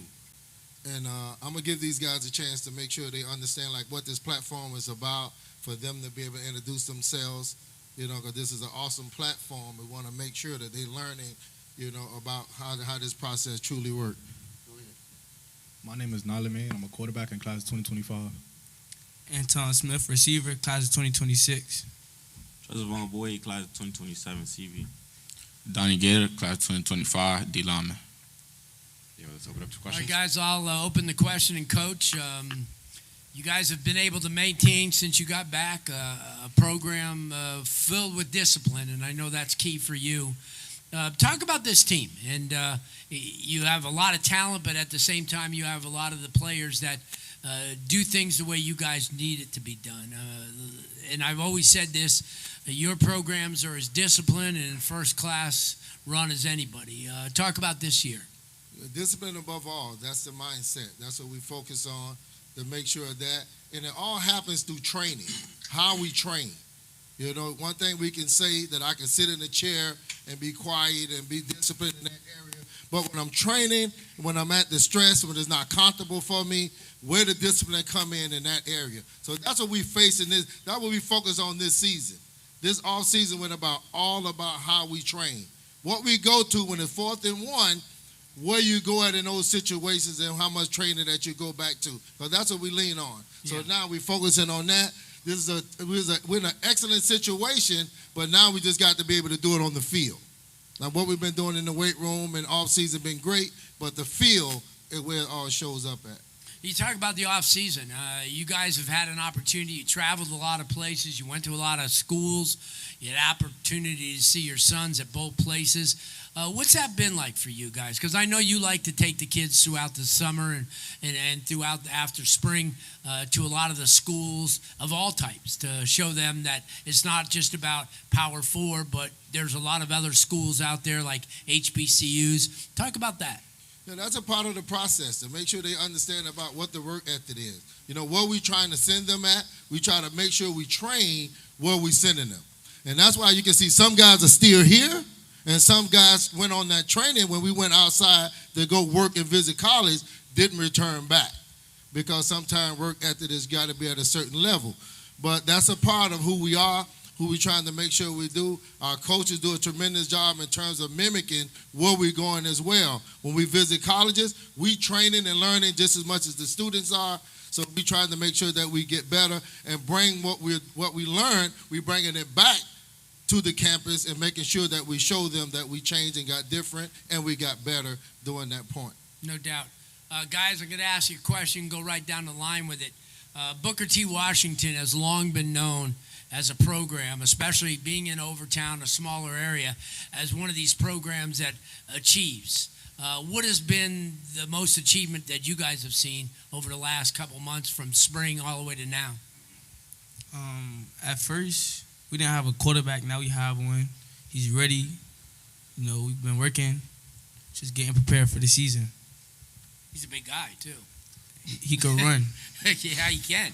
Yeah, I've seen him. Go ahead, guys. You know, people think that we're an undersized team, but, you know, we still come out, play fast, play physical, and still come out and put on the show for the people. Yeah. You guys can answer. Coming in after spring, just going on tours with the guys and stuff, it seems like something I want to be a part of, and seeing how these people work and all the guys around me support each other is just something I want to be a part of. Right. We got one of the best secondaries. Just improving over on spring and just improving. You push each other. Yeah, pushing each other. Yeah, no doubt. Kind of an offbeat question for you guys. You guys can go down the line and ask it or answer it. It's about Sunday night around 6 o'clock. What you guys eating? What's mom making? What's grandma making? Just chicken and rice for me. Broccoli, cheese, and sausage, mashed potatoes on the side. Ooh, a lot of starch, but that's good.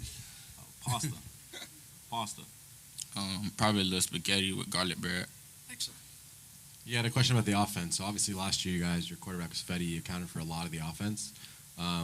Who are you looking to step up this year? Obviously, you got a new quarterback, but who are you looking to step up most in the offense to pick up some of that slack and some of that production? It's a few guys, you know.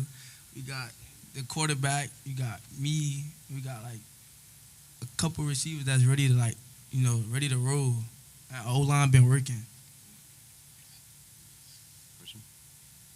All right, I think we'll wrap it up there. I appreciate you guys for coming out. Can make your way to the left for some pictures. Good luck this season.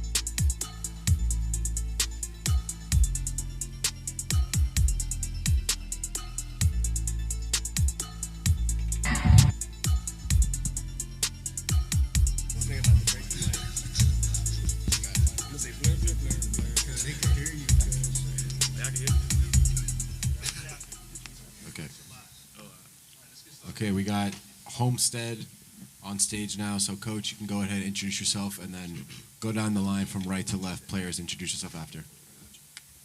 Coach Ronnie Thornton, head coach, Homestead Senior High School. Bubba Lewis, quarterback, 2025. Samara Smith, Kona, 2025. Preston Renor, offensive center, 2025. James Johnson, guard, 2025. Yeah, let's open up some questions. Yep, I'll start it. It's like you're my adopted school. I've seen you guys so much in the off season. What an honor. Yeah, I enjoyed it. The Naranja Park thing was probably as impressive as I've ever seen, and I've told you that. Discipline-wise, it's not always easy to do for a school with different type of kids. But when you held that event there, and there was a lot of people came to support you, and you told the kids, go shake their hands and thank them for coming. That's huge. I mean, to me, you guys are 2-time state runner-up. What's it going to take for that to reverse and make yourself state champions this year? These guys on the stage, man, all the kids that put these jerseys on, the relationships that we build with the kids, what they say, man. You once you have those relationships established, man, there's nothing that the kids won't do for you. And I think that's a really good foundation of what we have going on. But it'll take a championship mindset to get over that hump one game at a time. Yeah, no doubt. Bubba, I know during the spring you and I sat under the tent up there in Palm Beach, and you were marveled how hot it was. Oh yeah. You kind of got acclimated to that. From New Jersey to Homestead, talk about that and how you've been accepted by this team. I mean, it's been a big change, but it's been great though, man. They welcome me with open arms. I got some great coaches, working hard every day, show me around. It's all love, man. Mr. Smith, I'll ask the same question to you. This spring, you guys have kind of made a commitment to getting over that hump. You guys have added some new pieces. Talk about this team and what this spring is all about for you. I mean, just hard work, really. Somebody that's been here for the past 3 years. Our coach is starting to do things a little different. Expect more of our team, expect more of our leaders. So we just trying to live up to the hype and keep working pretty much. Yeah, no doubt. Mr. Renard, this is the offensive line is going to be key. Yes. And obviously you guys have one of the best offensive lines in Dade County. Talk about that and the commitment you made. Honestly, I think we have the best offensive line in the state. My guys, James, Jamie, Brandon, well, some of our guys, Husos is not there. I feel like we had the chance to compete for a state championship, without a doubt. No doubt. James, I think you are the extra piece that kind of pushes this team over. Watched your leadership. You've made a real impact during the offseason and probably has given this offense and offensive line something positive to work with. Talk about how you've been accepted. And I know that you've become kind of a leader on the team. Yeah, these guys are amazing. Like they push me to become better. They give great competition every day, in and out, and I've just been loving it. Yeah, no doubt. I'm going to go down the line. You guys tell me a little bit about you're watching football Sunday. Who's your best guy that you watch NFL-wise? I say I try to make my game after C.J. Stroud. Okay. Like current players or? Current. It could be 10 years ago. Cam Chancellor. Okay. Big guy, too. Yeah. Last of the big safeties. Creed Humphrey, offensive center. I'll probably say I'm looking forward to watching Braden Fisk. Okay. Me too. Yeah, I got a question. So, Coach, this Homestead program was a big program back in the day with like Hard Time, Erman Lane, Antonio Callaway. Then it kind of had a little bit of a down period, but now it seems to be like risen higher than ever before. What do you attribute that to? Again, man, I go back to the relationships that's been for us along the way, man. A lot of these relationships are built in the community from 9, 10 years old, man. Some of my coaches are pillars in the community. They coach on Little League parks and stuff like that. Coach Pat, Coach Knight, add him to the staff was a great addition. But that's where it starts with us. That's where it starts with the relationships from Little League on up to high school and continuing to do that. And you add the discipline, you add the coaching qualities with that, the support from the administration and stuff. And we're a program that's here to stay. Yeah, I got a question for the quarterback. So what's been they have like a welcome to the NFL moment. What was your welcome to South Florida moment, other than the heat? I was about to say the heat, but probably the speed. Speed's different right here, man. Everybody fast, linemen, got DNs, running fast, receivers. So just getting acclimated to the speed. I think if that wraps it up, appreciate you guys for coming out. Thank you for Make your way to Thank the you. left. Good luck this year, guys.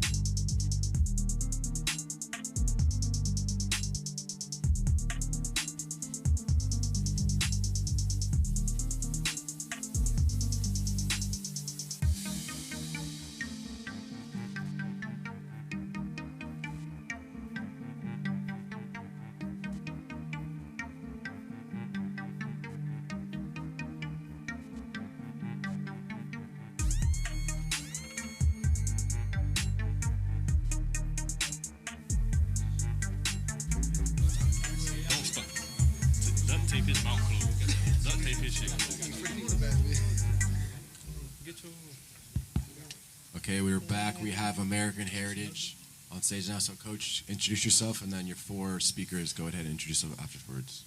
Mike Smith. Oh, Malachi Tony. Dia Bell. Ben Diaz. Kimani Morales. Yeah, let's open up some questions. Okay, guys, thanks so much seeing you again yesterday. Coach, we talked about yesterday falling a little bit short, how it motivated your team. Talk about that moving into this season, how coming back and finishing the job is a priority. Yeah, and we did talk about that yesterday. You know, the standard is the standard here, and you know anything short of a championship at this point, you know, is not living up to the expectations at American Heritage. So, you know, I've got a good group that with a lot of returning guys coming back, 26s and 25s that they've been there for a long time. So now, you know, we're building on this class right here, and you know, I think that we've taken a step in the summertime as far as our preparation and you know just the experience of. You have to go through those ups and downs sometimes. You have to go through those ups and downs and you know, to kind of learn from those experiences, and now I think that we're ready to make that run. Yeah, no doubt. Malachi, obviously you're only a junior, but here's the thing that a lot of these guys, younger guys, look up to you. Talk about that role, because you're going to be that guy who not only gets it done, but also is kind of going to be there to bring the younger guys along. How do you like that role? I'm actually just now figuring it out because I was the young guy looking up to Brandon, and so I'm still learning how to do things better and lead by example and more be a vocal leader. Dia, same question. I mean, you're just a junior, but there's a lot of guys on this team that are going to look up to you for leadership and the things that you've done over the last couple of years to get where you're at, committed to the University of Texas. Talk about that leadership role. I mean, I had to kind of step into it last year, being a starter for the first time and being the starting quarterback. Obviously, the quarterback's supposed to be the coach on the field. So I've kind of gotten used to it a little bit. Obviously, there's still parts I got to get better at, but I like stepping into that role. No doubt. Big Ben. What's up? Underrated. A lot of people don't know about you, man, but you're a worker. You've put a lot of time into this. Talk about that. You know, I wish I would have figured it out earlier, but really putting your head down and focusing on just grinding. In the offseason, I really tried to focus on myself and trying to get my physique because, you know, I can't make it up in height, but I'm going to make it up everywhere else. Yeah. So doing that and just using motivation as I got to put a show on for these guys because we got a job that we're trying to complete. Yeah. Taking a look at this team, a lot of depth, a lot of competition. How is it at practice? Because they say iron sharpens iron. How about you? I turn practice up. Practice. Everybody, you know, in practice, I'll be the one to turn everything up. I'll make everybody better. Or iron do a sharper iron. And when we get each other better, we're just going to get our whole team better. But we can come together as a team and get better at little things, it's the little details and stuff. But practice is very competitive. Yeah. This is for all of you going down the line. What's it going to take to get over that hump and win this thing next year? I mean, because I know in that Tampa-Berkeley Prep game, you guys had every opportunity. Malachi, what's it going to take? Details.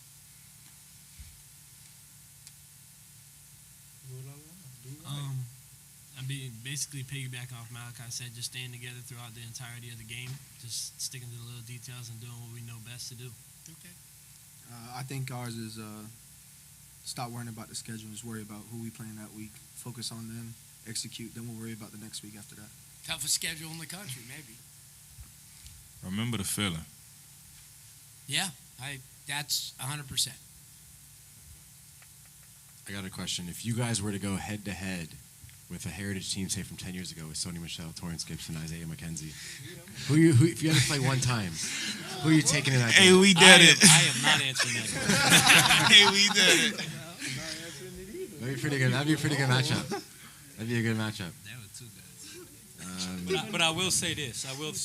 The unique part about that is exactly that we have the ability to speak on that at this point in time. You know, the tradition of having those guys here, and a lot of those guys come back. A lot of them come back to watch games. A lot of them come back to train with me in the off season, and it is a hot topic. It is definitely a hot topic, but I also think it's what motivates some of these guys. You know, to be to be mentioned in the same sentence as those guys. So I'm not going to answer that, but I think that we have, this team has the ability to set their own legacy and be in that conversation for sure.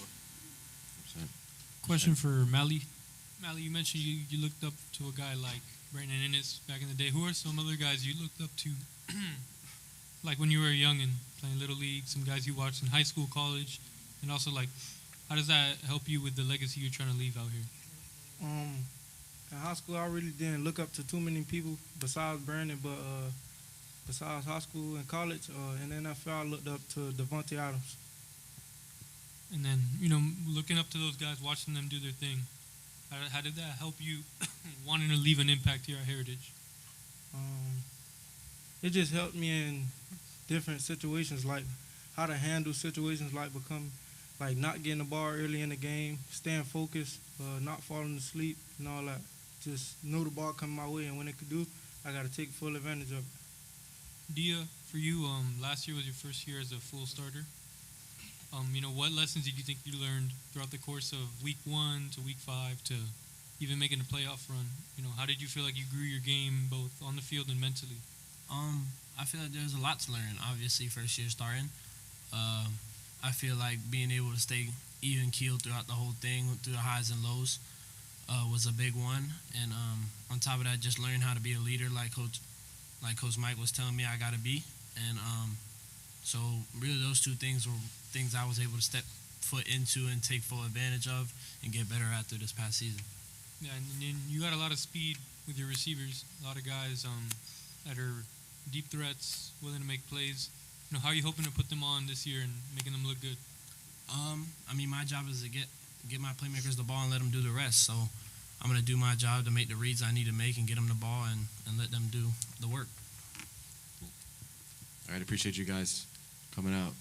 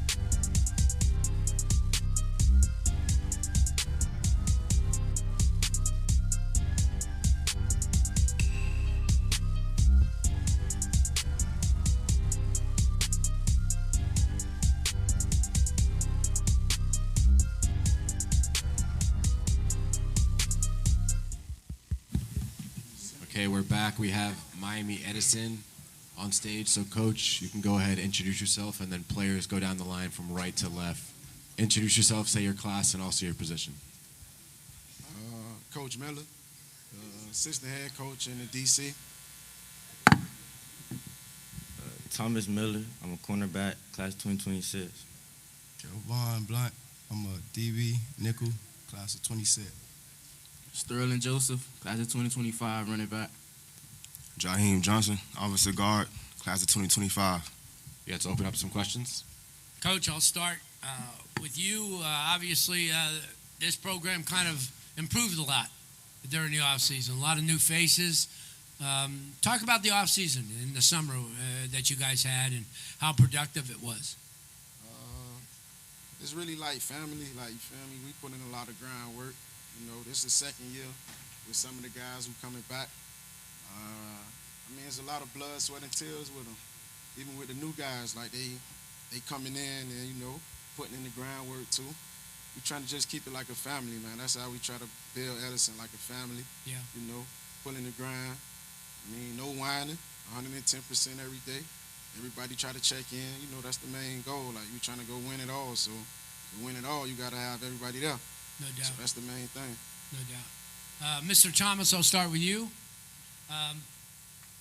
What have you done in the offseason, personally, to get better, to make this team better?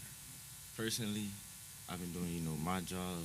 I've been working the most on getting in and out my breaks. I feel like I struggle with that. Not a lot, but yeah. I'm just mainly focused on doing what I need, like DV drills. I've been overly doing it every day, backyard. Whenever I can get in, I get it in. Just making sure that when we line up, I'm doing my job for the team.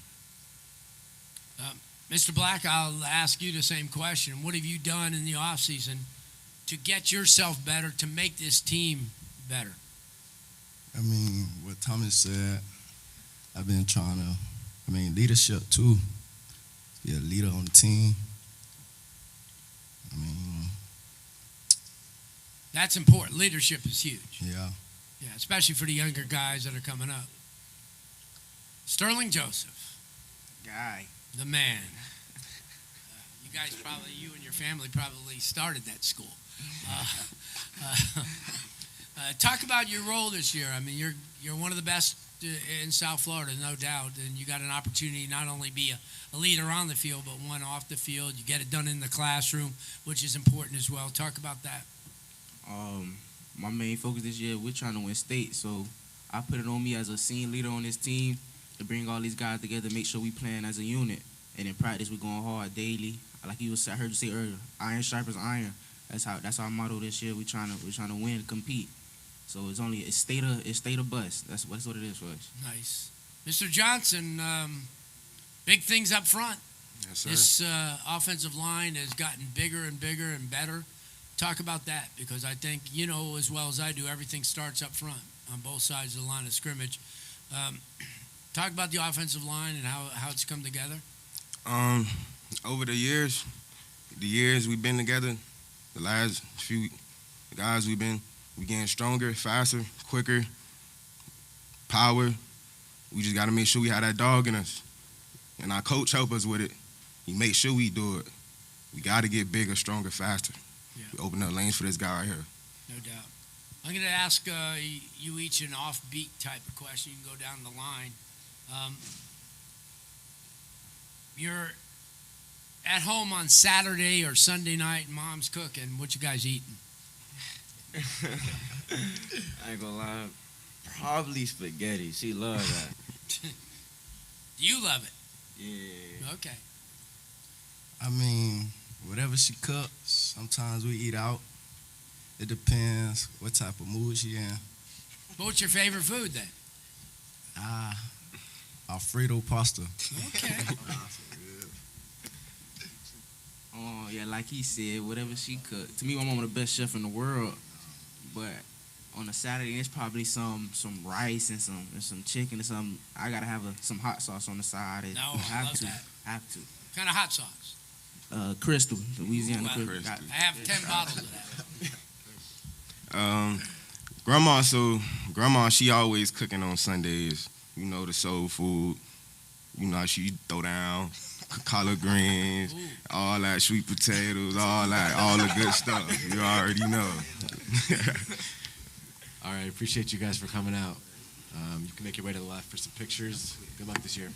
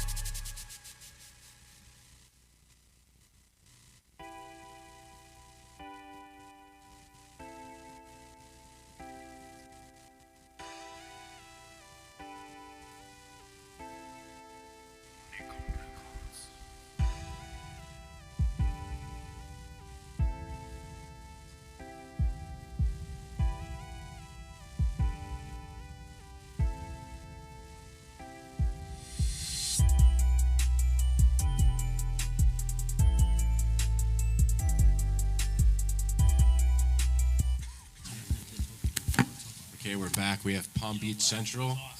Coach, you can go ahead and introduce yourself, and then players, the speakers, you guys can introduce yourselves too. How's it going? I'm Coach Jeff Celestin out of Palm Beach Central High School. I'm the receiver coach and pass game coordinator over there at the high school. And I have my offensive lineman, Shribaloo, and I have DC John Carlo. And then we got the speakers here, Wade Charles, Kamar Williams, and Chance Rutson. Okay, we'll open up the floor to some questions. Okay, Coach, we saw you a lot during the off season. Obviously, you guys got better and better, and everybody kind of came together. Talk about this team, what the expectations are, because I know they've got to be high. The expectations are really high, but we were resilient, and we fight adversity. So that's one thing I could say is we just keep working to get better every day. That's it. Yeah, no doubt. Waden, you made your college decision, a great one. A lot of people are heading towards UCF. Talk about that and what you expect out of this team. What I expect out of UCF, I see them. I'm expecting them to do a lot of great things this year. They have a great team coming back. They got a lot of great players coming back, and I feel like they can make a push and be one of the 12 teams in the playoff this year. No doubt. Same question. What are the expectations this year at Palm Beach Central? The expectations is high, you know what I'm saying? For like probably the past 2 years, we done fell short deep in the playoffs, and we feel like this is last year, you know what I'm saying? Me and my guys, the 25, our senior class is a deep class, and we all hungry for that state championship ring. So we all coming together as a team, keeping the main thing, and that states. Move over to you, and same thing to you about what it's going to take to get back, to get to state. I mean, you guys have been close. You've been knocking on the door for a couple of years. Yeah, we fell short for the last 2 years. We coming back harder this year. We working, grinding, every day counts. So from here on forward, keep our head down, keep working. Mr. Rustin, here you are, new school. It's often tough to be accepted right away, but how have they embraced you? Because you had a really solid off season. We saw you a couple of times during the spring and then during the summer at 7-on-7s. How has this team embraced you? I feel like coming into Palm Beach Central, it was more like a family than more just an all one out or someone coming in randomly. I feel like we all gelled together really well. Just if that was on the field, working together, if that was going to separate fields, private fields, just hanging out as a team. I feel like we gelled really well together, and we came very close very fast. So I feel like it's going to be a good season. That's definitely going to help us on the field. No doubt. Going to go down the line, kind of an offbeat question. Waden, we'll start with you. What's your favorite subject in school? My favorite subject, I'll probably say math.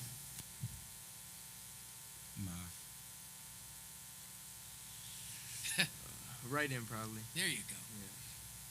Any questions? All right, I got a question. Palm Beach, Broward, and Dade.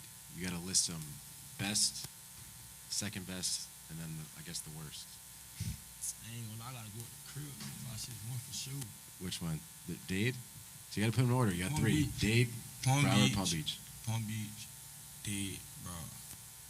Yeah, like them counties, like I can't really say one of us the worst though. You know what I'm saying? Because it's a lot of ball players in each county. Of course, yeah. But yeah, I'm definitely gonna put 561 first. I'm a little biased. So that's true. What about you?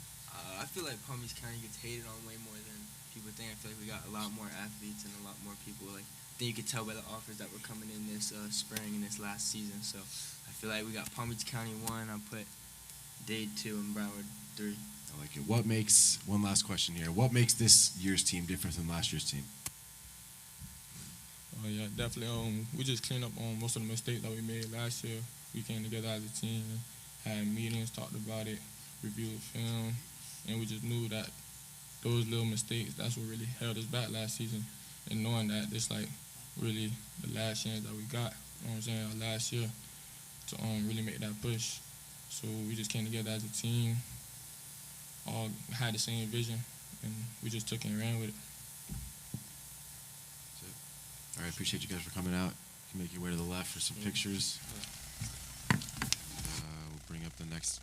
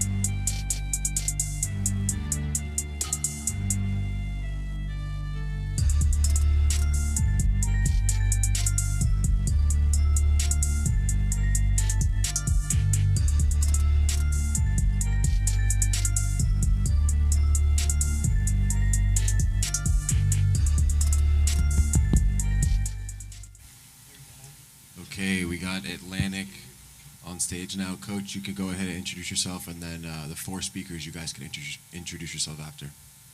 Good afternoon, Jamel Murray, Atlantic High, Dade Beach, Florida. Lincoln Graham, quarterback, class of 2025. Shamar Scruggs, cornerback, free safety, class of 2025. Teddy Hoffman, wide receiver, class of 2025. DeAndre Desinor, running back, class of 2025. Yeah, let's open up to questions. Coach, you brought some good kids. I can tell you that. We've had an opportunity to watch them all. I mean, productive offseason for you. You guys knocked on the door the last couple of years. What's it going to take to bang that thing in and get to state? Consistency, for sure. Consistency and playing as one, being unified, and understanding our objectives as we go out on the field each week and try to string them all together and just stack good days, one after the other, and just being locked in and executing. Lincoln, you've been the man the last couple of years. They've added some pieces for you. Running back who's one of the best in the state, receiver who's definitely one of the best in the state, and a couple of offensive linemen. Talk about this year, what you think. Yeah, I think the pieces that we got put in, it's people that want to be here. We're not pulling strings, especially on the offensive line. We're not pulling strings for people that want to be here and want to build something with us. So I like what we brought in, and I think we can gel into something great. No doubt. Mr. Scruggs, this is a program that has been one of the best in Palm Beach County. It has produced a lot of talent over the years. Coach Mike Rumpf from the University of Miami, obviously one of the big ones. Talk about how prestigious it is to play for this program and with your teammates. It's great, honestly. Like, we all work together, work hard. It's like a great team to like build around, like working out. It all comes together real well, like with all the players we have. Like, it just makes you better. Like, the people you work around, your work ethic, it makes you way better. No doubt. My guy, Mr. Teddy Hoffman. Opportunity to come over here and kind of show everybody what you have. And you've done that, committed to go to Appalachian State, which is a great get for them. Talk about your contributions, because you're a big-time player. You come up big in these games. What are you going to do this year to elevate this team? Just do my job. We got a great offensive coordinator and a great coaching staff. So they're going to set us up for success, and we just got to do our job, catch the ball, get yards after the catch, run the right routes and stuff like that. No doubt. Mr. Desinor, I mean, there's no doubt that you're one of the best running backs in this state. I mean, it's not even up for discussion. You get an opportunity to come over here and add balance to the team. Talk about that. It's an honor playing with these group of guys, getting Teddy over here, having a quarterback like Lincoln, getting a great O-line that we have. To be honest, I'm just ready to work. The main thing is to go ahead and get that state ring, but we got to go game by game. So, right now, just focus on Palm Beach Central. Yeah, and obviously, that's a pretty good program. That's a great game as well. Kind of an offbeat question. I'll let you guys answer this. We're about 2 hours from game time. Got your headphones on. What are you listening to? Which is first? It's not country, Lincoln. No. No. Probably listen to some Kodak before the Okay. game. And see Grizzly. Yeah. All right. Listen to like G40 or Mari Montana. Teddy? Youngboy. All right. Yeah, I listen to Youngboy too. Good. One more question for the quarterback. So now you have Larry alluded to the games will be more balanced now, so not such a pass-happy offense.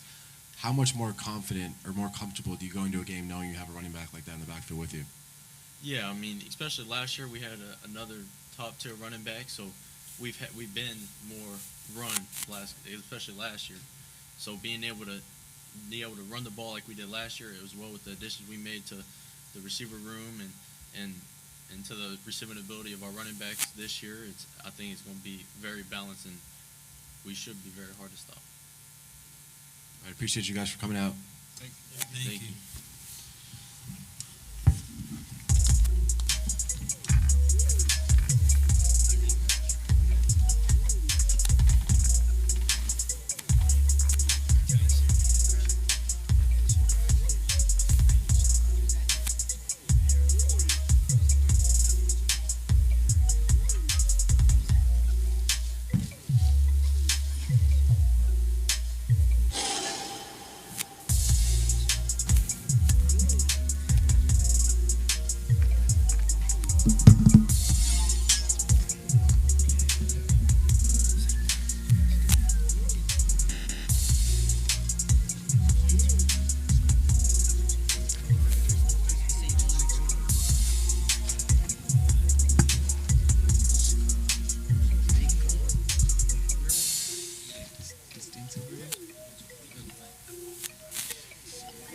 instinct.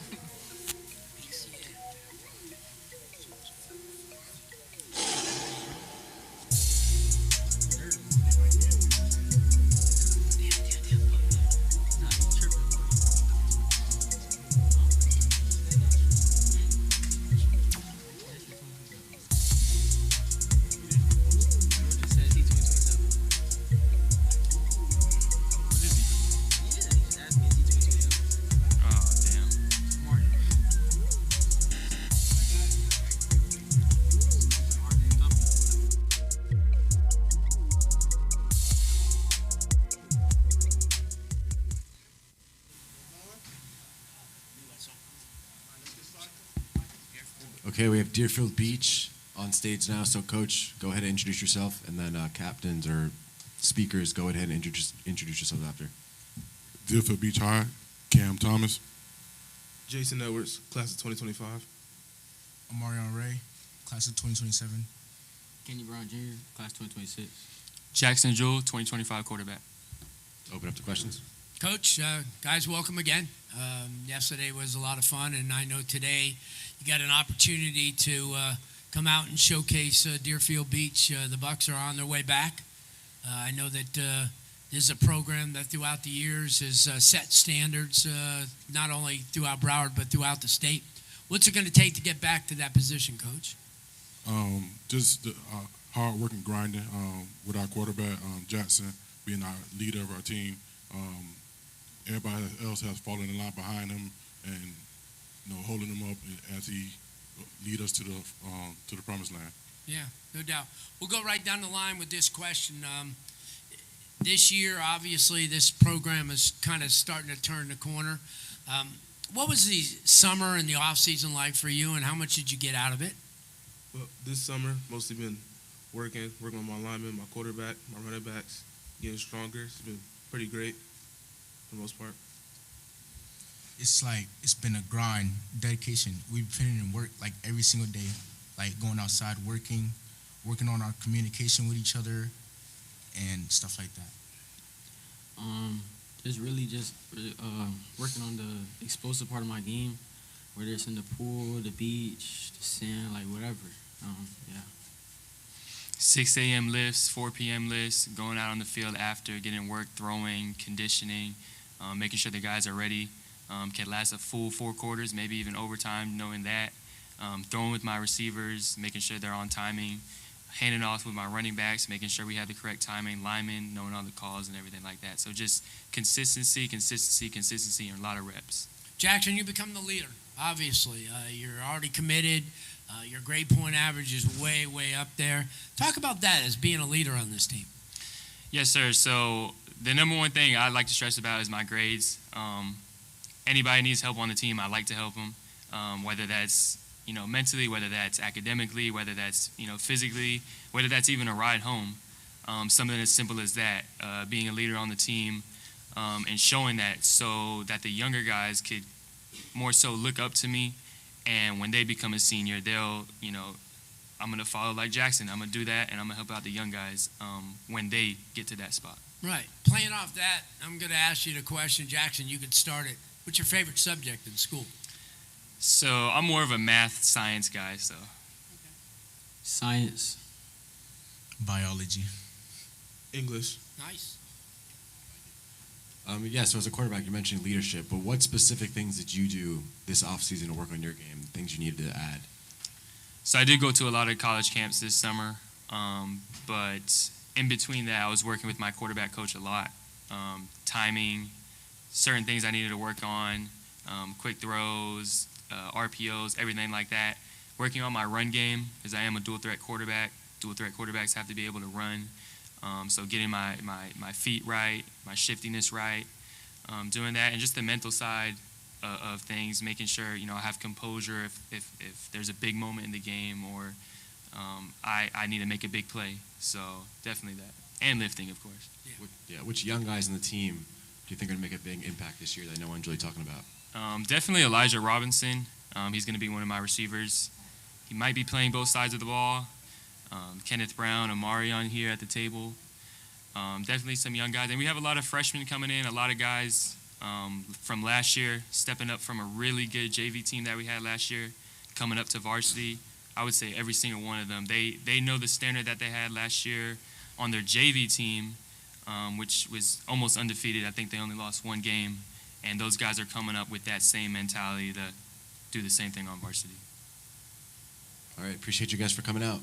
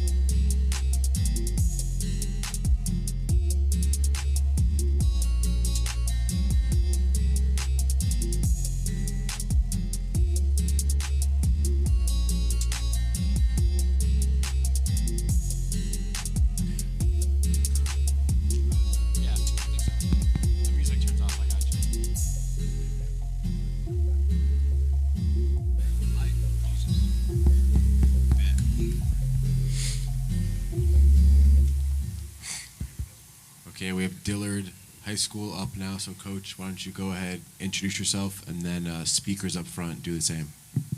Coach Dimitri Mincy, head coach, going into my second year. Josiah Kolak, 2025, offensive tackle. Percy Frederick, 2025, linebacker, DM. Javaris Robinson, class of 2026, quarterback. Anthony Jennings, 2027, wide receiver. Yeah, we'll open up the floor to questions. Coach, welcome again. Appreciate you. Dillard's history goes back a long way, and obviously a very prestigious school. What's going to get that back? I know you guys have started that process with a lot of young kids, a lot of new faces. What's 2024 going to be like for you? Well, you said that we was young. So, we're just growing from that right there, competing every day, showing up consistently to practice, learning the playbook on and off the field, building good habits. So when we go out on the football field, we're able to showcase what we can do. Last year, we was young. We had all sophomores on the field, so we was a little inexperienced, but this year we were ready to show everybody. I'm going to start with you, Josiah, and we'll go right down the line. The same type of question. What have you done in the off season that's going to make you better, to make the team better? So in the offseason, I've been working on my hand placement. So as an offensive tackle, that's extremely important. I've also been working on my footwork, how fast and where to really keep my feet under myself so that I can build my base properly. And from the sports background, I've been trying my hardest, staying in the weight room, studying my plays, everything. And I've also, from the academic background, I've taken classes at FIU, I've been spending my time online, taking online classes, studying things, just doing whatever I can to build myself as a person. Nice. We've been standing in the weight room, working harder on and off the field, stacking days, holding everyone accountable. That's basically pretty much it. I've been getting in the weight room, studying the playbook, contacting my receivers outside of school, getting to work with them. And this gives you an opportunity, especially coming in new, to kind of acclimate yourself with everybody else and get on the same page and work with Coach Mike, especially, you know, as an offensive coordinator, right? That's cool. Yes, sir. I've been in the weight room working out with my receiver coach, studying a new playbook for the new OC, and in sprints, I stay in the front every sprint. I'm going to ask this as kind of an offbeat question to all of you. You can go right down the line. If you weren't playing football, what other sport would you play? Oh, that's an easy question for me. I'd be wrestling. The entire off season I spent in the weight room and wrestling. Nice. I'll be playing basketball. I played basketball like 7 years, and then I kind of switched to football, and that's what my passion was. I kind of want to try golf, like. Okay. Just golf. That's different. I'll just be doing trap. Okay. How does this team, so you said last year you guys were a pretty young team. How does this team differ from last year's team? Mindset. The mindset's better. Everyone taking everything serious. I think the discipline that we have on this team, coming from last year, with, of course, the change of coaches, I think the discipline, the accountability is really hammered in.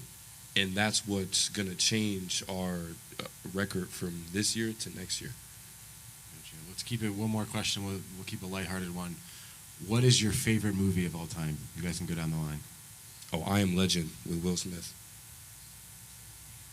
The Meg. Friday. Probably Black Panther. Any more questions out here? No? All right. Appreciate you guys for coming out.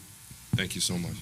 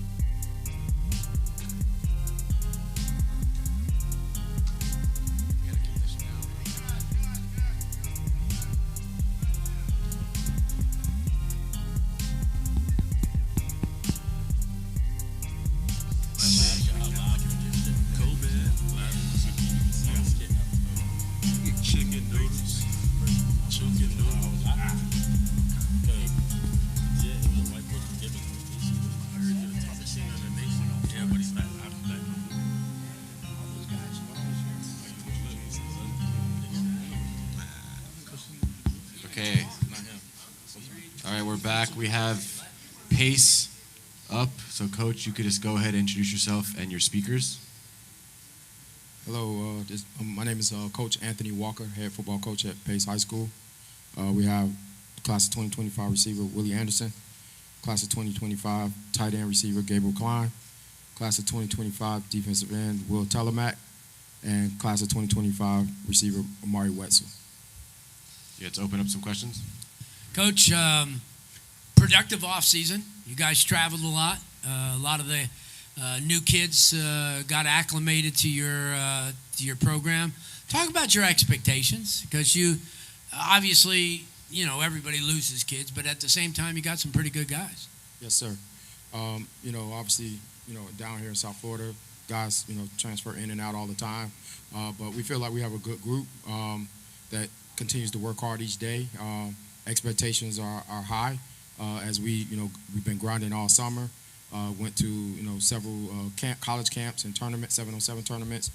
So that's our standard and expectations here at Pace High School. Yeah, no doubt. And I saw you a lot during the offseason. You guys got an opportunity to compete against a lot of people. Willie, starting with you, we're going to go down the line. What have you done in the offseason from a personal standpoint that's going to get the team better? I've been trying to get back healthy because I had got hurt. So my focus this offseason was getting back healthy and just being a better leader to my teammates and just being more vocal to the guys. That's really it. Okay. From a personal standpoint, I've been really focused on getting stronger and just working on figuring out what my goals were and how I could be a better leader for the team as well. So if that meant doing workouts in the morning and coming back later for some more workouts, doing more workouts with the team. So really just been trying to focus on getting myself ready and my body ready.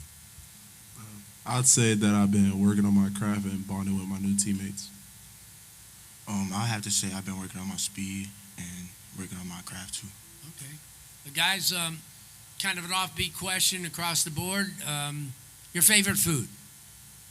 My favorite food, probably ribs or something like that. Okay. So I have to say my favorite food is probably pizza. I'd say anything. I'll probably have to say wings. Got a question for Willie. So last year you had a pretty big year. We saw a couple of your games. You had a good connection with your quarterback. Yes, sir. So this year you guys are going to have a new quarterback. So what are you doing to build the connection with the new guy this year? With the new guy, we get work after practice and stuff like that, work on timing. So that's really it. Just working on timing with him. We just going to be on the same page. We just got to be on the same page. That's it. Yeah, one more question. Since Larry mentioned you were injured this year, so what did being injured and missing time teach you, if it taught you anything? It just taught me you got to just trust the process, be patient, just keep going. I just had to get back right. That's it. All right, we'll give another offbeat question. If you were stranded on an island for, say, a week, you could take one thing. You can't take a PS5 because then you got to bring a TV. You can't bring a phone because you have no connection. So what's the one thing you're going to take? Food. Yeah, that's fair. You can go down the line. Who else? It's likely just water. I'd bring water. I'd say food. I'll bring a fishing rod. That's the best answer. Yeah.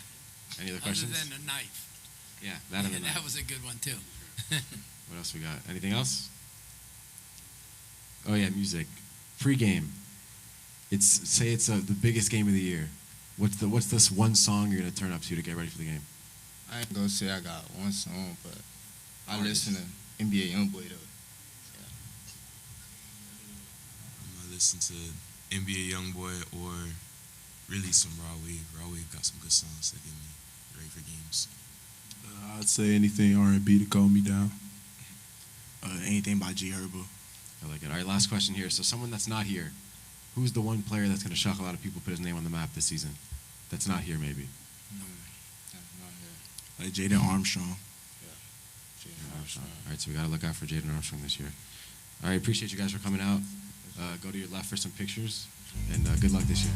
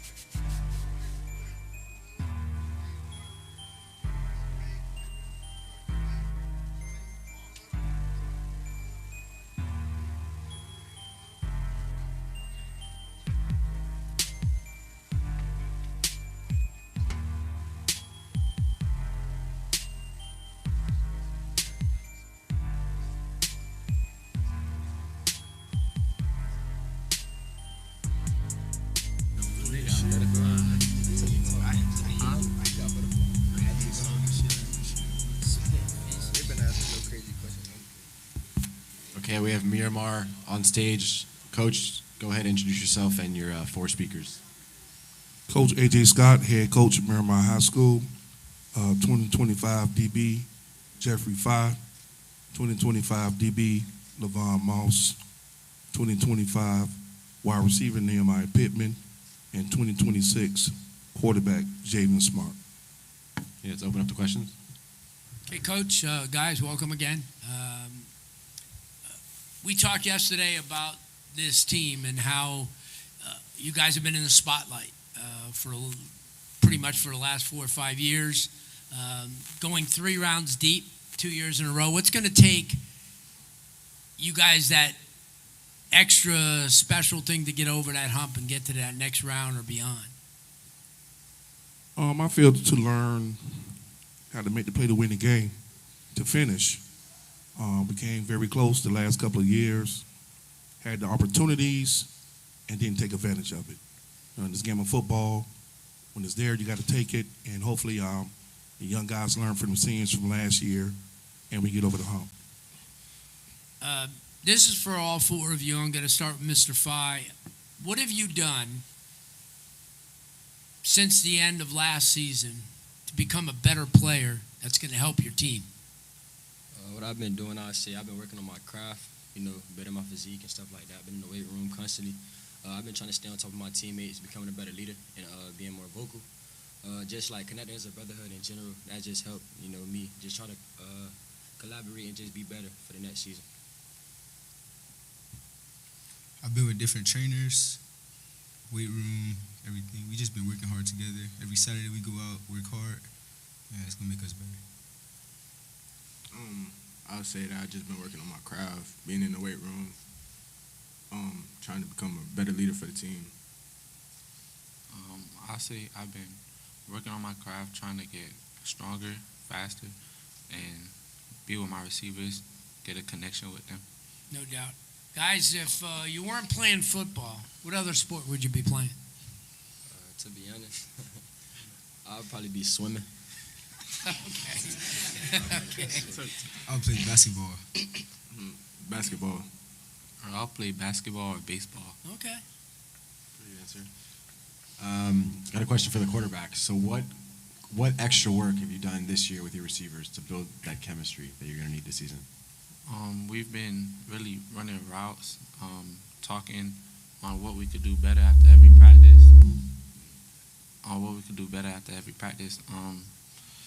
Really just building a connection and trying to help each other on what we could do better. Who's a surprise player that maybe no one's talking about but is going to tear the season up? I'll probably say Bush. What is it? Bush. Bush? Yeah. Okay. Okay. What else we got? Okay, I got another question here. Is this my mic doing I don't know about that. I don't think that's me. NCAA 25, or 24, obviously this came out. If you had to run one play for the entirety of the game, you can't change your play, only one play, what are you going to run? We're running all verticals. Let's go down the line. Everyone give an answer. We just going to run the ball up the middle. All Vrits with Nick Harbor. Hail Mary. Any questions?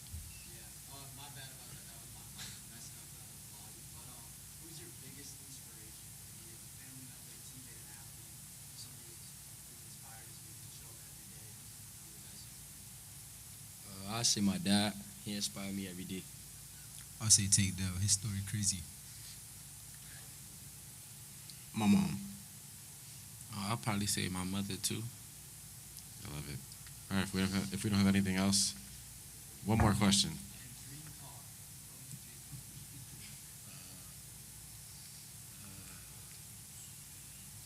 Lambo truck. Rose with his cousin. A TRX. I want a Mercedes GLE 63. Very specific.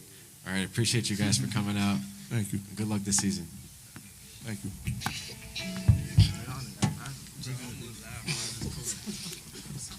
What he see?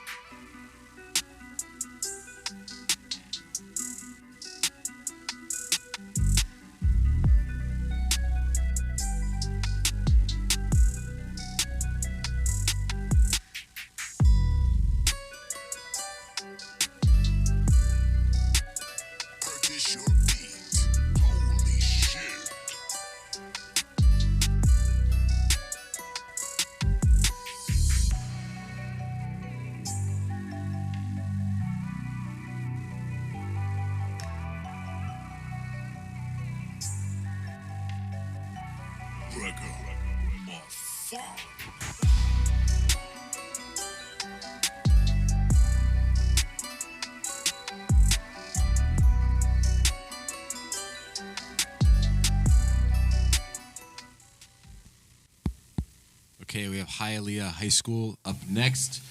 Coach, go ahead and introduce yourself, and then speakers, go ahead and introduce yourself from right to left.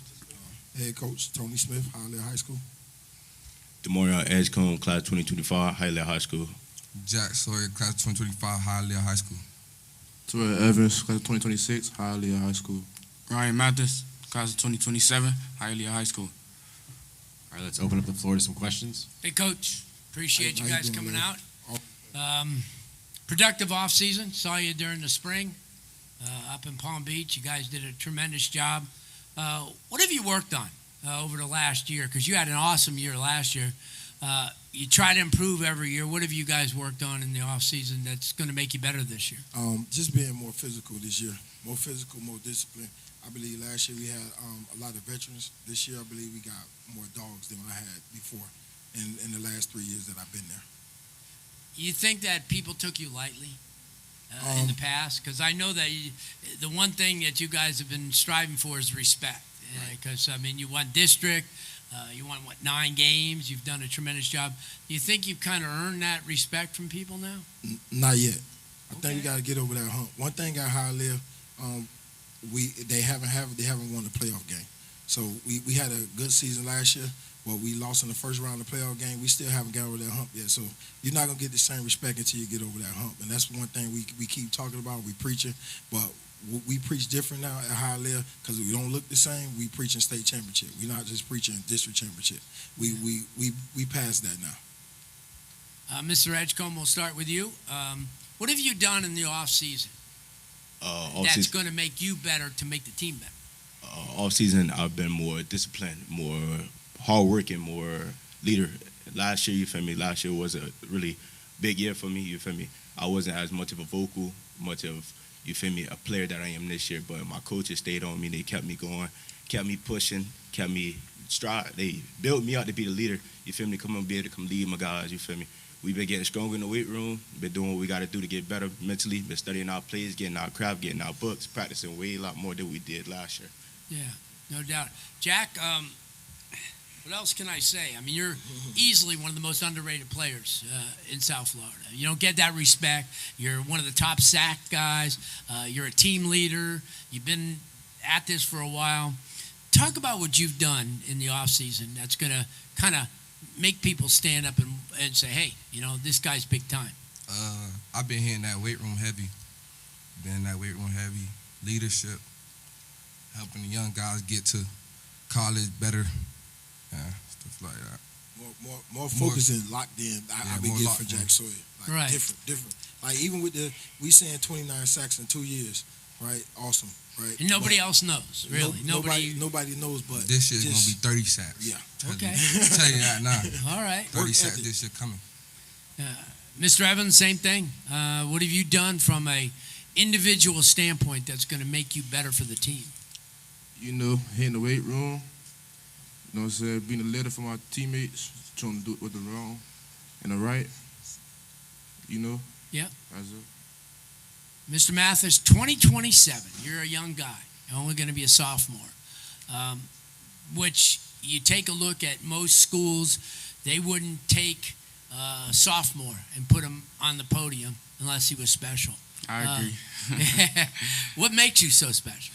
I mean, my work ethic, you gotta train where you gotta get to go, you gotta work for everything. I put in a lot of work to be where I'm at, to be where I'm at right now. Yeah. And like, I appreciate Coach Tony Smith. He the reason why I'm here. Well said. Well said. Guys, I'll go right down the line, kind of an offbeat question. 4:30, 5 o'clock on game day Friday. If you've already eaten your pregame meal, you put on your headphones, what are you listening to? Gospel. My preacher. That's my preacher. Me personally, I just go to sleep. I don't really listen to music for real. All right, honest answer. Schoolie G. A little bit of NBA young boy. Gotta get that slime mentality. There you go. All right, I got a question. So going to school in Hialeah can be a little different than maybe if you're not from there. What's your favorite thing to eat in Hialeah that you don't typically get where you grow up? I used to get a good ham and cheese. I think the best thing now, they have like these little salad containers. I think that's what the best thing to eat. Yeah, if I'm being real. Yeah, like I be eating the oranges. That's all I eat from there for real. And fruits. You know, Hispanic breads with the butter in it, the melted butter, like them. I say the little Spanish dip, Cuban chips. That's good stuff. All right, I got one more question, kind of related. Best ice cream flavor? Butter pecan. Crazy. Cookies and cream. Cookies and cream, baby. Cookies and cream. Only right. Cookies and cream. Vanilla, hands down. Nah, you get that strawberry. You on your own. All right, one more football question. What's, for each of you guys in the front, what's one specific thing, like part about your game that you worked on this offseason to improve on? Footwork. Get faster with the feet. My smoothness, like I'm too smooth. Getting too smooth. So you want to be less smooth? Nah, I gotta get more smooth. So you want to be extra smooth? Extra smooth. Okay, gotcha. Footwork. Working on my hands, trying to get smooth. Everything. Trying to get better at everything. I love it. Double my stats. I love it. All right, if we have no more questions, I appreciate you guys for coming up. Wait, let me ask a question really quick. Okay, one more I'm going to question. piggyback off that question. I'm new to the high school sports game, so I just want you to state your position and then what gives you your edge. So it could be speed, it could be physicality, strength, quickness. You guys know what I'm talking about. I play offensive tackle. I'm on the left side. I feel like what really gives me my edge in the game is probably my height, my reach, my length to be able to grab opponents. You feel me, off the line using my length. I play defensive end. My quickness and my smoothness, getting around that edge, getting to that quarterback, they can't block me. They can't block me. I play defensive end. My edge is my physicalness. Enough said. I say my edge. I'm an athlete. I don't just play one position. Play multiple positions. I just say my talent. Like I feel like nobody can really be where I'm at. Like I feel like I'm unstoppable. Well, thank you guys and good luck this year. We have one more question in the crowd. Well, I don't say much, but Tony, you came up here, so you know I had something to say. Just out of respect of what Tony do over there, the fact that you go beyond what a lot of these high schools do. You give the kids the opportunity. You don't say, oh, he a senior or he a junior, he's that. No, you give the kids the opportunity. If they could play, you put them on the field, and I respect that. And I respect what y'all doing over there. As far as you doing that, why? I know the opportunity. If anybody know, I went to school here. This was Hollywood Christian. I built this school, right? Wednesdays and Sundays I was in here in church every day with my coach. I was at a dead end at Carroll City, right? And man, my coach Ken Cannon, who passed away, God bless his soul, man, he saved me. And I think I'm in the game for saving kids. I don't care about the money, none of that. I worked all summer and haven't got a dime. I don't get paid for the summer. But every day we've been busing 5:30 in the morning to 3 o'clock. We working because I know what it takes to help these kids make it to the next level. That's what I'm here for. I'm gonna make sure they make it to the next level. A lot of people don't talk about our kids, but if you watch me on Facebook, you watch me on Instagram, I'm gonna big up our kids because if nobody else do it, I'm gonna do it because these kids, they dogs, yo, and they've been in that system, they've been in that program like nobody know. Like these FYFL kids, they've been playing unlimited. They built for the stages. You got kids that been playing on the national stage. They ready, but it's just like we to the point now that we pick and choose the schools that we want. But why we not picking and choosing talent? Because that's the main thing. Because I came out this small school and I was the number 2 player in the nation. So you can't tell me that they don't find you wherever you at. It wasn't Larry Brustein put me on the map. Every week I was in the paper. He put me on the map, and I know what it takes to make it. You know what I mean? So that's why I push so hard and I work so hard, and I'm so passionate. As you can see me right now, I'm passionate about this. I'm passionate about these kids. I don't like I say, we ain't in it for the money. Because if you doing this for the money, you might as well pick another sport. Because that little $3,000 check that we get from January to January, that ain't no money. Man, I got more kids than I got football players. You know what I mean? So, man, listen, I just love it, man. I love what I do. I love how I live. I love the opportunity they gave me, man. A lot of people call me to leave. It's no way I'm leaving. You gotta. It's no way. Because I'm hands down. I get to do what I want to do. The kids that was getting overlooked and wasn't making it, they're here now. You got a kid like Jack Sawyer that led Norland in sacks as a sophomore, right? And then last year he came back. He had 17 sacks last year. And I mean, and a lot of times I took him out of the game. We could be up 30 this year. He ain't coming out the game. I'm going to make sure you get 40 sacks and you notice him. You know what I mean? Ryan Mathis had 1,000 yards as a freshman. I'm going to make sure he get 2,000 this year. A lot of people are going to say, why we running up the score? This is the position that y'all put us in. So this is what we're going to do this year.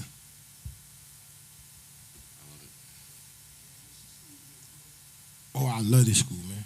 It wasn't for this school, I probably wouldn't be here with the things I was going on that in Carroll City in my younger age, man. I thank God that I never say I ain't never do nothing. I ain't never get caught. I was fast. You know what I mean? So I thank God for changing my life for the better. That's awesome. I appreciate you guys for coming. Appreciate you. Thank you.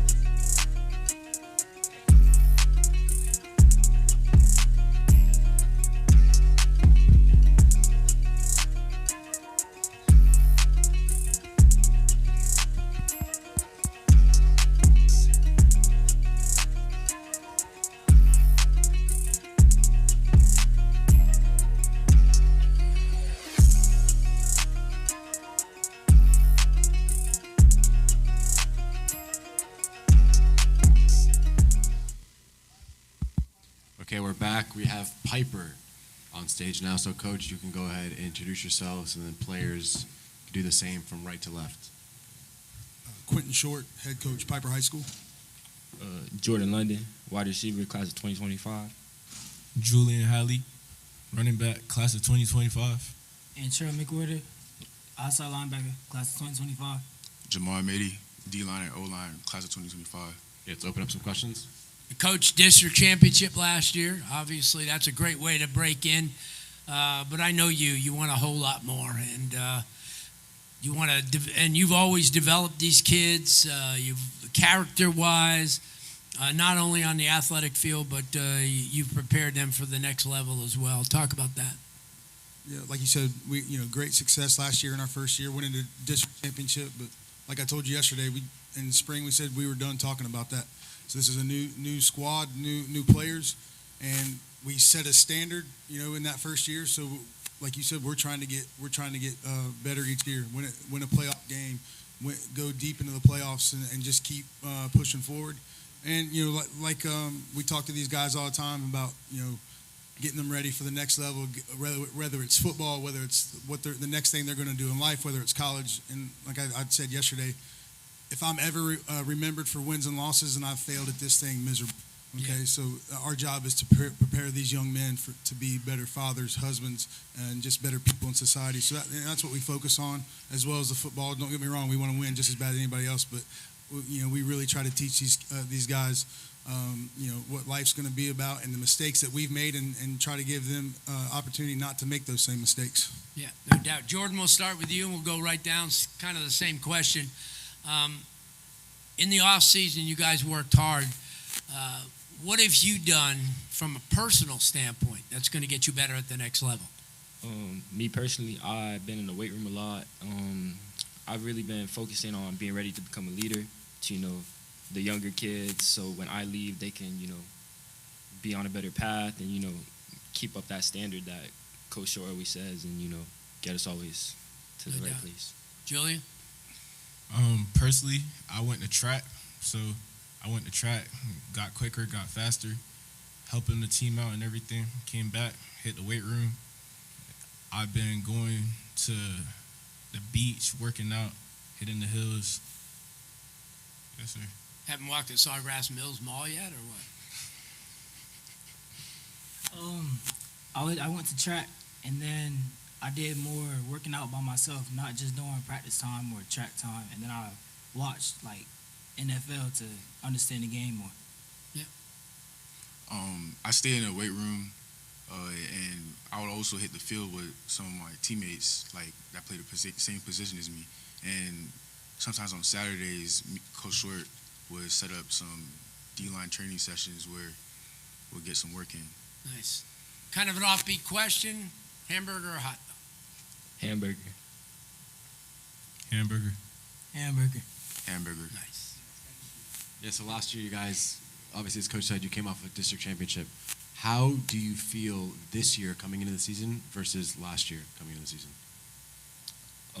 I feel like, all of our returning players, we have a stronger bond this year, and I feel like we're going to go farther because, our coach has been getting on us every day since we stopped. We haven't really stopped since we've had no off season. So I think coming into the season, we're going to be doing way better because we've been way more productive this off season.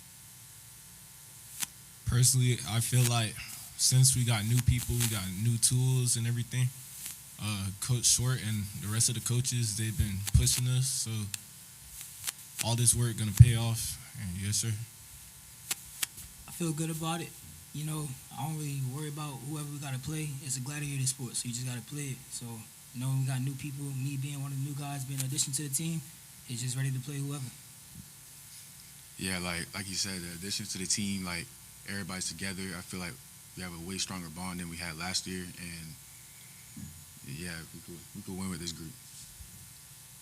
We can go down the line with this one. So whether it's college or NFL, for each of you guys, what's a player that you model your game after?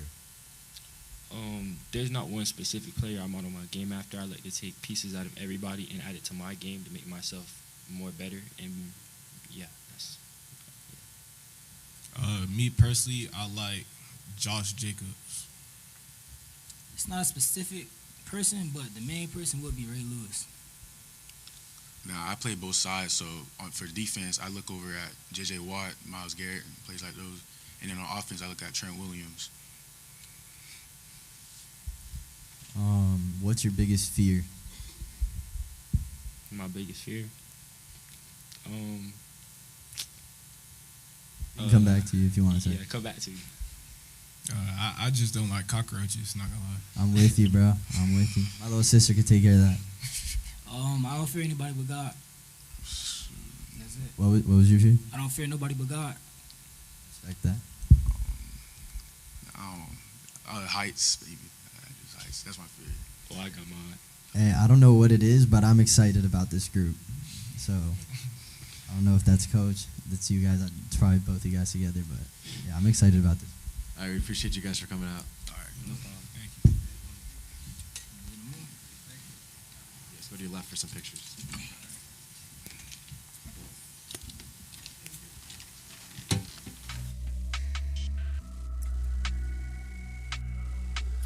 Purchase your tracks today.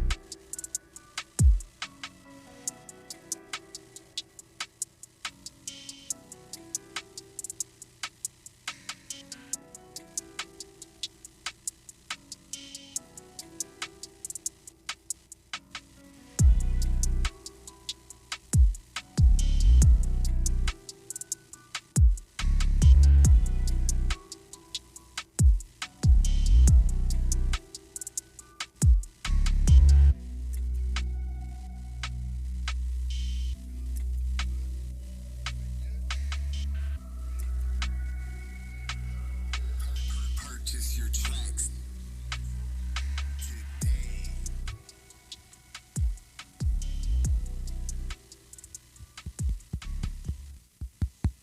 Okay, we have Wes Boca up now. So, Coach, go ahead and introduce yourself and your four speakers.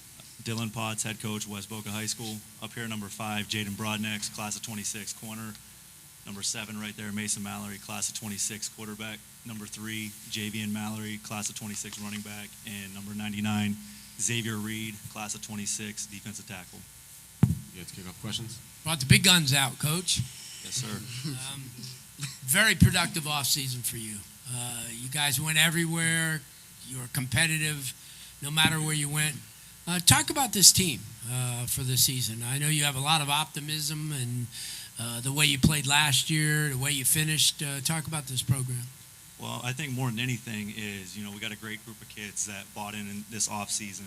And, when we put this thing together 2 years ago, that the expectations were when this 26 class gets to become juniors, we're going to have a chance to do something special. So for us right now, it's just about putting the pieces together and getting the chemistry. And, we believe we got all the talent to win a state championship, but, it's just continuing to work every single day to get to that point. Yeah, no doubt. Jaden, what have you done in the offseason that's going to make this team better? Something I've done this offseason is hold myself and my teammates accountable every day that we come into work. So I feel like that'll help us out in the long run. Yeah, no doubt. Mason, I guess I could ask you the same thing. I mean, you're a leader on the offensive side of the ball, so talk about that. I wanted to make sure that I was the most improved player coming back next year. I think I had a lot to work on at the end of that Creek game, and I wanted to make sure that I came back most improved to help the team win. Yeah, no doubt. Javian, it would be easy for you to rest on your laurels as being one of the best players in the state, but you haven't. You've worked extremely hard. That kind of separates you from somebody else or the rest of them. What have you done in the offseason that's going to make you a better player to make the team better? I focused on my leadership skills this offseason. These last 2 years I've been, a leader as far as on the field leader. But I feel like me being more vocal and, bringing my teammates with me and showing them the way, how to, not get to where I am, but, hold them to that standard to where each and every day we're getting better and better. Yeah, no doubt. Xavier, I saw you everywhere, and I think that you've probably proven yourself so much during the off season. I know that everybody looks at your height, but they don't know what's inside of here. And I saw you up at the, I believe it was a rivals camp, and you were going against 4 and 5 star kids and just beating them to a pulp. Talk about that, because I know that sometimes when people don't give you the respect, you work extra hard, and I know you do that. For me, respect is earned, not given. So every day I go out and I earn it. I went to the rivals camp looking to do what I did, and I did it. And I was looking for my, respect. Wasn't completely given, but that's all right. I understand I have to keep earning it. Yeah. And in the off season, we've been doing that day in, day out. So we'll keep all 4 of us and the rest of our team will keep earning our respect, because we're underdogs going into a few of our games, and we know that. But we like the underdog spot, and we're gonna win. We're gonna win out. No doubt. Guys, I'll go right down the line. Kind of an offbeat question. If you weren't playing football, what else would you be playing? I'll probably say soccer. Okay. little out left field, but that's good. Soccer. Probably like basketball or baseball. Okay.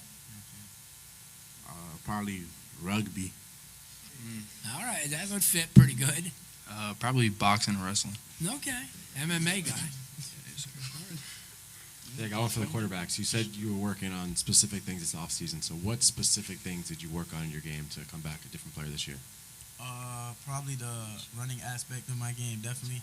I worked on a lot of speed and agility, and just making sure my reads are more crisp and that I'm getting through my progressions and studying the playbook as much as possible. Last meal, if you had one meal for the rest of your life, it's your last meal ever, what meal are you going to pick? Cheeseburger and fries. Like Popeyes, probably, fried chicken. Steak, mashed potatoes, cornbread, mac and cheese, all that. Probably a big filet and like 4 rolls of California rolls. You got any questions for the crowd? Yeah, what's up, guys? What's your dream car?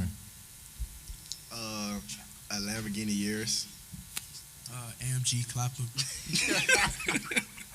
AMG as well. A Ford. A Ford? Yeah. A truck? Yeah, a truck. All right, and then, honest opinion, do you guys like my haircut? I just got it. Nah, you got a mohawk. All right. I guess I was asking for it. What would you change about it? I'll probably blend your size more and give you like a taper. Yeah, I was thinking the same thing. Nah, he just trying to be funny. It fit you well. All right, Let's go back to football. I appreciate it. So the truth lies somewhere in the middle, always. Okay, let's go back to football. What's one game this year that you guys are looking forward to the most, that you have circled on your calendar? Western. Royal Palm. Atlantic High School. Palm Beach Central. Nice. All right, good luck, guys. Appreciate you guys for coming out. Thank you. I'll give different answers.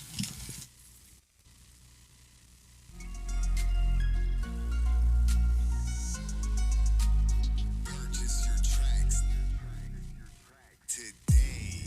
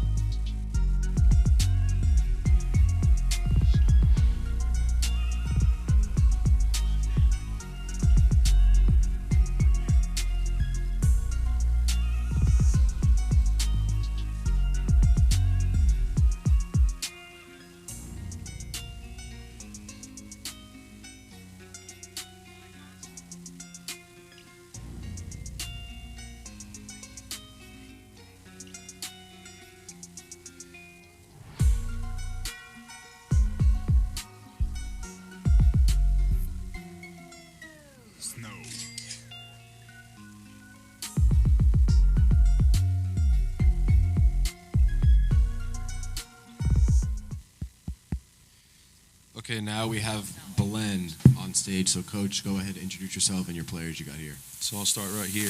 Closest to me, this is Aiden D'Oliveira, senior offensive lineman.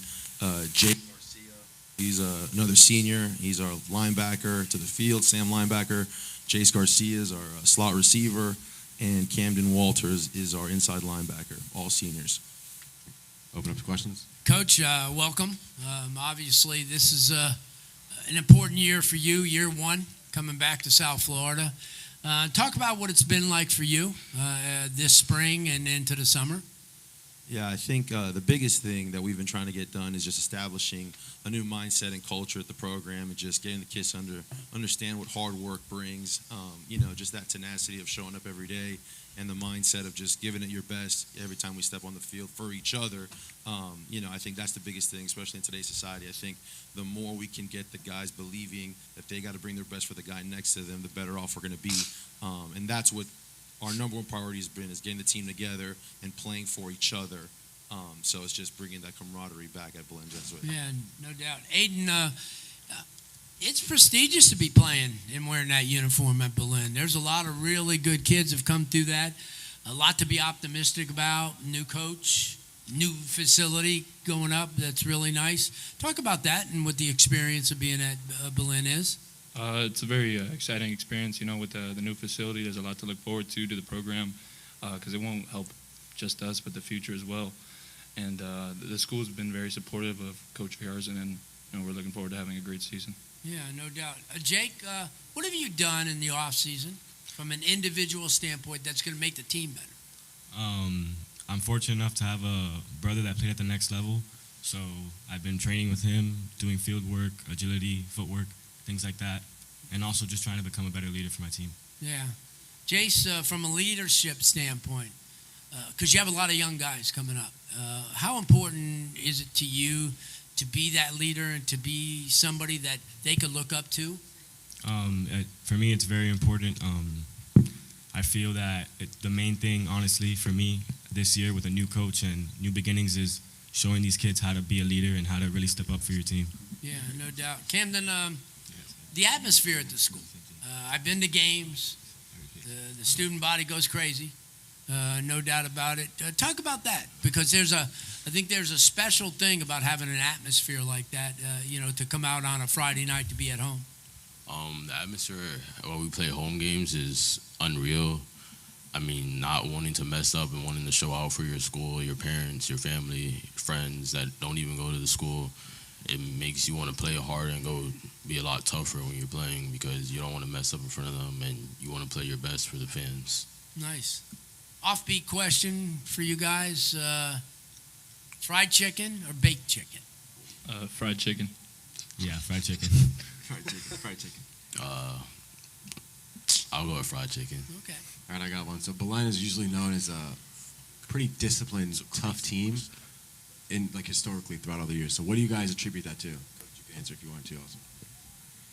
I think the number one thing for our guys is that these guys, they come in as sixth graders, they come in as freshmen, and they're going to be there for 7 years, 4 years, at the very minimum. So that bond and those relationships, or the memories they have, it drives them to really, be competitive and get the things done that they got to get done. I think the discipline that we have on a day-to-day basis in the school, it trickles down, because once school ends, we're still representing the program. So, the kids understand that everything they do, it's going to be viewed in a different light because they're student athletes, right? So I think the number one thing is a tradition. Like you said, you know about high school sports, and you know that Belin is traditionally known as a tough, physical, hard-nosed program, and it's because, they look left and right, and it's a true brotherhood, and they understand their why and what they're doing, and there's a lot of people that care about our program. So I think that pressure weighs on them to, make sure they execute properly. Going off of that, Coach, or for anyone who wants to answer, I know Gulliver is a big, big rival for you guys. Any of you guys just talk a little bit about that, how you get excited for that games? I know every year that's a huge battle. Yeah, so last year we fell short playing Gulliver, and this year I feel like we put in the work and the discipline to play that team and win this time. the last time I was at Gulliver, we played them this year at home. I mean, away. Last time I was at Gulliver, the energy that their fans brought, which was like really negative, just pushed me to want to beat them a lot more. Like, I have mad beef with Gulliver. I don't like that school at all. What's up, guys? So you guys are all seniors, correct? Yes, sir. All right. So what is like a limiting belief that some of the younger guys might have, and based on your experience and what you've been through, what are you gonna kind of do to help them overcome that hurdle?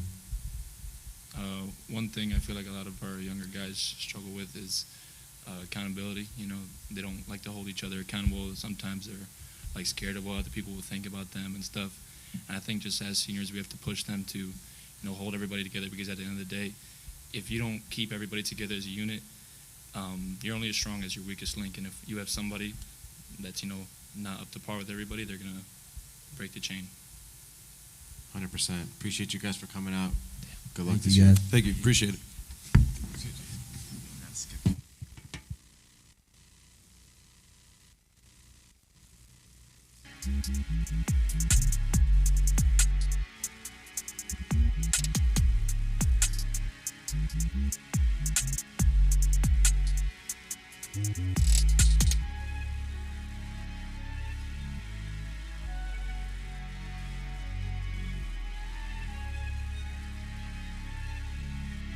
Purchase your tracks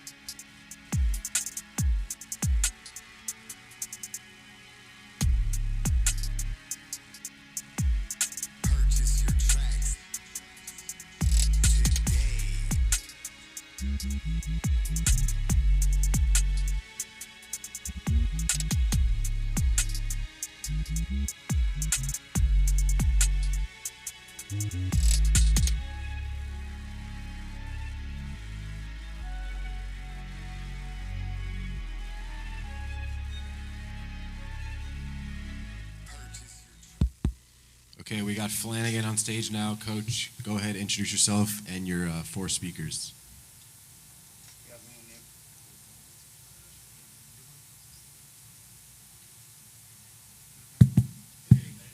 Good afternoon. Head coach of Flanigan, Coach Benjamin Rowe. First up is number 12, my starting quarterback, Logan Policio. Second in command is my wide receiver, number 1, Santana Carlos. Third guy is my starting safety, Jamali Joseph. And the fourth guy, number 21, is Malik Miller, my starting cornerback. Yeah, let's open up some questions. Yep. Coach, good seeing you again. Obviously, you guys are building this thing back up. Been a few years since Flanigan's been relevant, but you guys have worked extremely hard. Talk about that and what you guys got in store for 2024.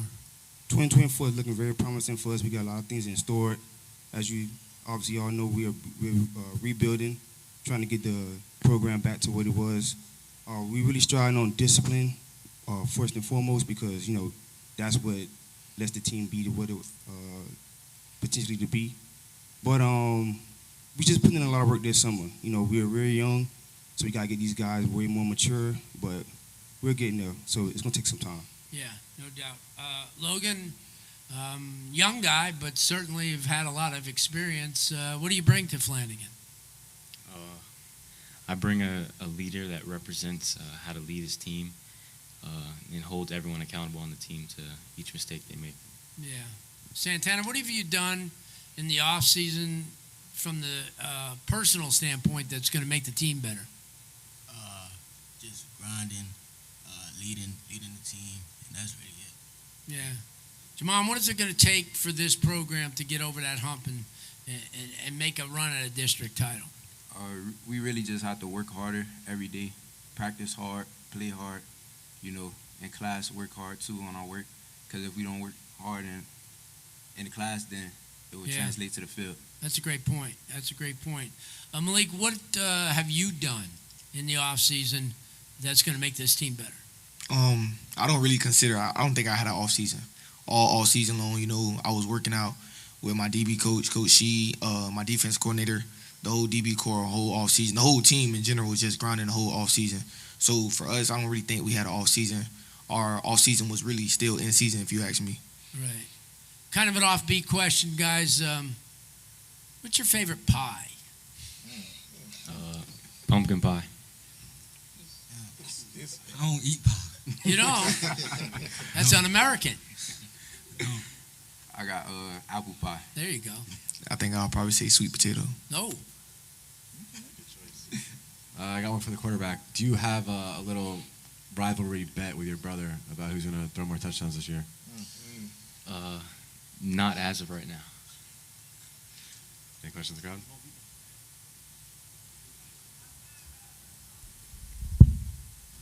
What's up, guys? What's your biggest fear? I would say snakes. Height. Yeah, heights. Ice? Heights. I'm scared of heights. Oh, heights. I got you. Yeah, nothing don't really fear me, Everybody really bleed the same. Every team we play, we always gonna approach them with 100%. I like the mentality. For me, I'll probably say falling short of my goals. Great answer. All right, I got one more. Coach, you're saying you guys are rebuilding, right? So what would a successful season look like to you? What would you consider a success? For us, 8-2. That's successful. Realistically, everybody say that we can't get the job done, but I believe in my guys. At the end of the day, like I said, we put in a lot of hard work. We're putting ourselves on the map. There's a lot of static behind us, but we're ready for the challenge. So 8-2, no less than that. 8-2, 9-1, 10-0 is what we're striving for. I love it. Which specific game you guys the most fired up for? If you had to pick one. Obviously, all of them you're fired up for. Week 4, West Broward. That's what we're looking forward to. Oh, that's a head-to-head, too. Yeah, even though we're not looking past anyone else, but right now that game kind of personal. So West Broward, Week 4. That's what They still using your field? Every now and then they may use it.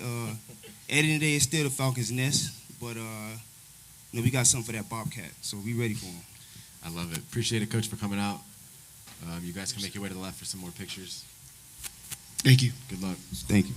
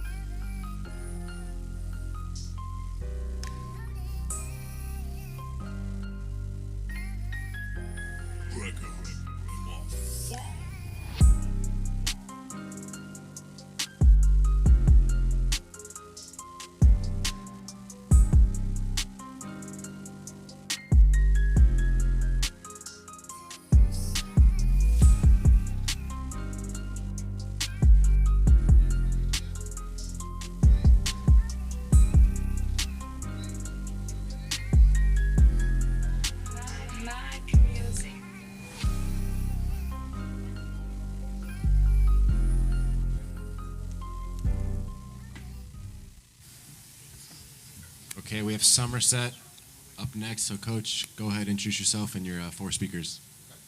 My name is Head coach, Matt Dixon. We got our quarterback, Humberto Serrano, junior, Makai Bragg, senior, Dane Pearson, linebacker, senior, and Willie Wilson, wide receiver, sophomore. Yeah, let's get some questions. Hey, Coach, thanks for coming out. Appreciate you guys. I know you came a long way and certainly need the spotlight, and you deserve the spotlight. A lot has happened over the last couple of years. New facility at home. Get a chance to play some home games on a really nice facility. Talk about this team and what you expect this year.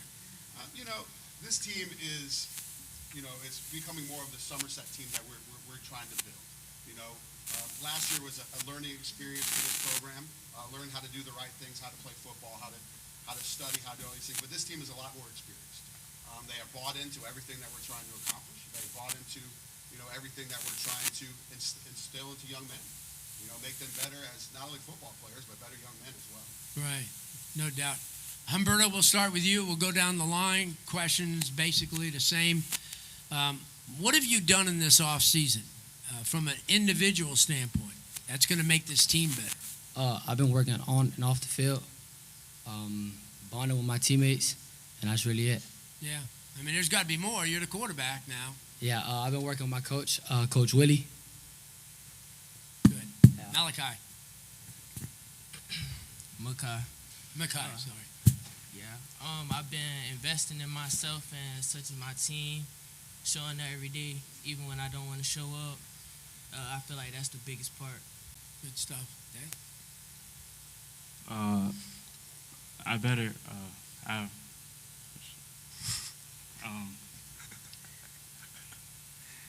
I make everyone better and stuff. Like I help my teammates. Yeah. Nice. Willie Wilson. I've been working with my quarterback, getting the connection right. I've been working harder off season, being a leader for my team, and just help us become a better team. Yeah, no doubt. Kind of an offbeat question, guys. You can answer this. Pepsi or Coke? Pepsi. Coke. Coke. Pepsi.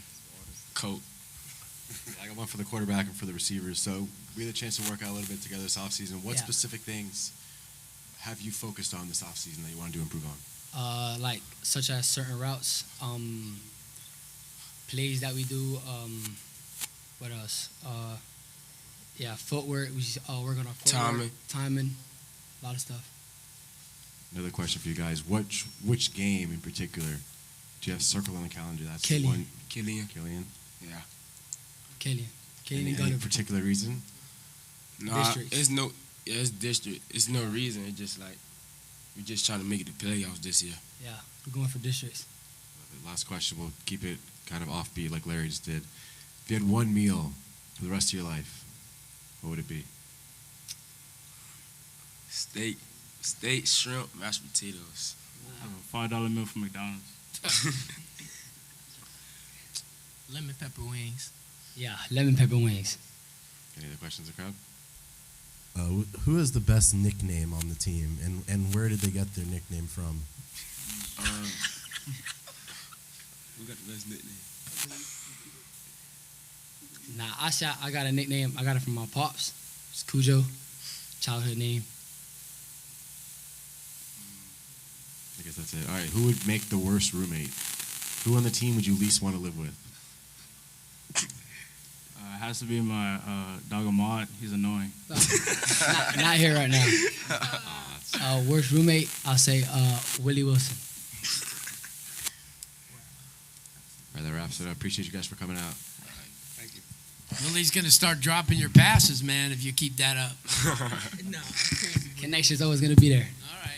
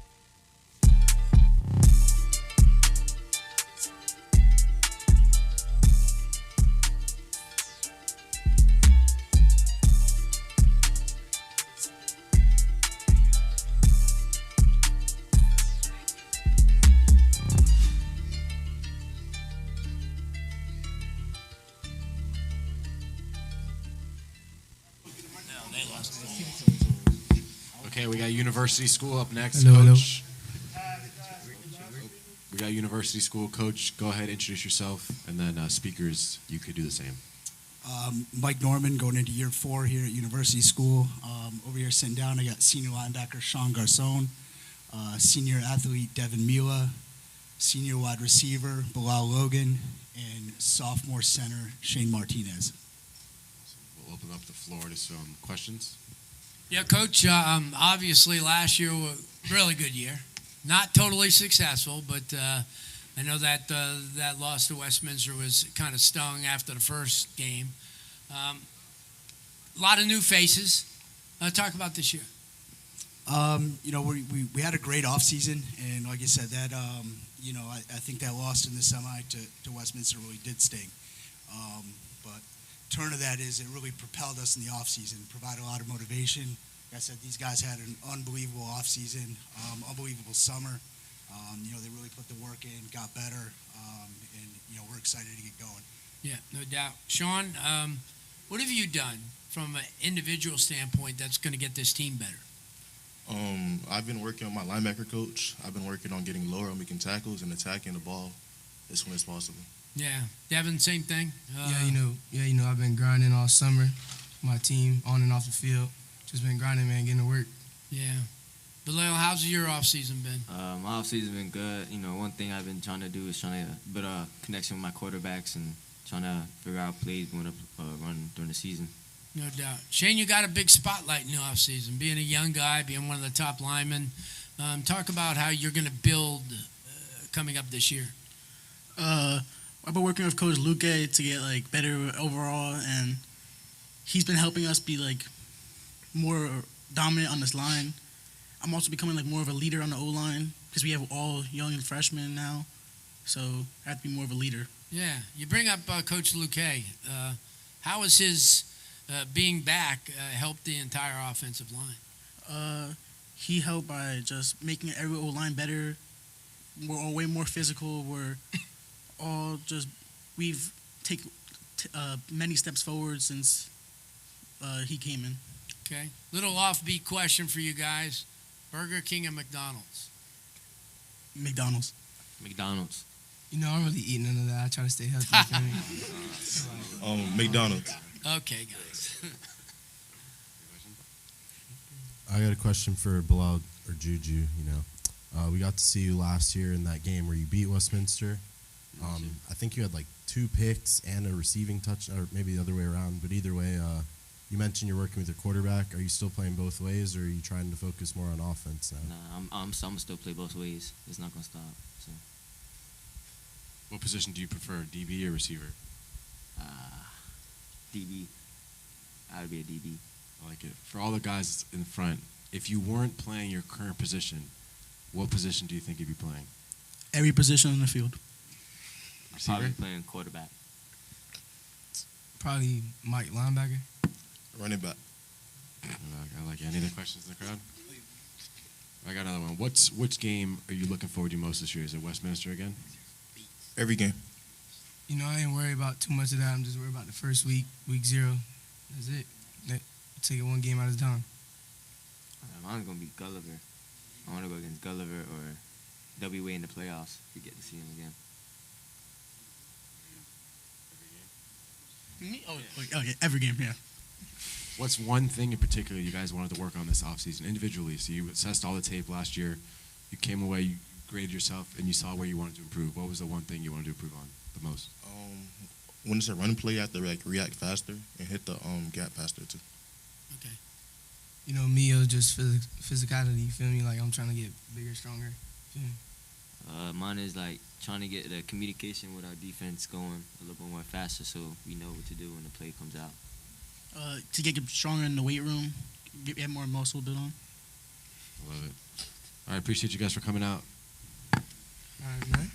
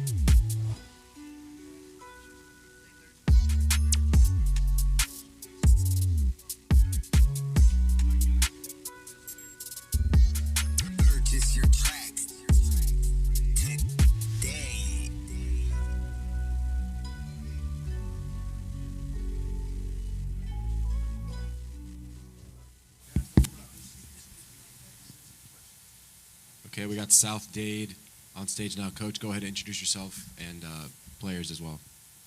Coach Reed, year 2, head coach. My name is Hughes. I play safety. Tedrick Lee, I play safety too. Cedric Melvin, running back. Tadarius Williams, O-line. Let's open up the floor to some questions. Coach, you guys are coming back hard. We're coming.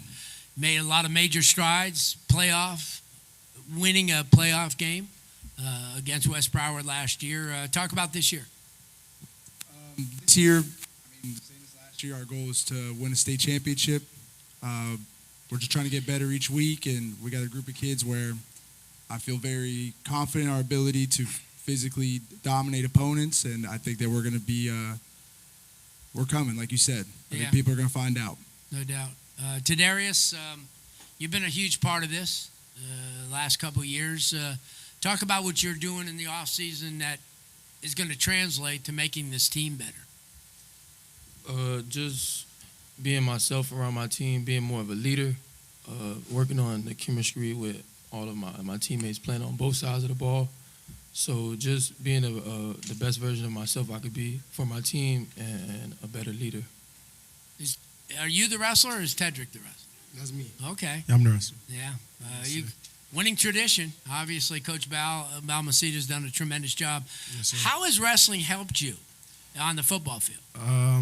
It really gives me just a physical edge over my opponents. Like wrestling, when you wrestle, you gotta have a certain mental toughness, and it helps me a lot on the football field. Could you take Sawyer Bartelt down at all?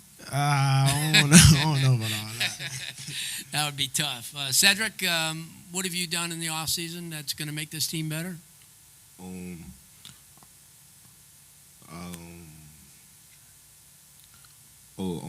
I had started track to work on like my acceleration and my get off speed, and I started working like with my backups, like like the younger players that's coming in, started getting them ready, like for like when I'm leaving, and like so them boys can benefit from what you have. I mean, that leadership is going to be huge. Yes, sir. Yeah, same thing.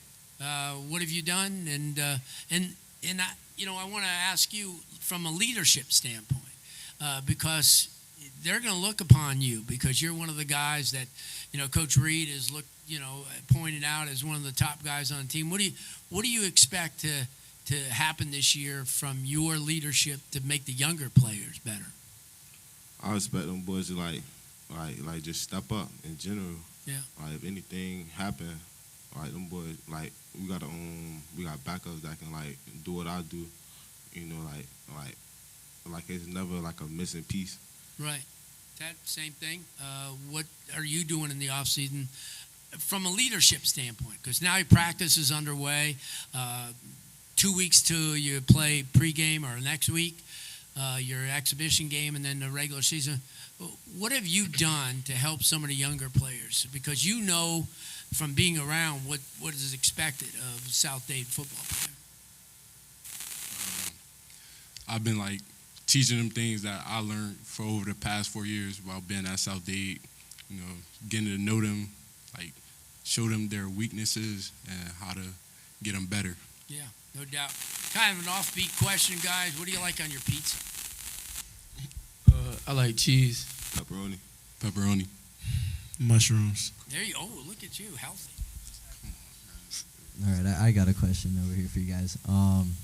What's up? Hope everybody's doing good. What is a game of football? Like, what does it mean to you? What does a game of football mean to you? To me, the game of football is just something that, as a kid, it's something that I feel like a lot of kids, it's a way that a lot of kids express the way that they get outside, and like kids express, like they can run around, and football is a game where it's a physical sport, so it lets a lot of kids be who they naturally are. And yeah, I just feel like football helps kids get out the house, and it's a game that could take you a long way, if you do what you have to do. So I highly agree with that. Out of all the guys up here, go from right to left. Who would you least want to be your roommate?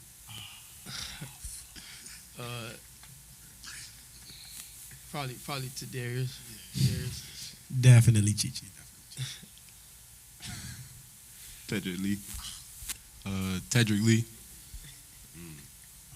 And really quick, because Marlon cut you off, I want to hear all your guys' answers to that question, because I know that it's more than just a game, at the end of the day. So back to, what does football mean to you?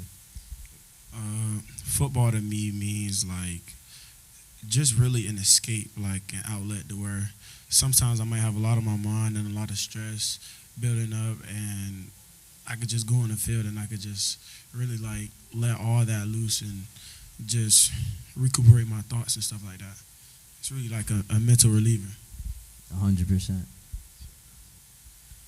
Like he said, it's just like a stress reliever, and football just ain't like football. You just like go out and play. Like it also teaches you life lessons. It teaches you like how to be a man, how to carry yourself, and things like that. Football means a lot because it brings you new opportunities, like going to school for free, showing what people know. It means a lot. Yeah, thank you, Coach. Do you want to add to any of that? To me, football is just the ultimate life lesson. It teaches you a lot. It's a melting pot of just different cultures and races and backgrounds and religions and personalities that all have to come together and play for one common goal. So I always think that football is it's the ideal way of just having a group of players, a group of individuals come together for one common purpose and put their differences aside. Because, I don't have much in common with these players other than the fact that we love football. And by that mutual love, we find out we have more in common than we think on our personalities, even though our upbringings might be different. So it's just the ultimate team sport. I tell them that all the time. Football is the ultimate team sport. Yep. It's a beautiful thing what we can do when we come together on and off the field. So 100%. Thank you, Coach, and thank you to the players. I wish you guys the best. Yeah, appreciate you guys for coming out. Hey, thank you, Football Hotbed. Thank you, Blue. Thank you guys for this opportunity for high school athletes to come talk and get these reps for me today. Thank you. Thank you. Go Bucks. Go Bucks.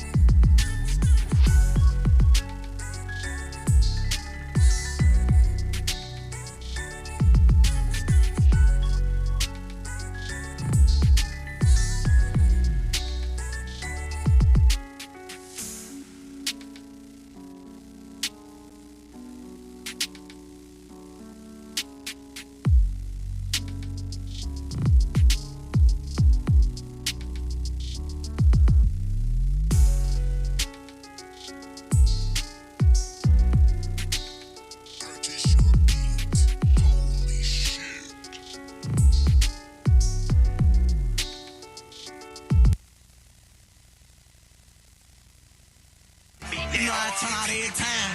You already know. All that now. You hear me? I make sure the spot, you hear me? They be hard. You hear me? Like I'm a hot. You hear me? Full flag like. All these talking about them switches trying to play.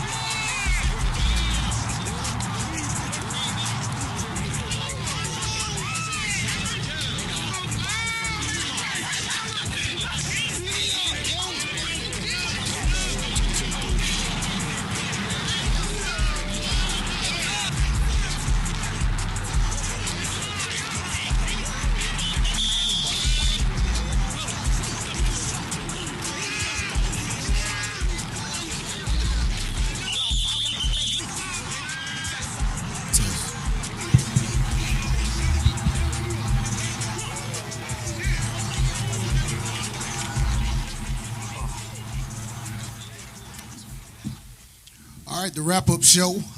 Thank you guys for tuning in to Media Day. Appreciate it. Thank you so much. Appreciate all of the media and everybody who has made this day possible on behalf of Football Hotbed and everybody who helped. We just want to say thank you.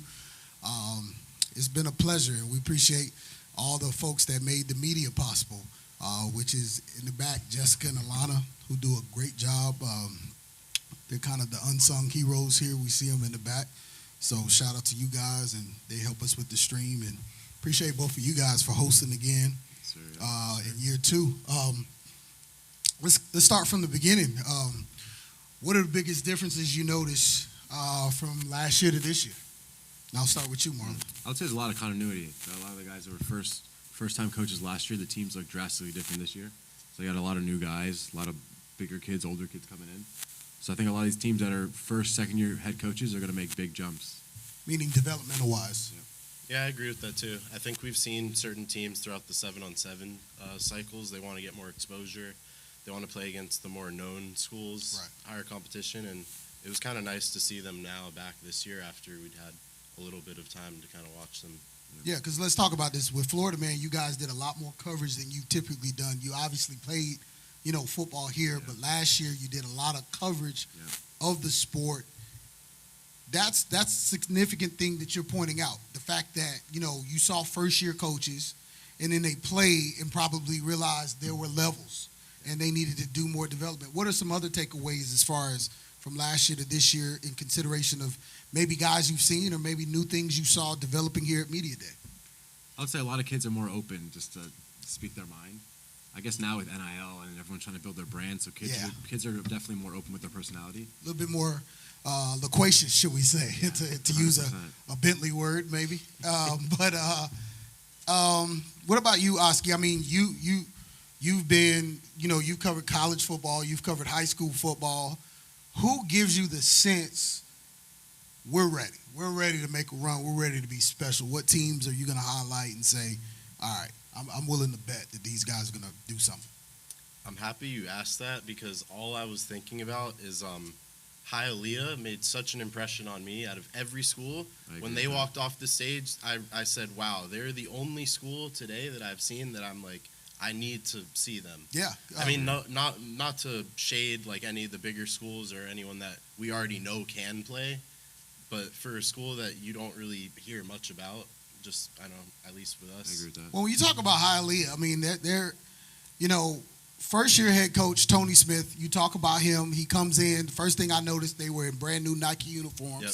So that means someone's been doing some fundraising. There's more support for what he's done, and he did a very good job last year at Hialeah. They surprised some teams. As a matter of fact, I think they beat or they played Edison tough, I will say. I don't think they won the game, but, I mean, I think they won the games they were supposed to win, and they bodies look different to me, but I agree. I mean, the uniforms were impressive, just how they walked in. They were way more confident last year.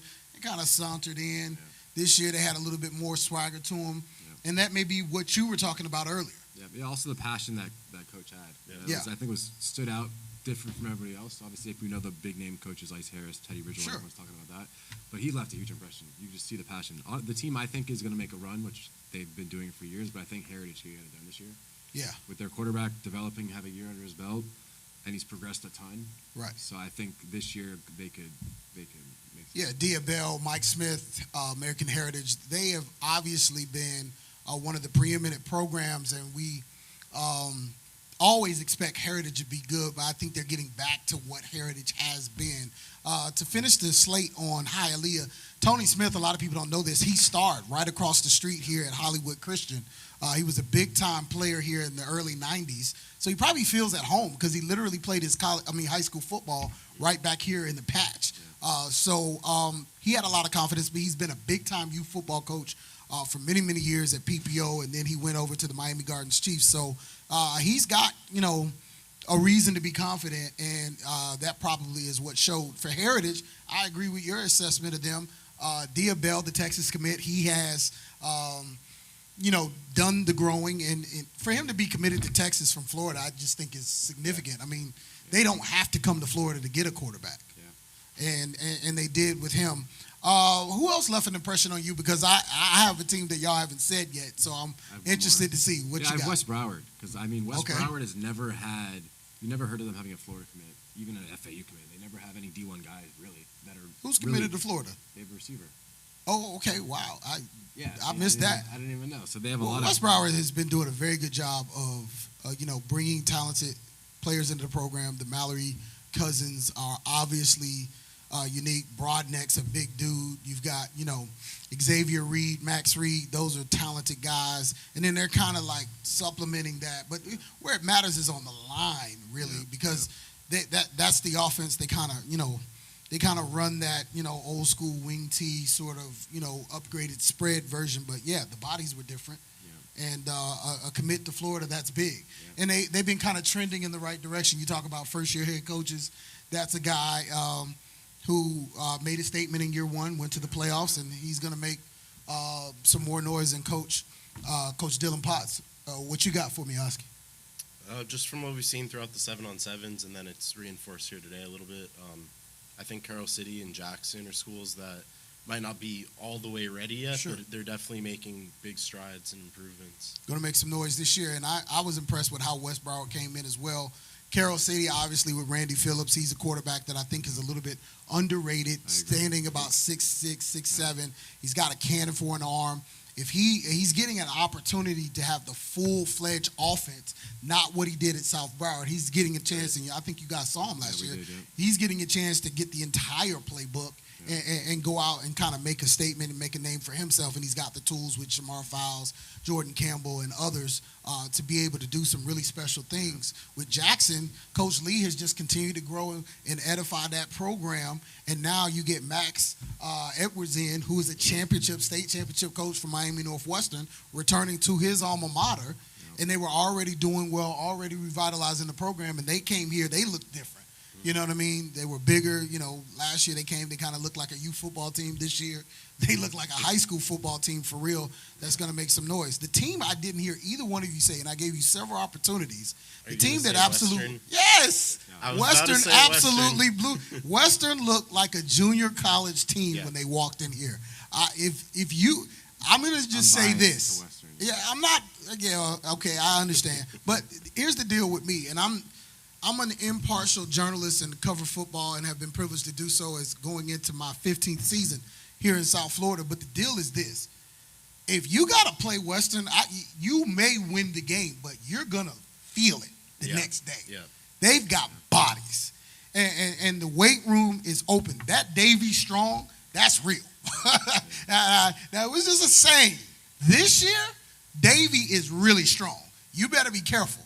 You better be careful lining up with Western, because I think that they've done the things that you have to do to be special. Norland has been a big team. Junior Rose Green, their strength and conditioning defensive coordinator, coach. They've always been a team under his watch that have been special as far as the bodies. But Western this year, they get the show up and show out award for Media Day from me, because I'm just like, whoa. Like, every dude is over 6 foot. Every dude is 6'3", 6'4", 200-something pounds, and looks like an Adonis. It was just, I was blown away by that. Your take?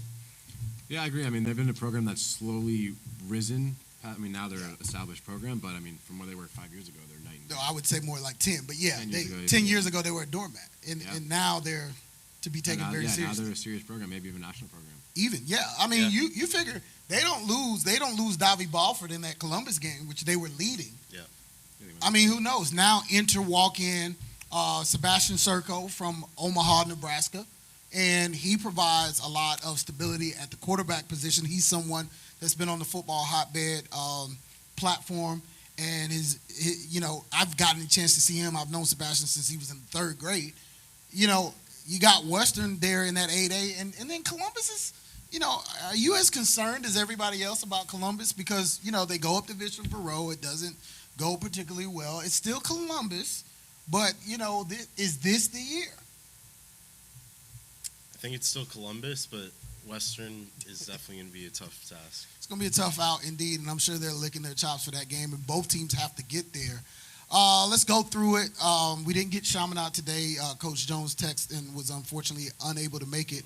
We didn't get St. Thomas today. But state title contenders. What do you think about Homestead? Because Oh. Homestead was a team that we got to see last year. They were very impressive. We saw them play Southridge, which Southridge, they were here too. They're another team to mention for sure. They had a huge improvement just over last season itself. But now, especially with the offseason going to next year, you get a sophomore quarterback instead of a freshman. Sure. Who had already, picked up a that few kid looked offers. good. He looked Really good in 7-on.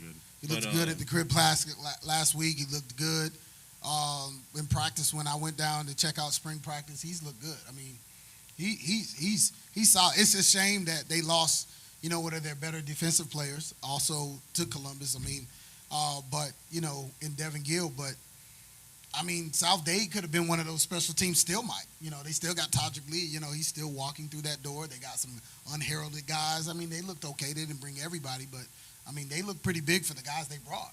Yeah. But I'm talking state title contenders. Who do you got? Who should we look at? You say Homestead and who I else? still like Homestead with the quarterback. Yeah. Obviously, there's Central trying to get revenge. Yep. Yeah, their only thing for Central is the quarterbacks. Could be a question. I haven't seen too much of the kid they have, the 6'6" kid from California. The Penn State commit. I haven't seen too much of him. Beckham Kritzer, he's looked decent in things. If he gets time, he probably has a chance to be special. Another team that's a state contender.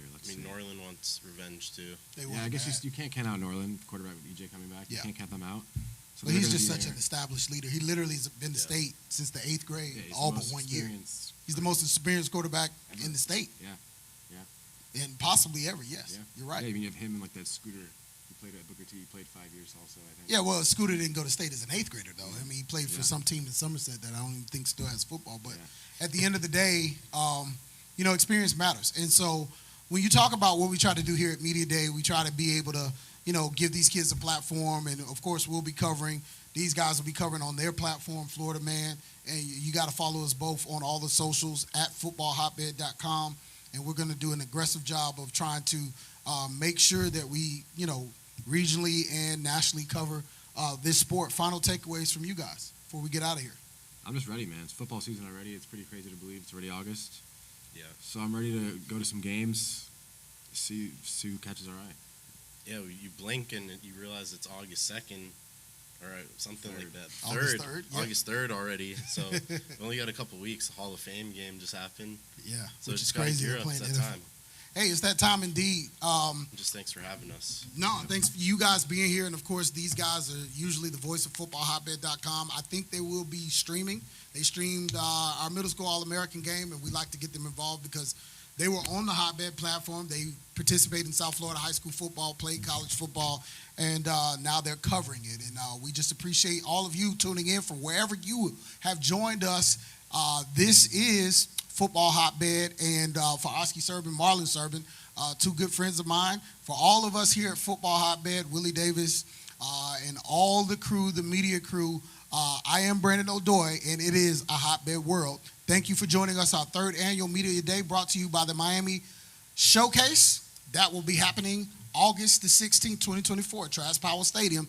It's going to be several big Dade County matchups. We will be there, and we'll see you then. Until then, it's a Hotbed world. Signing off from Hollywood, Florida, the Hope Church of Christ. Peace.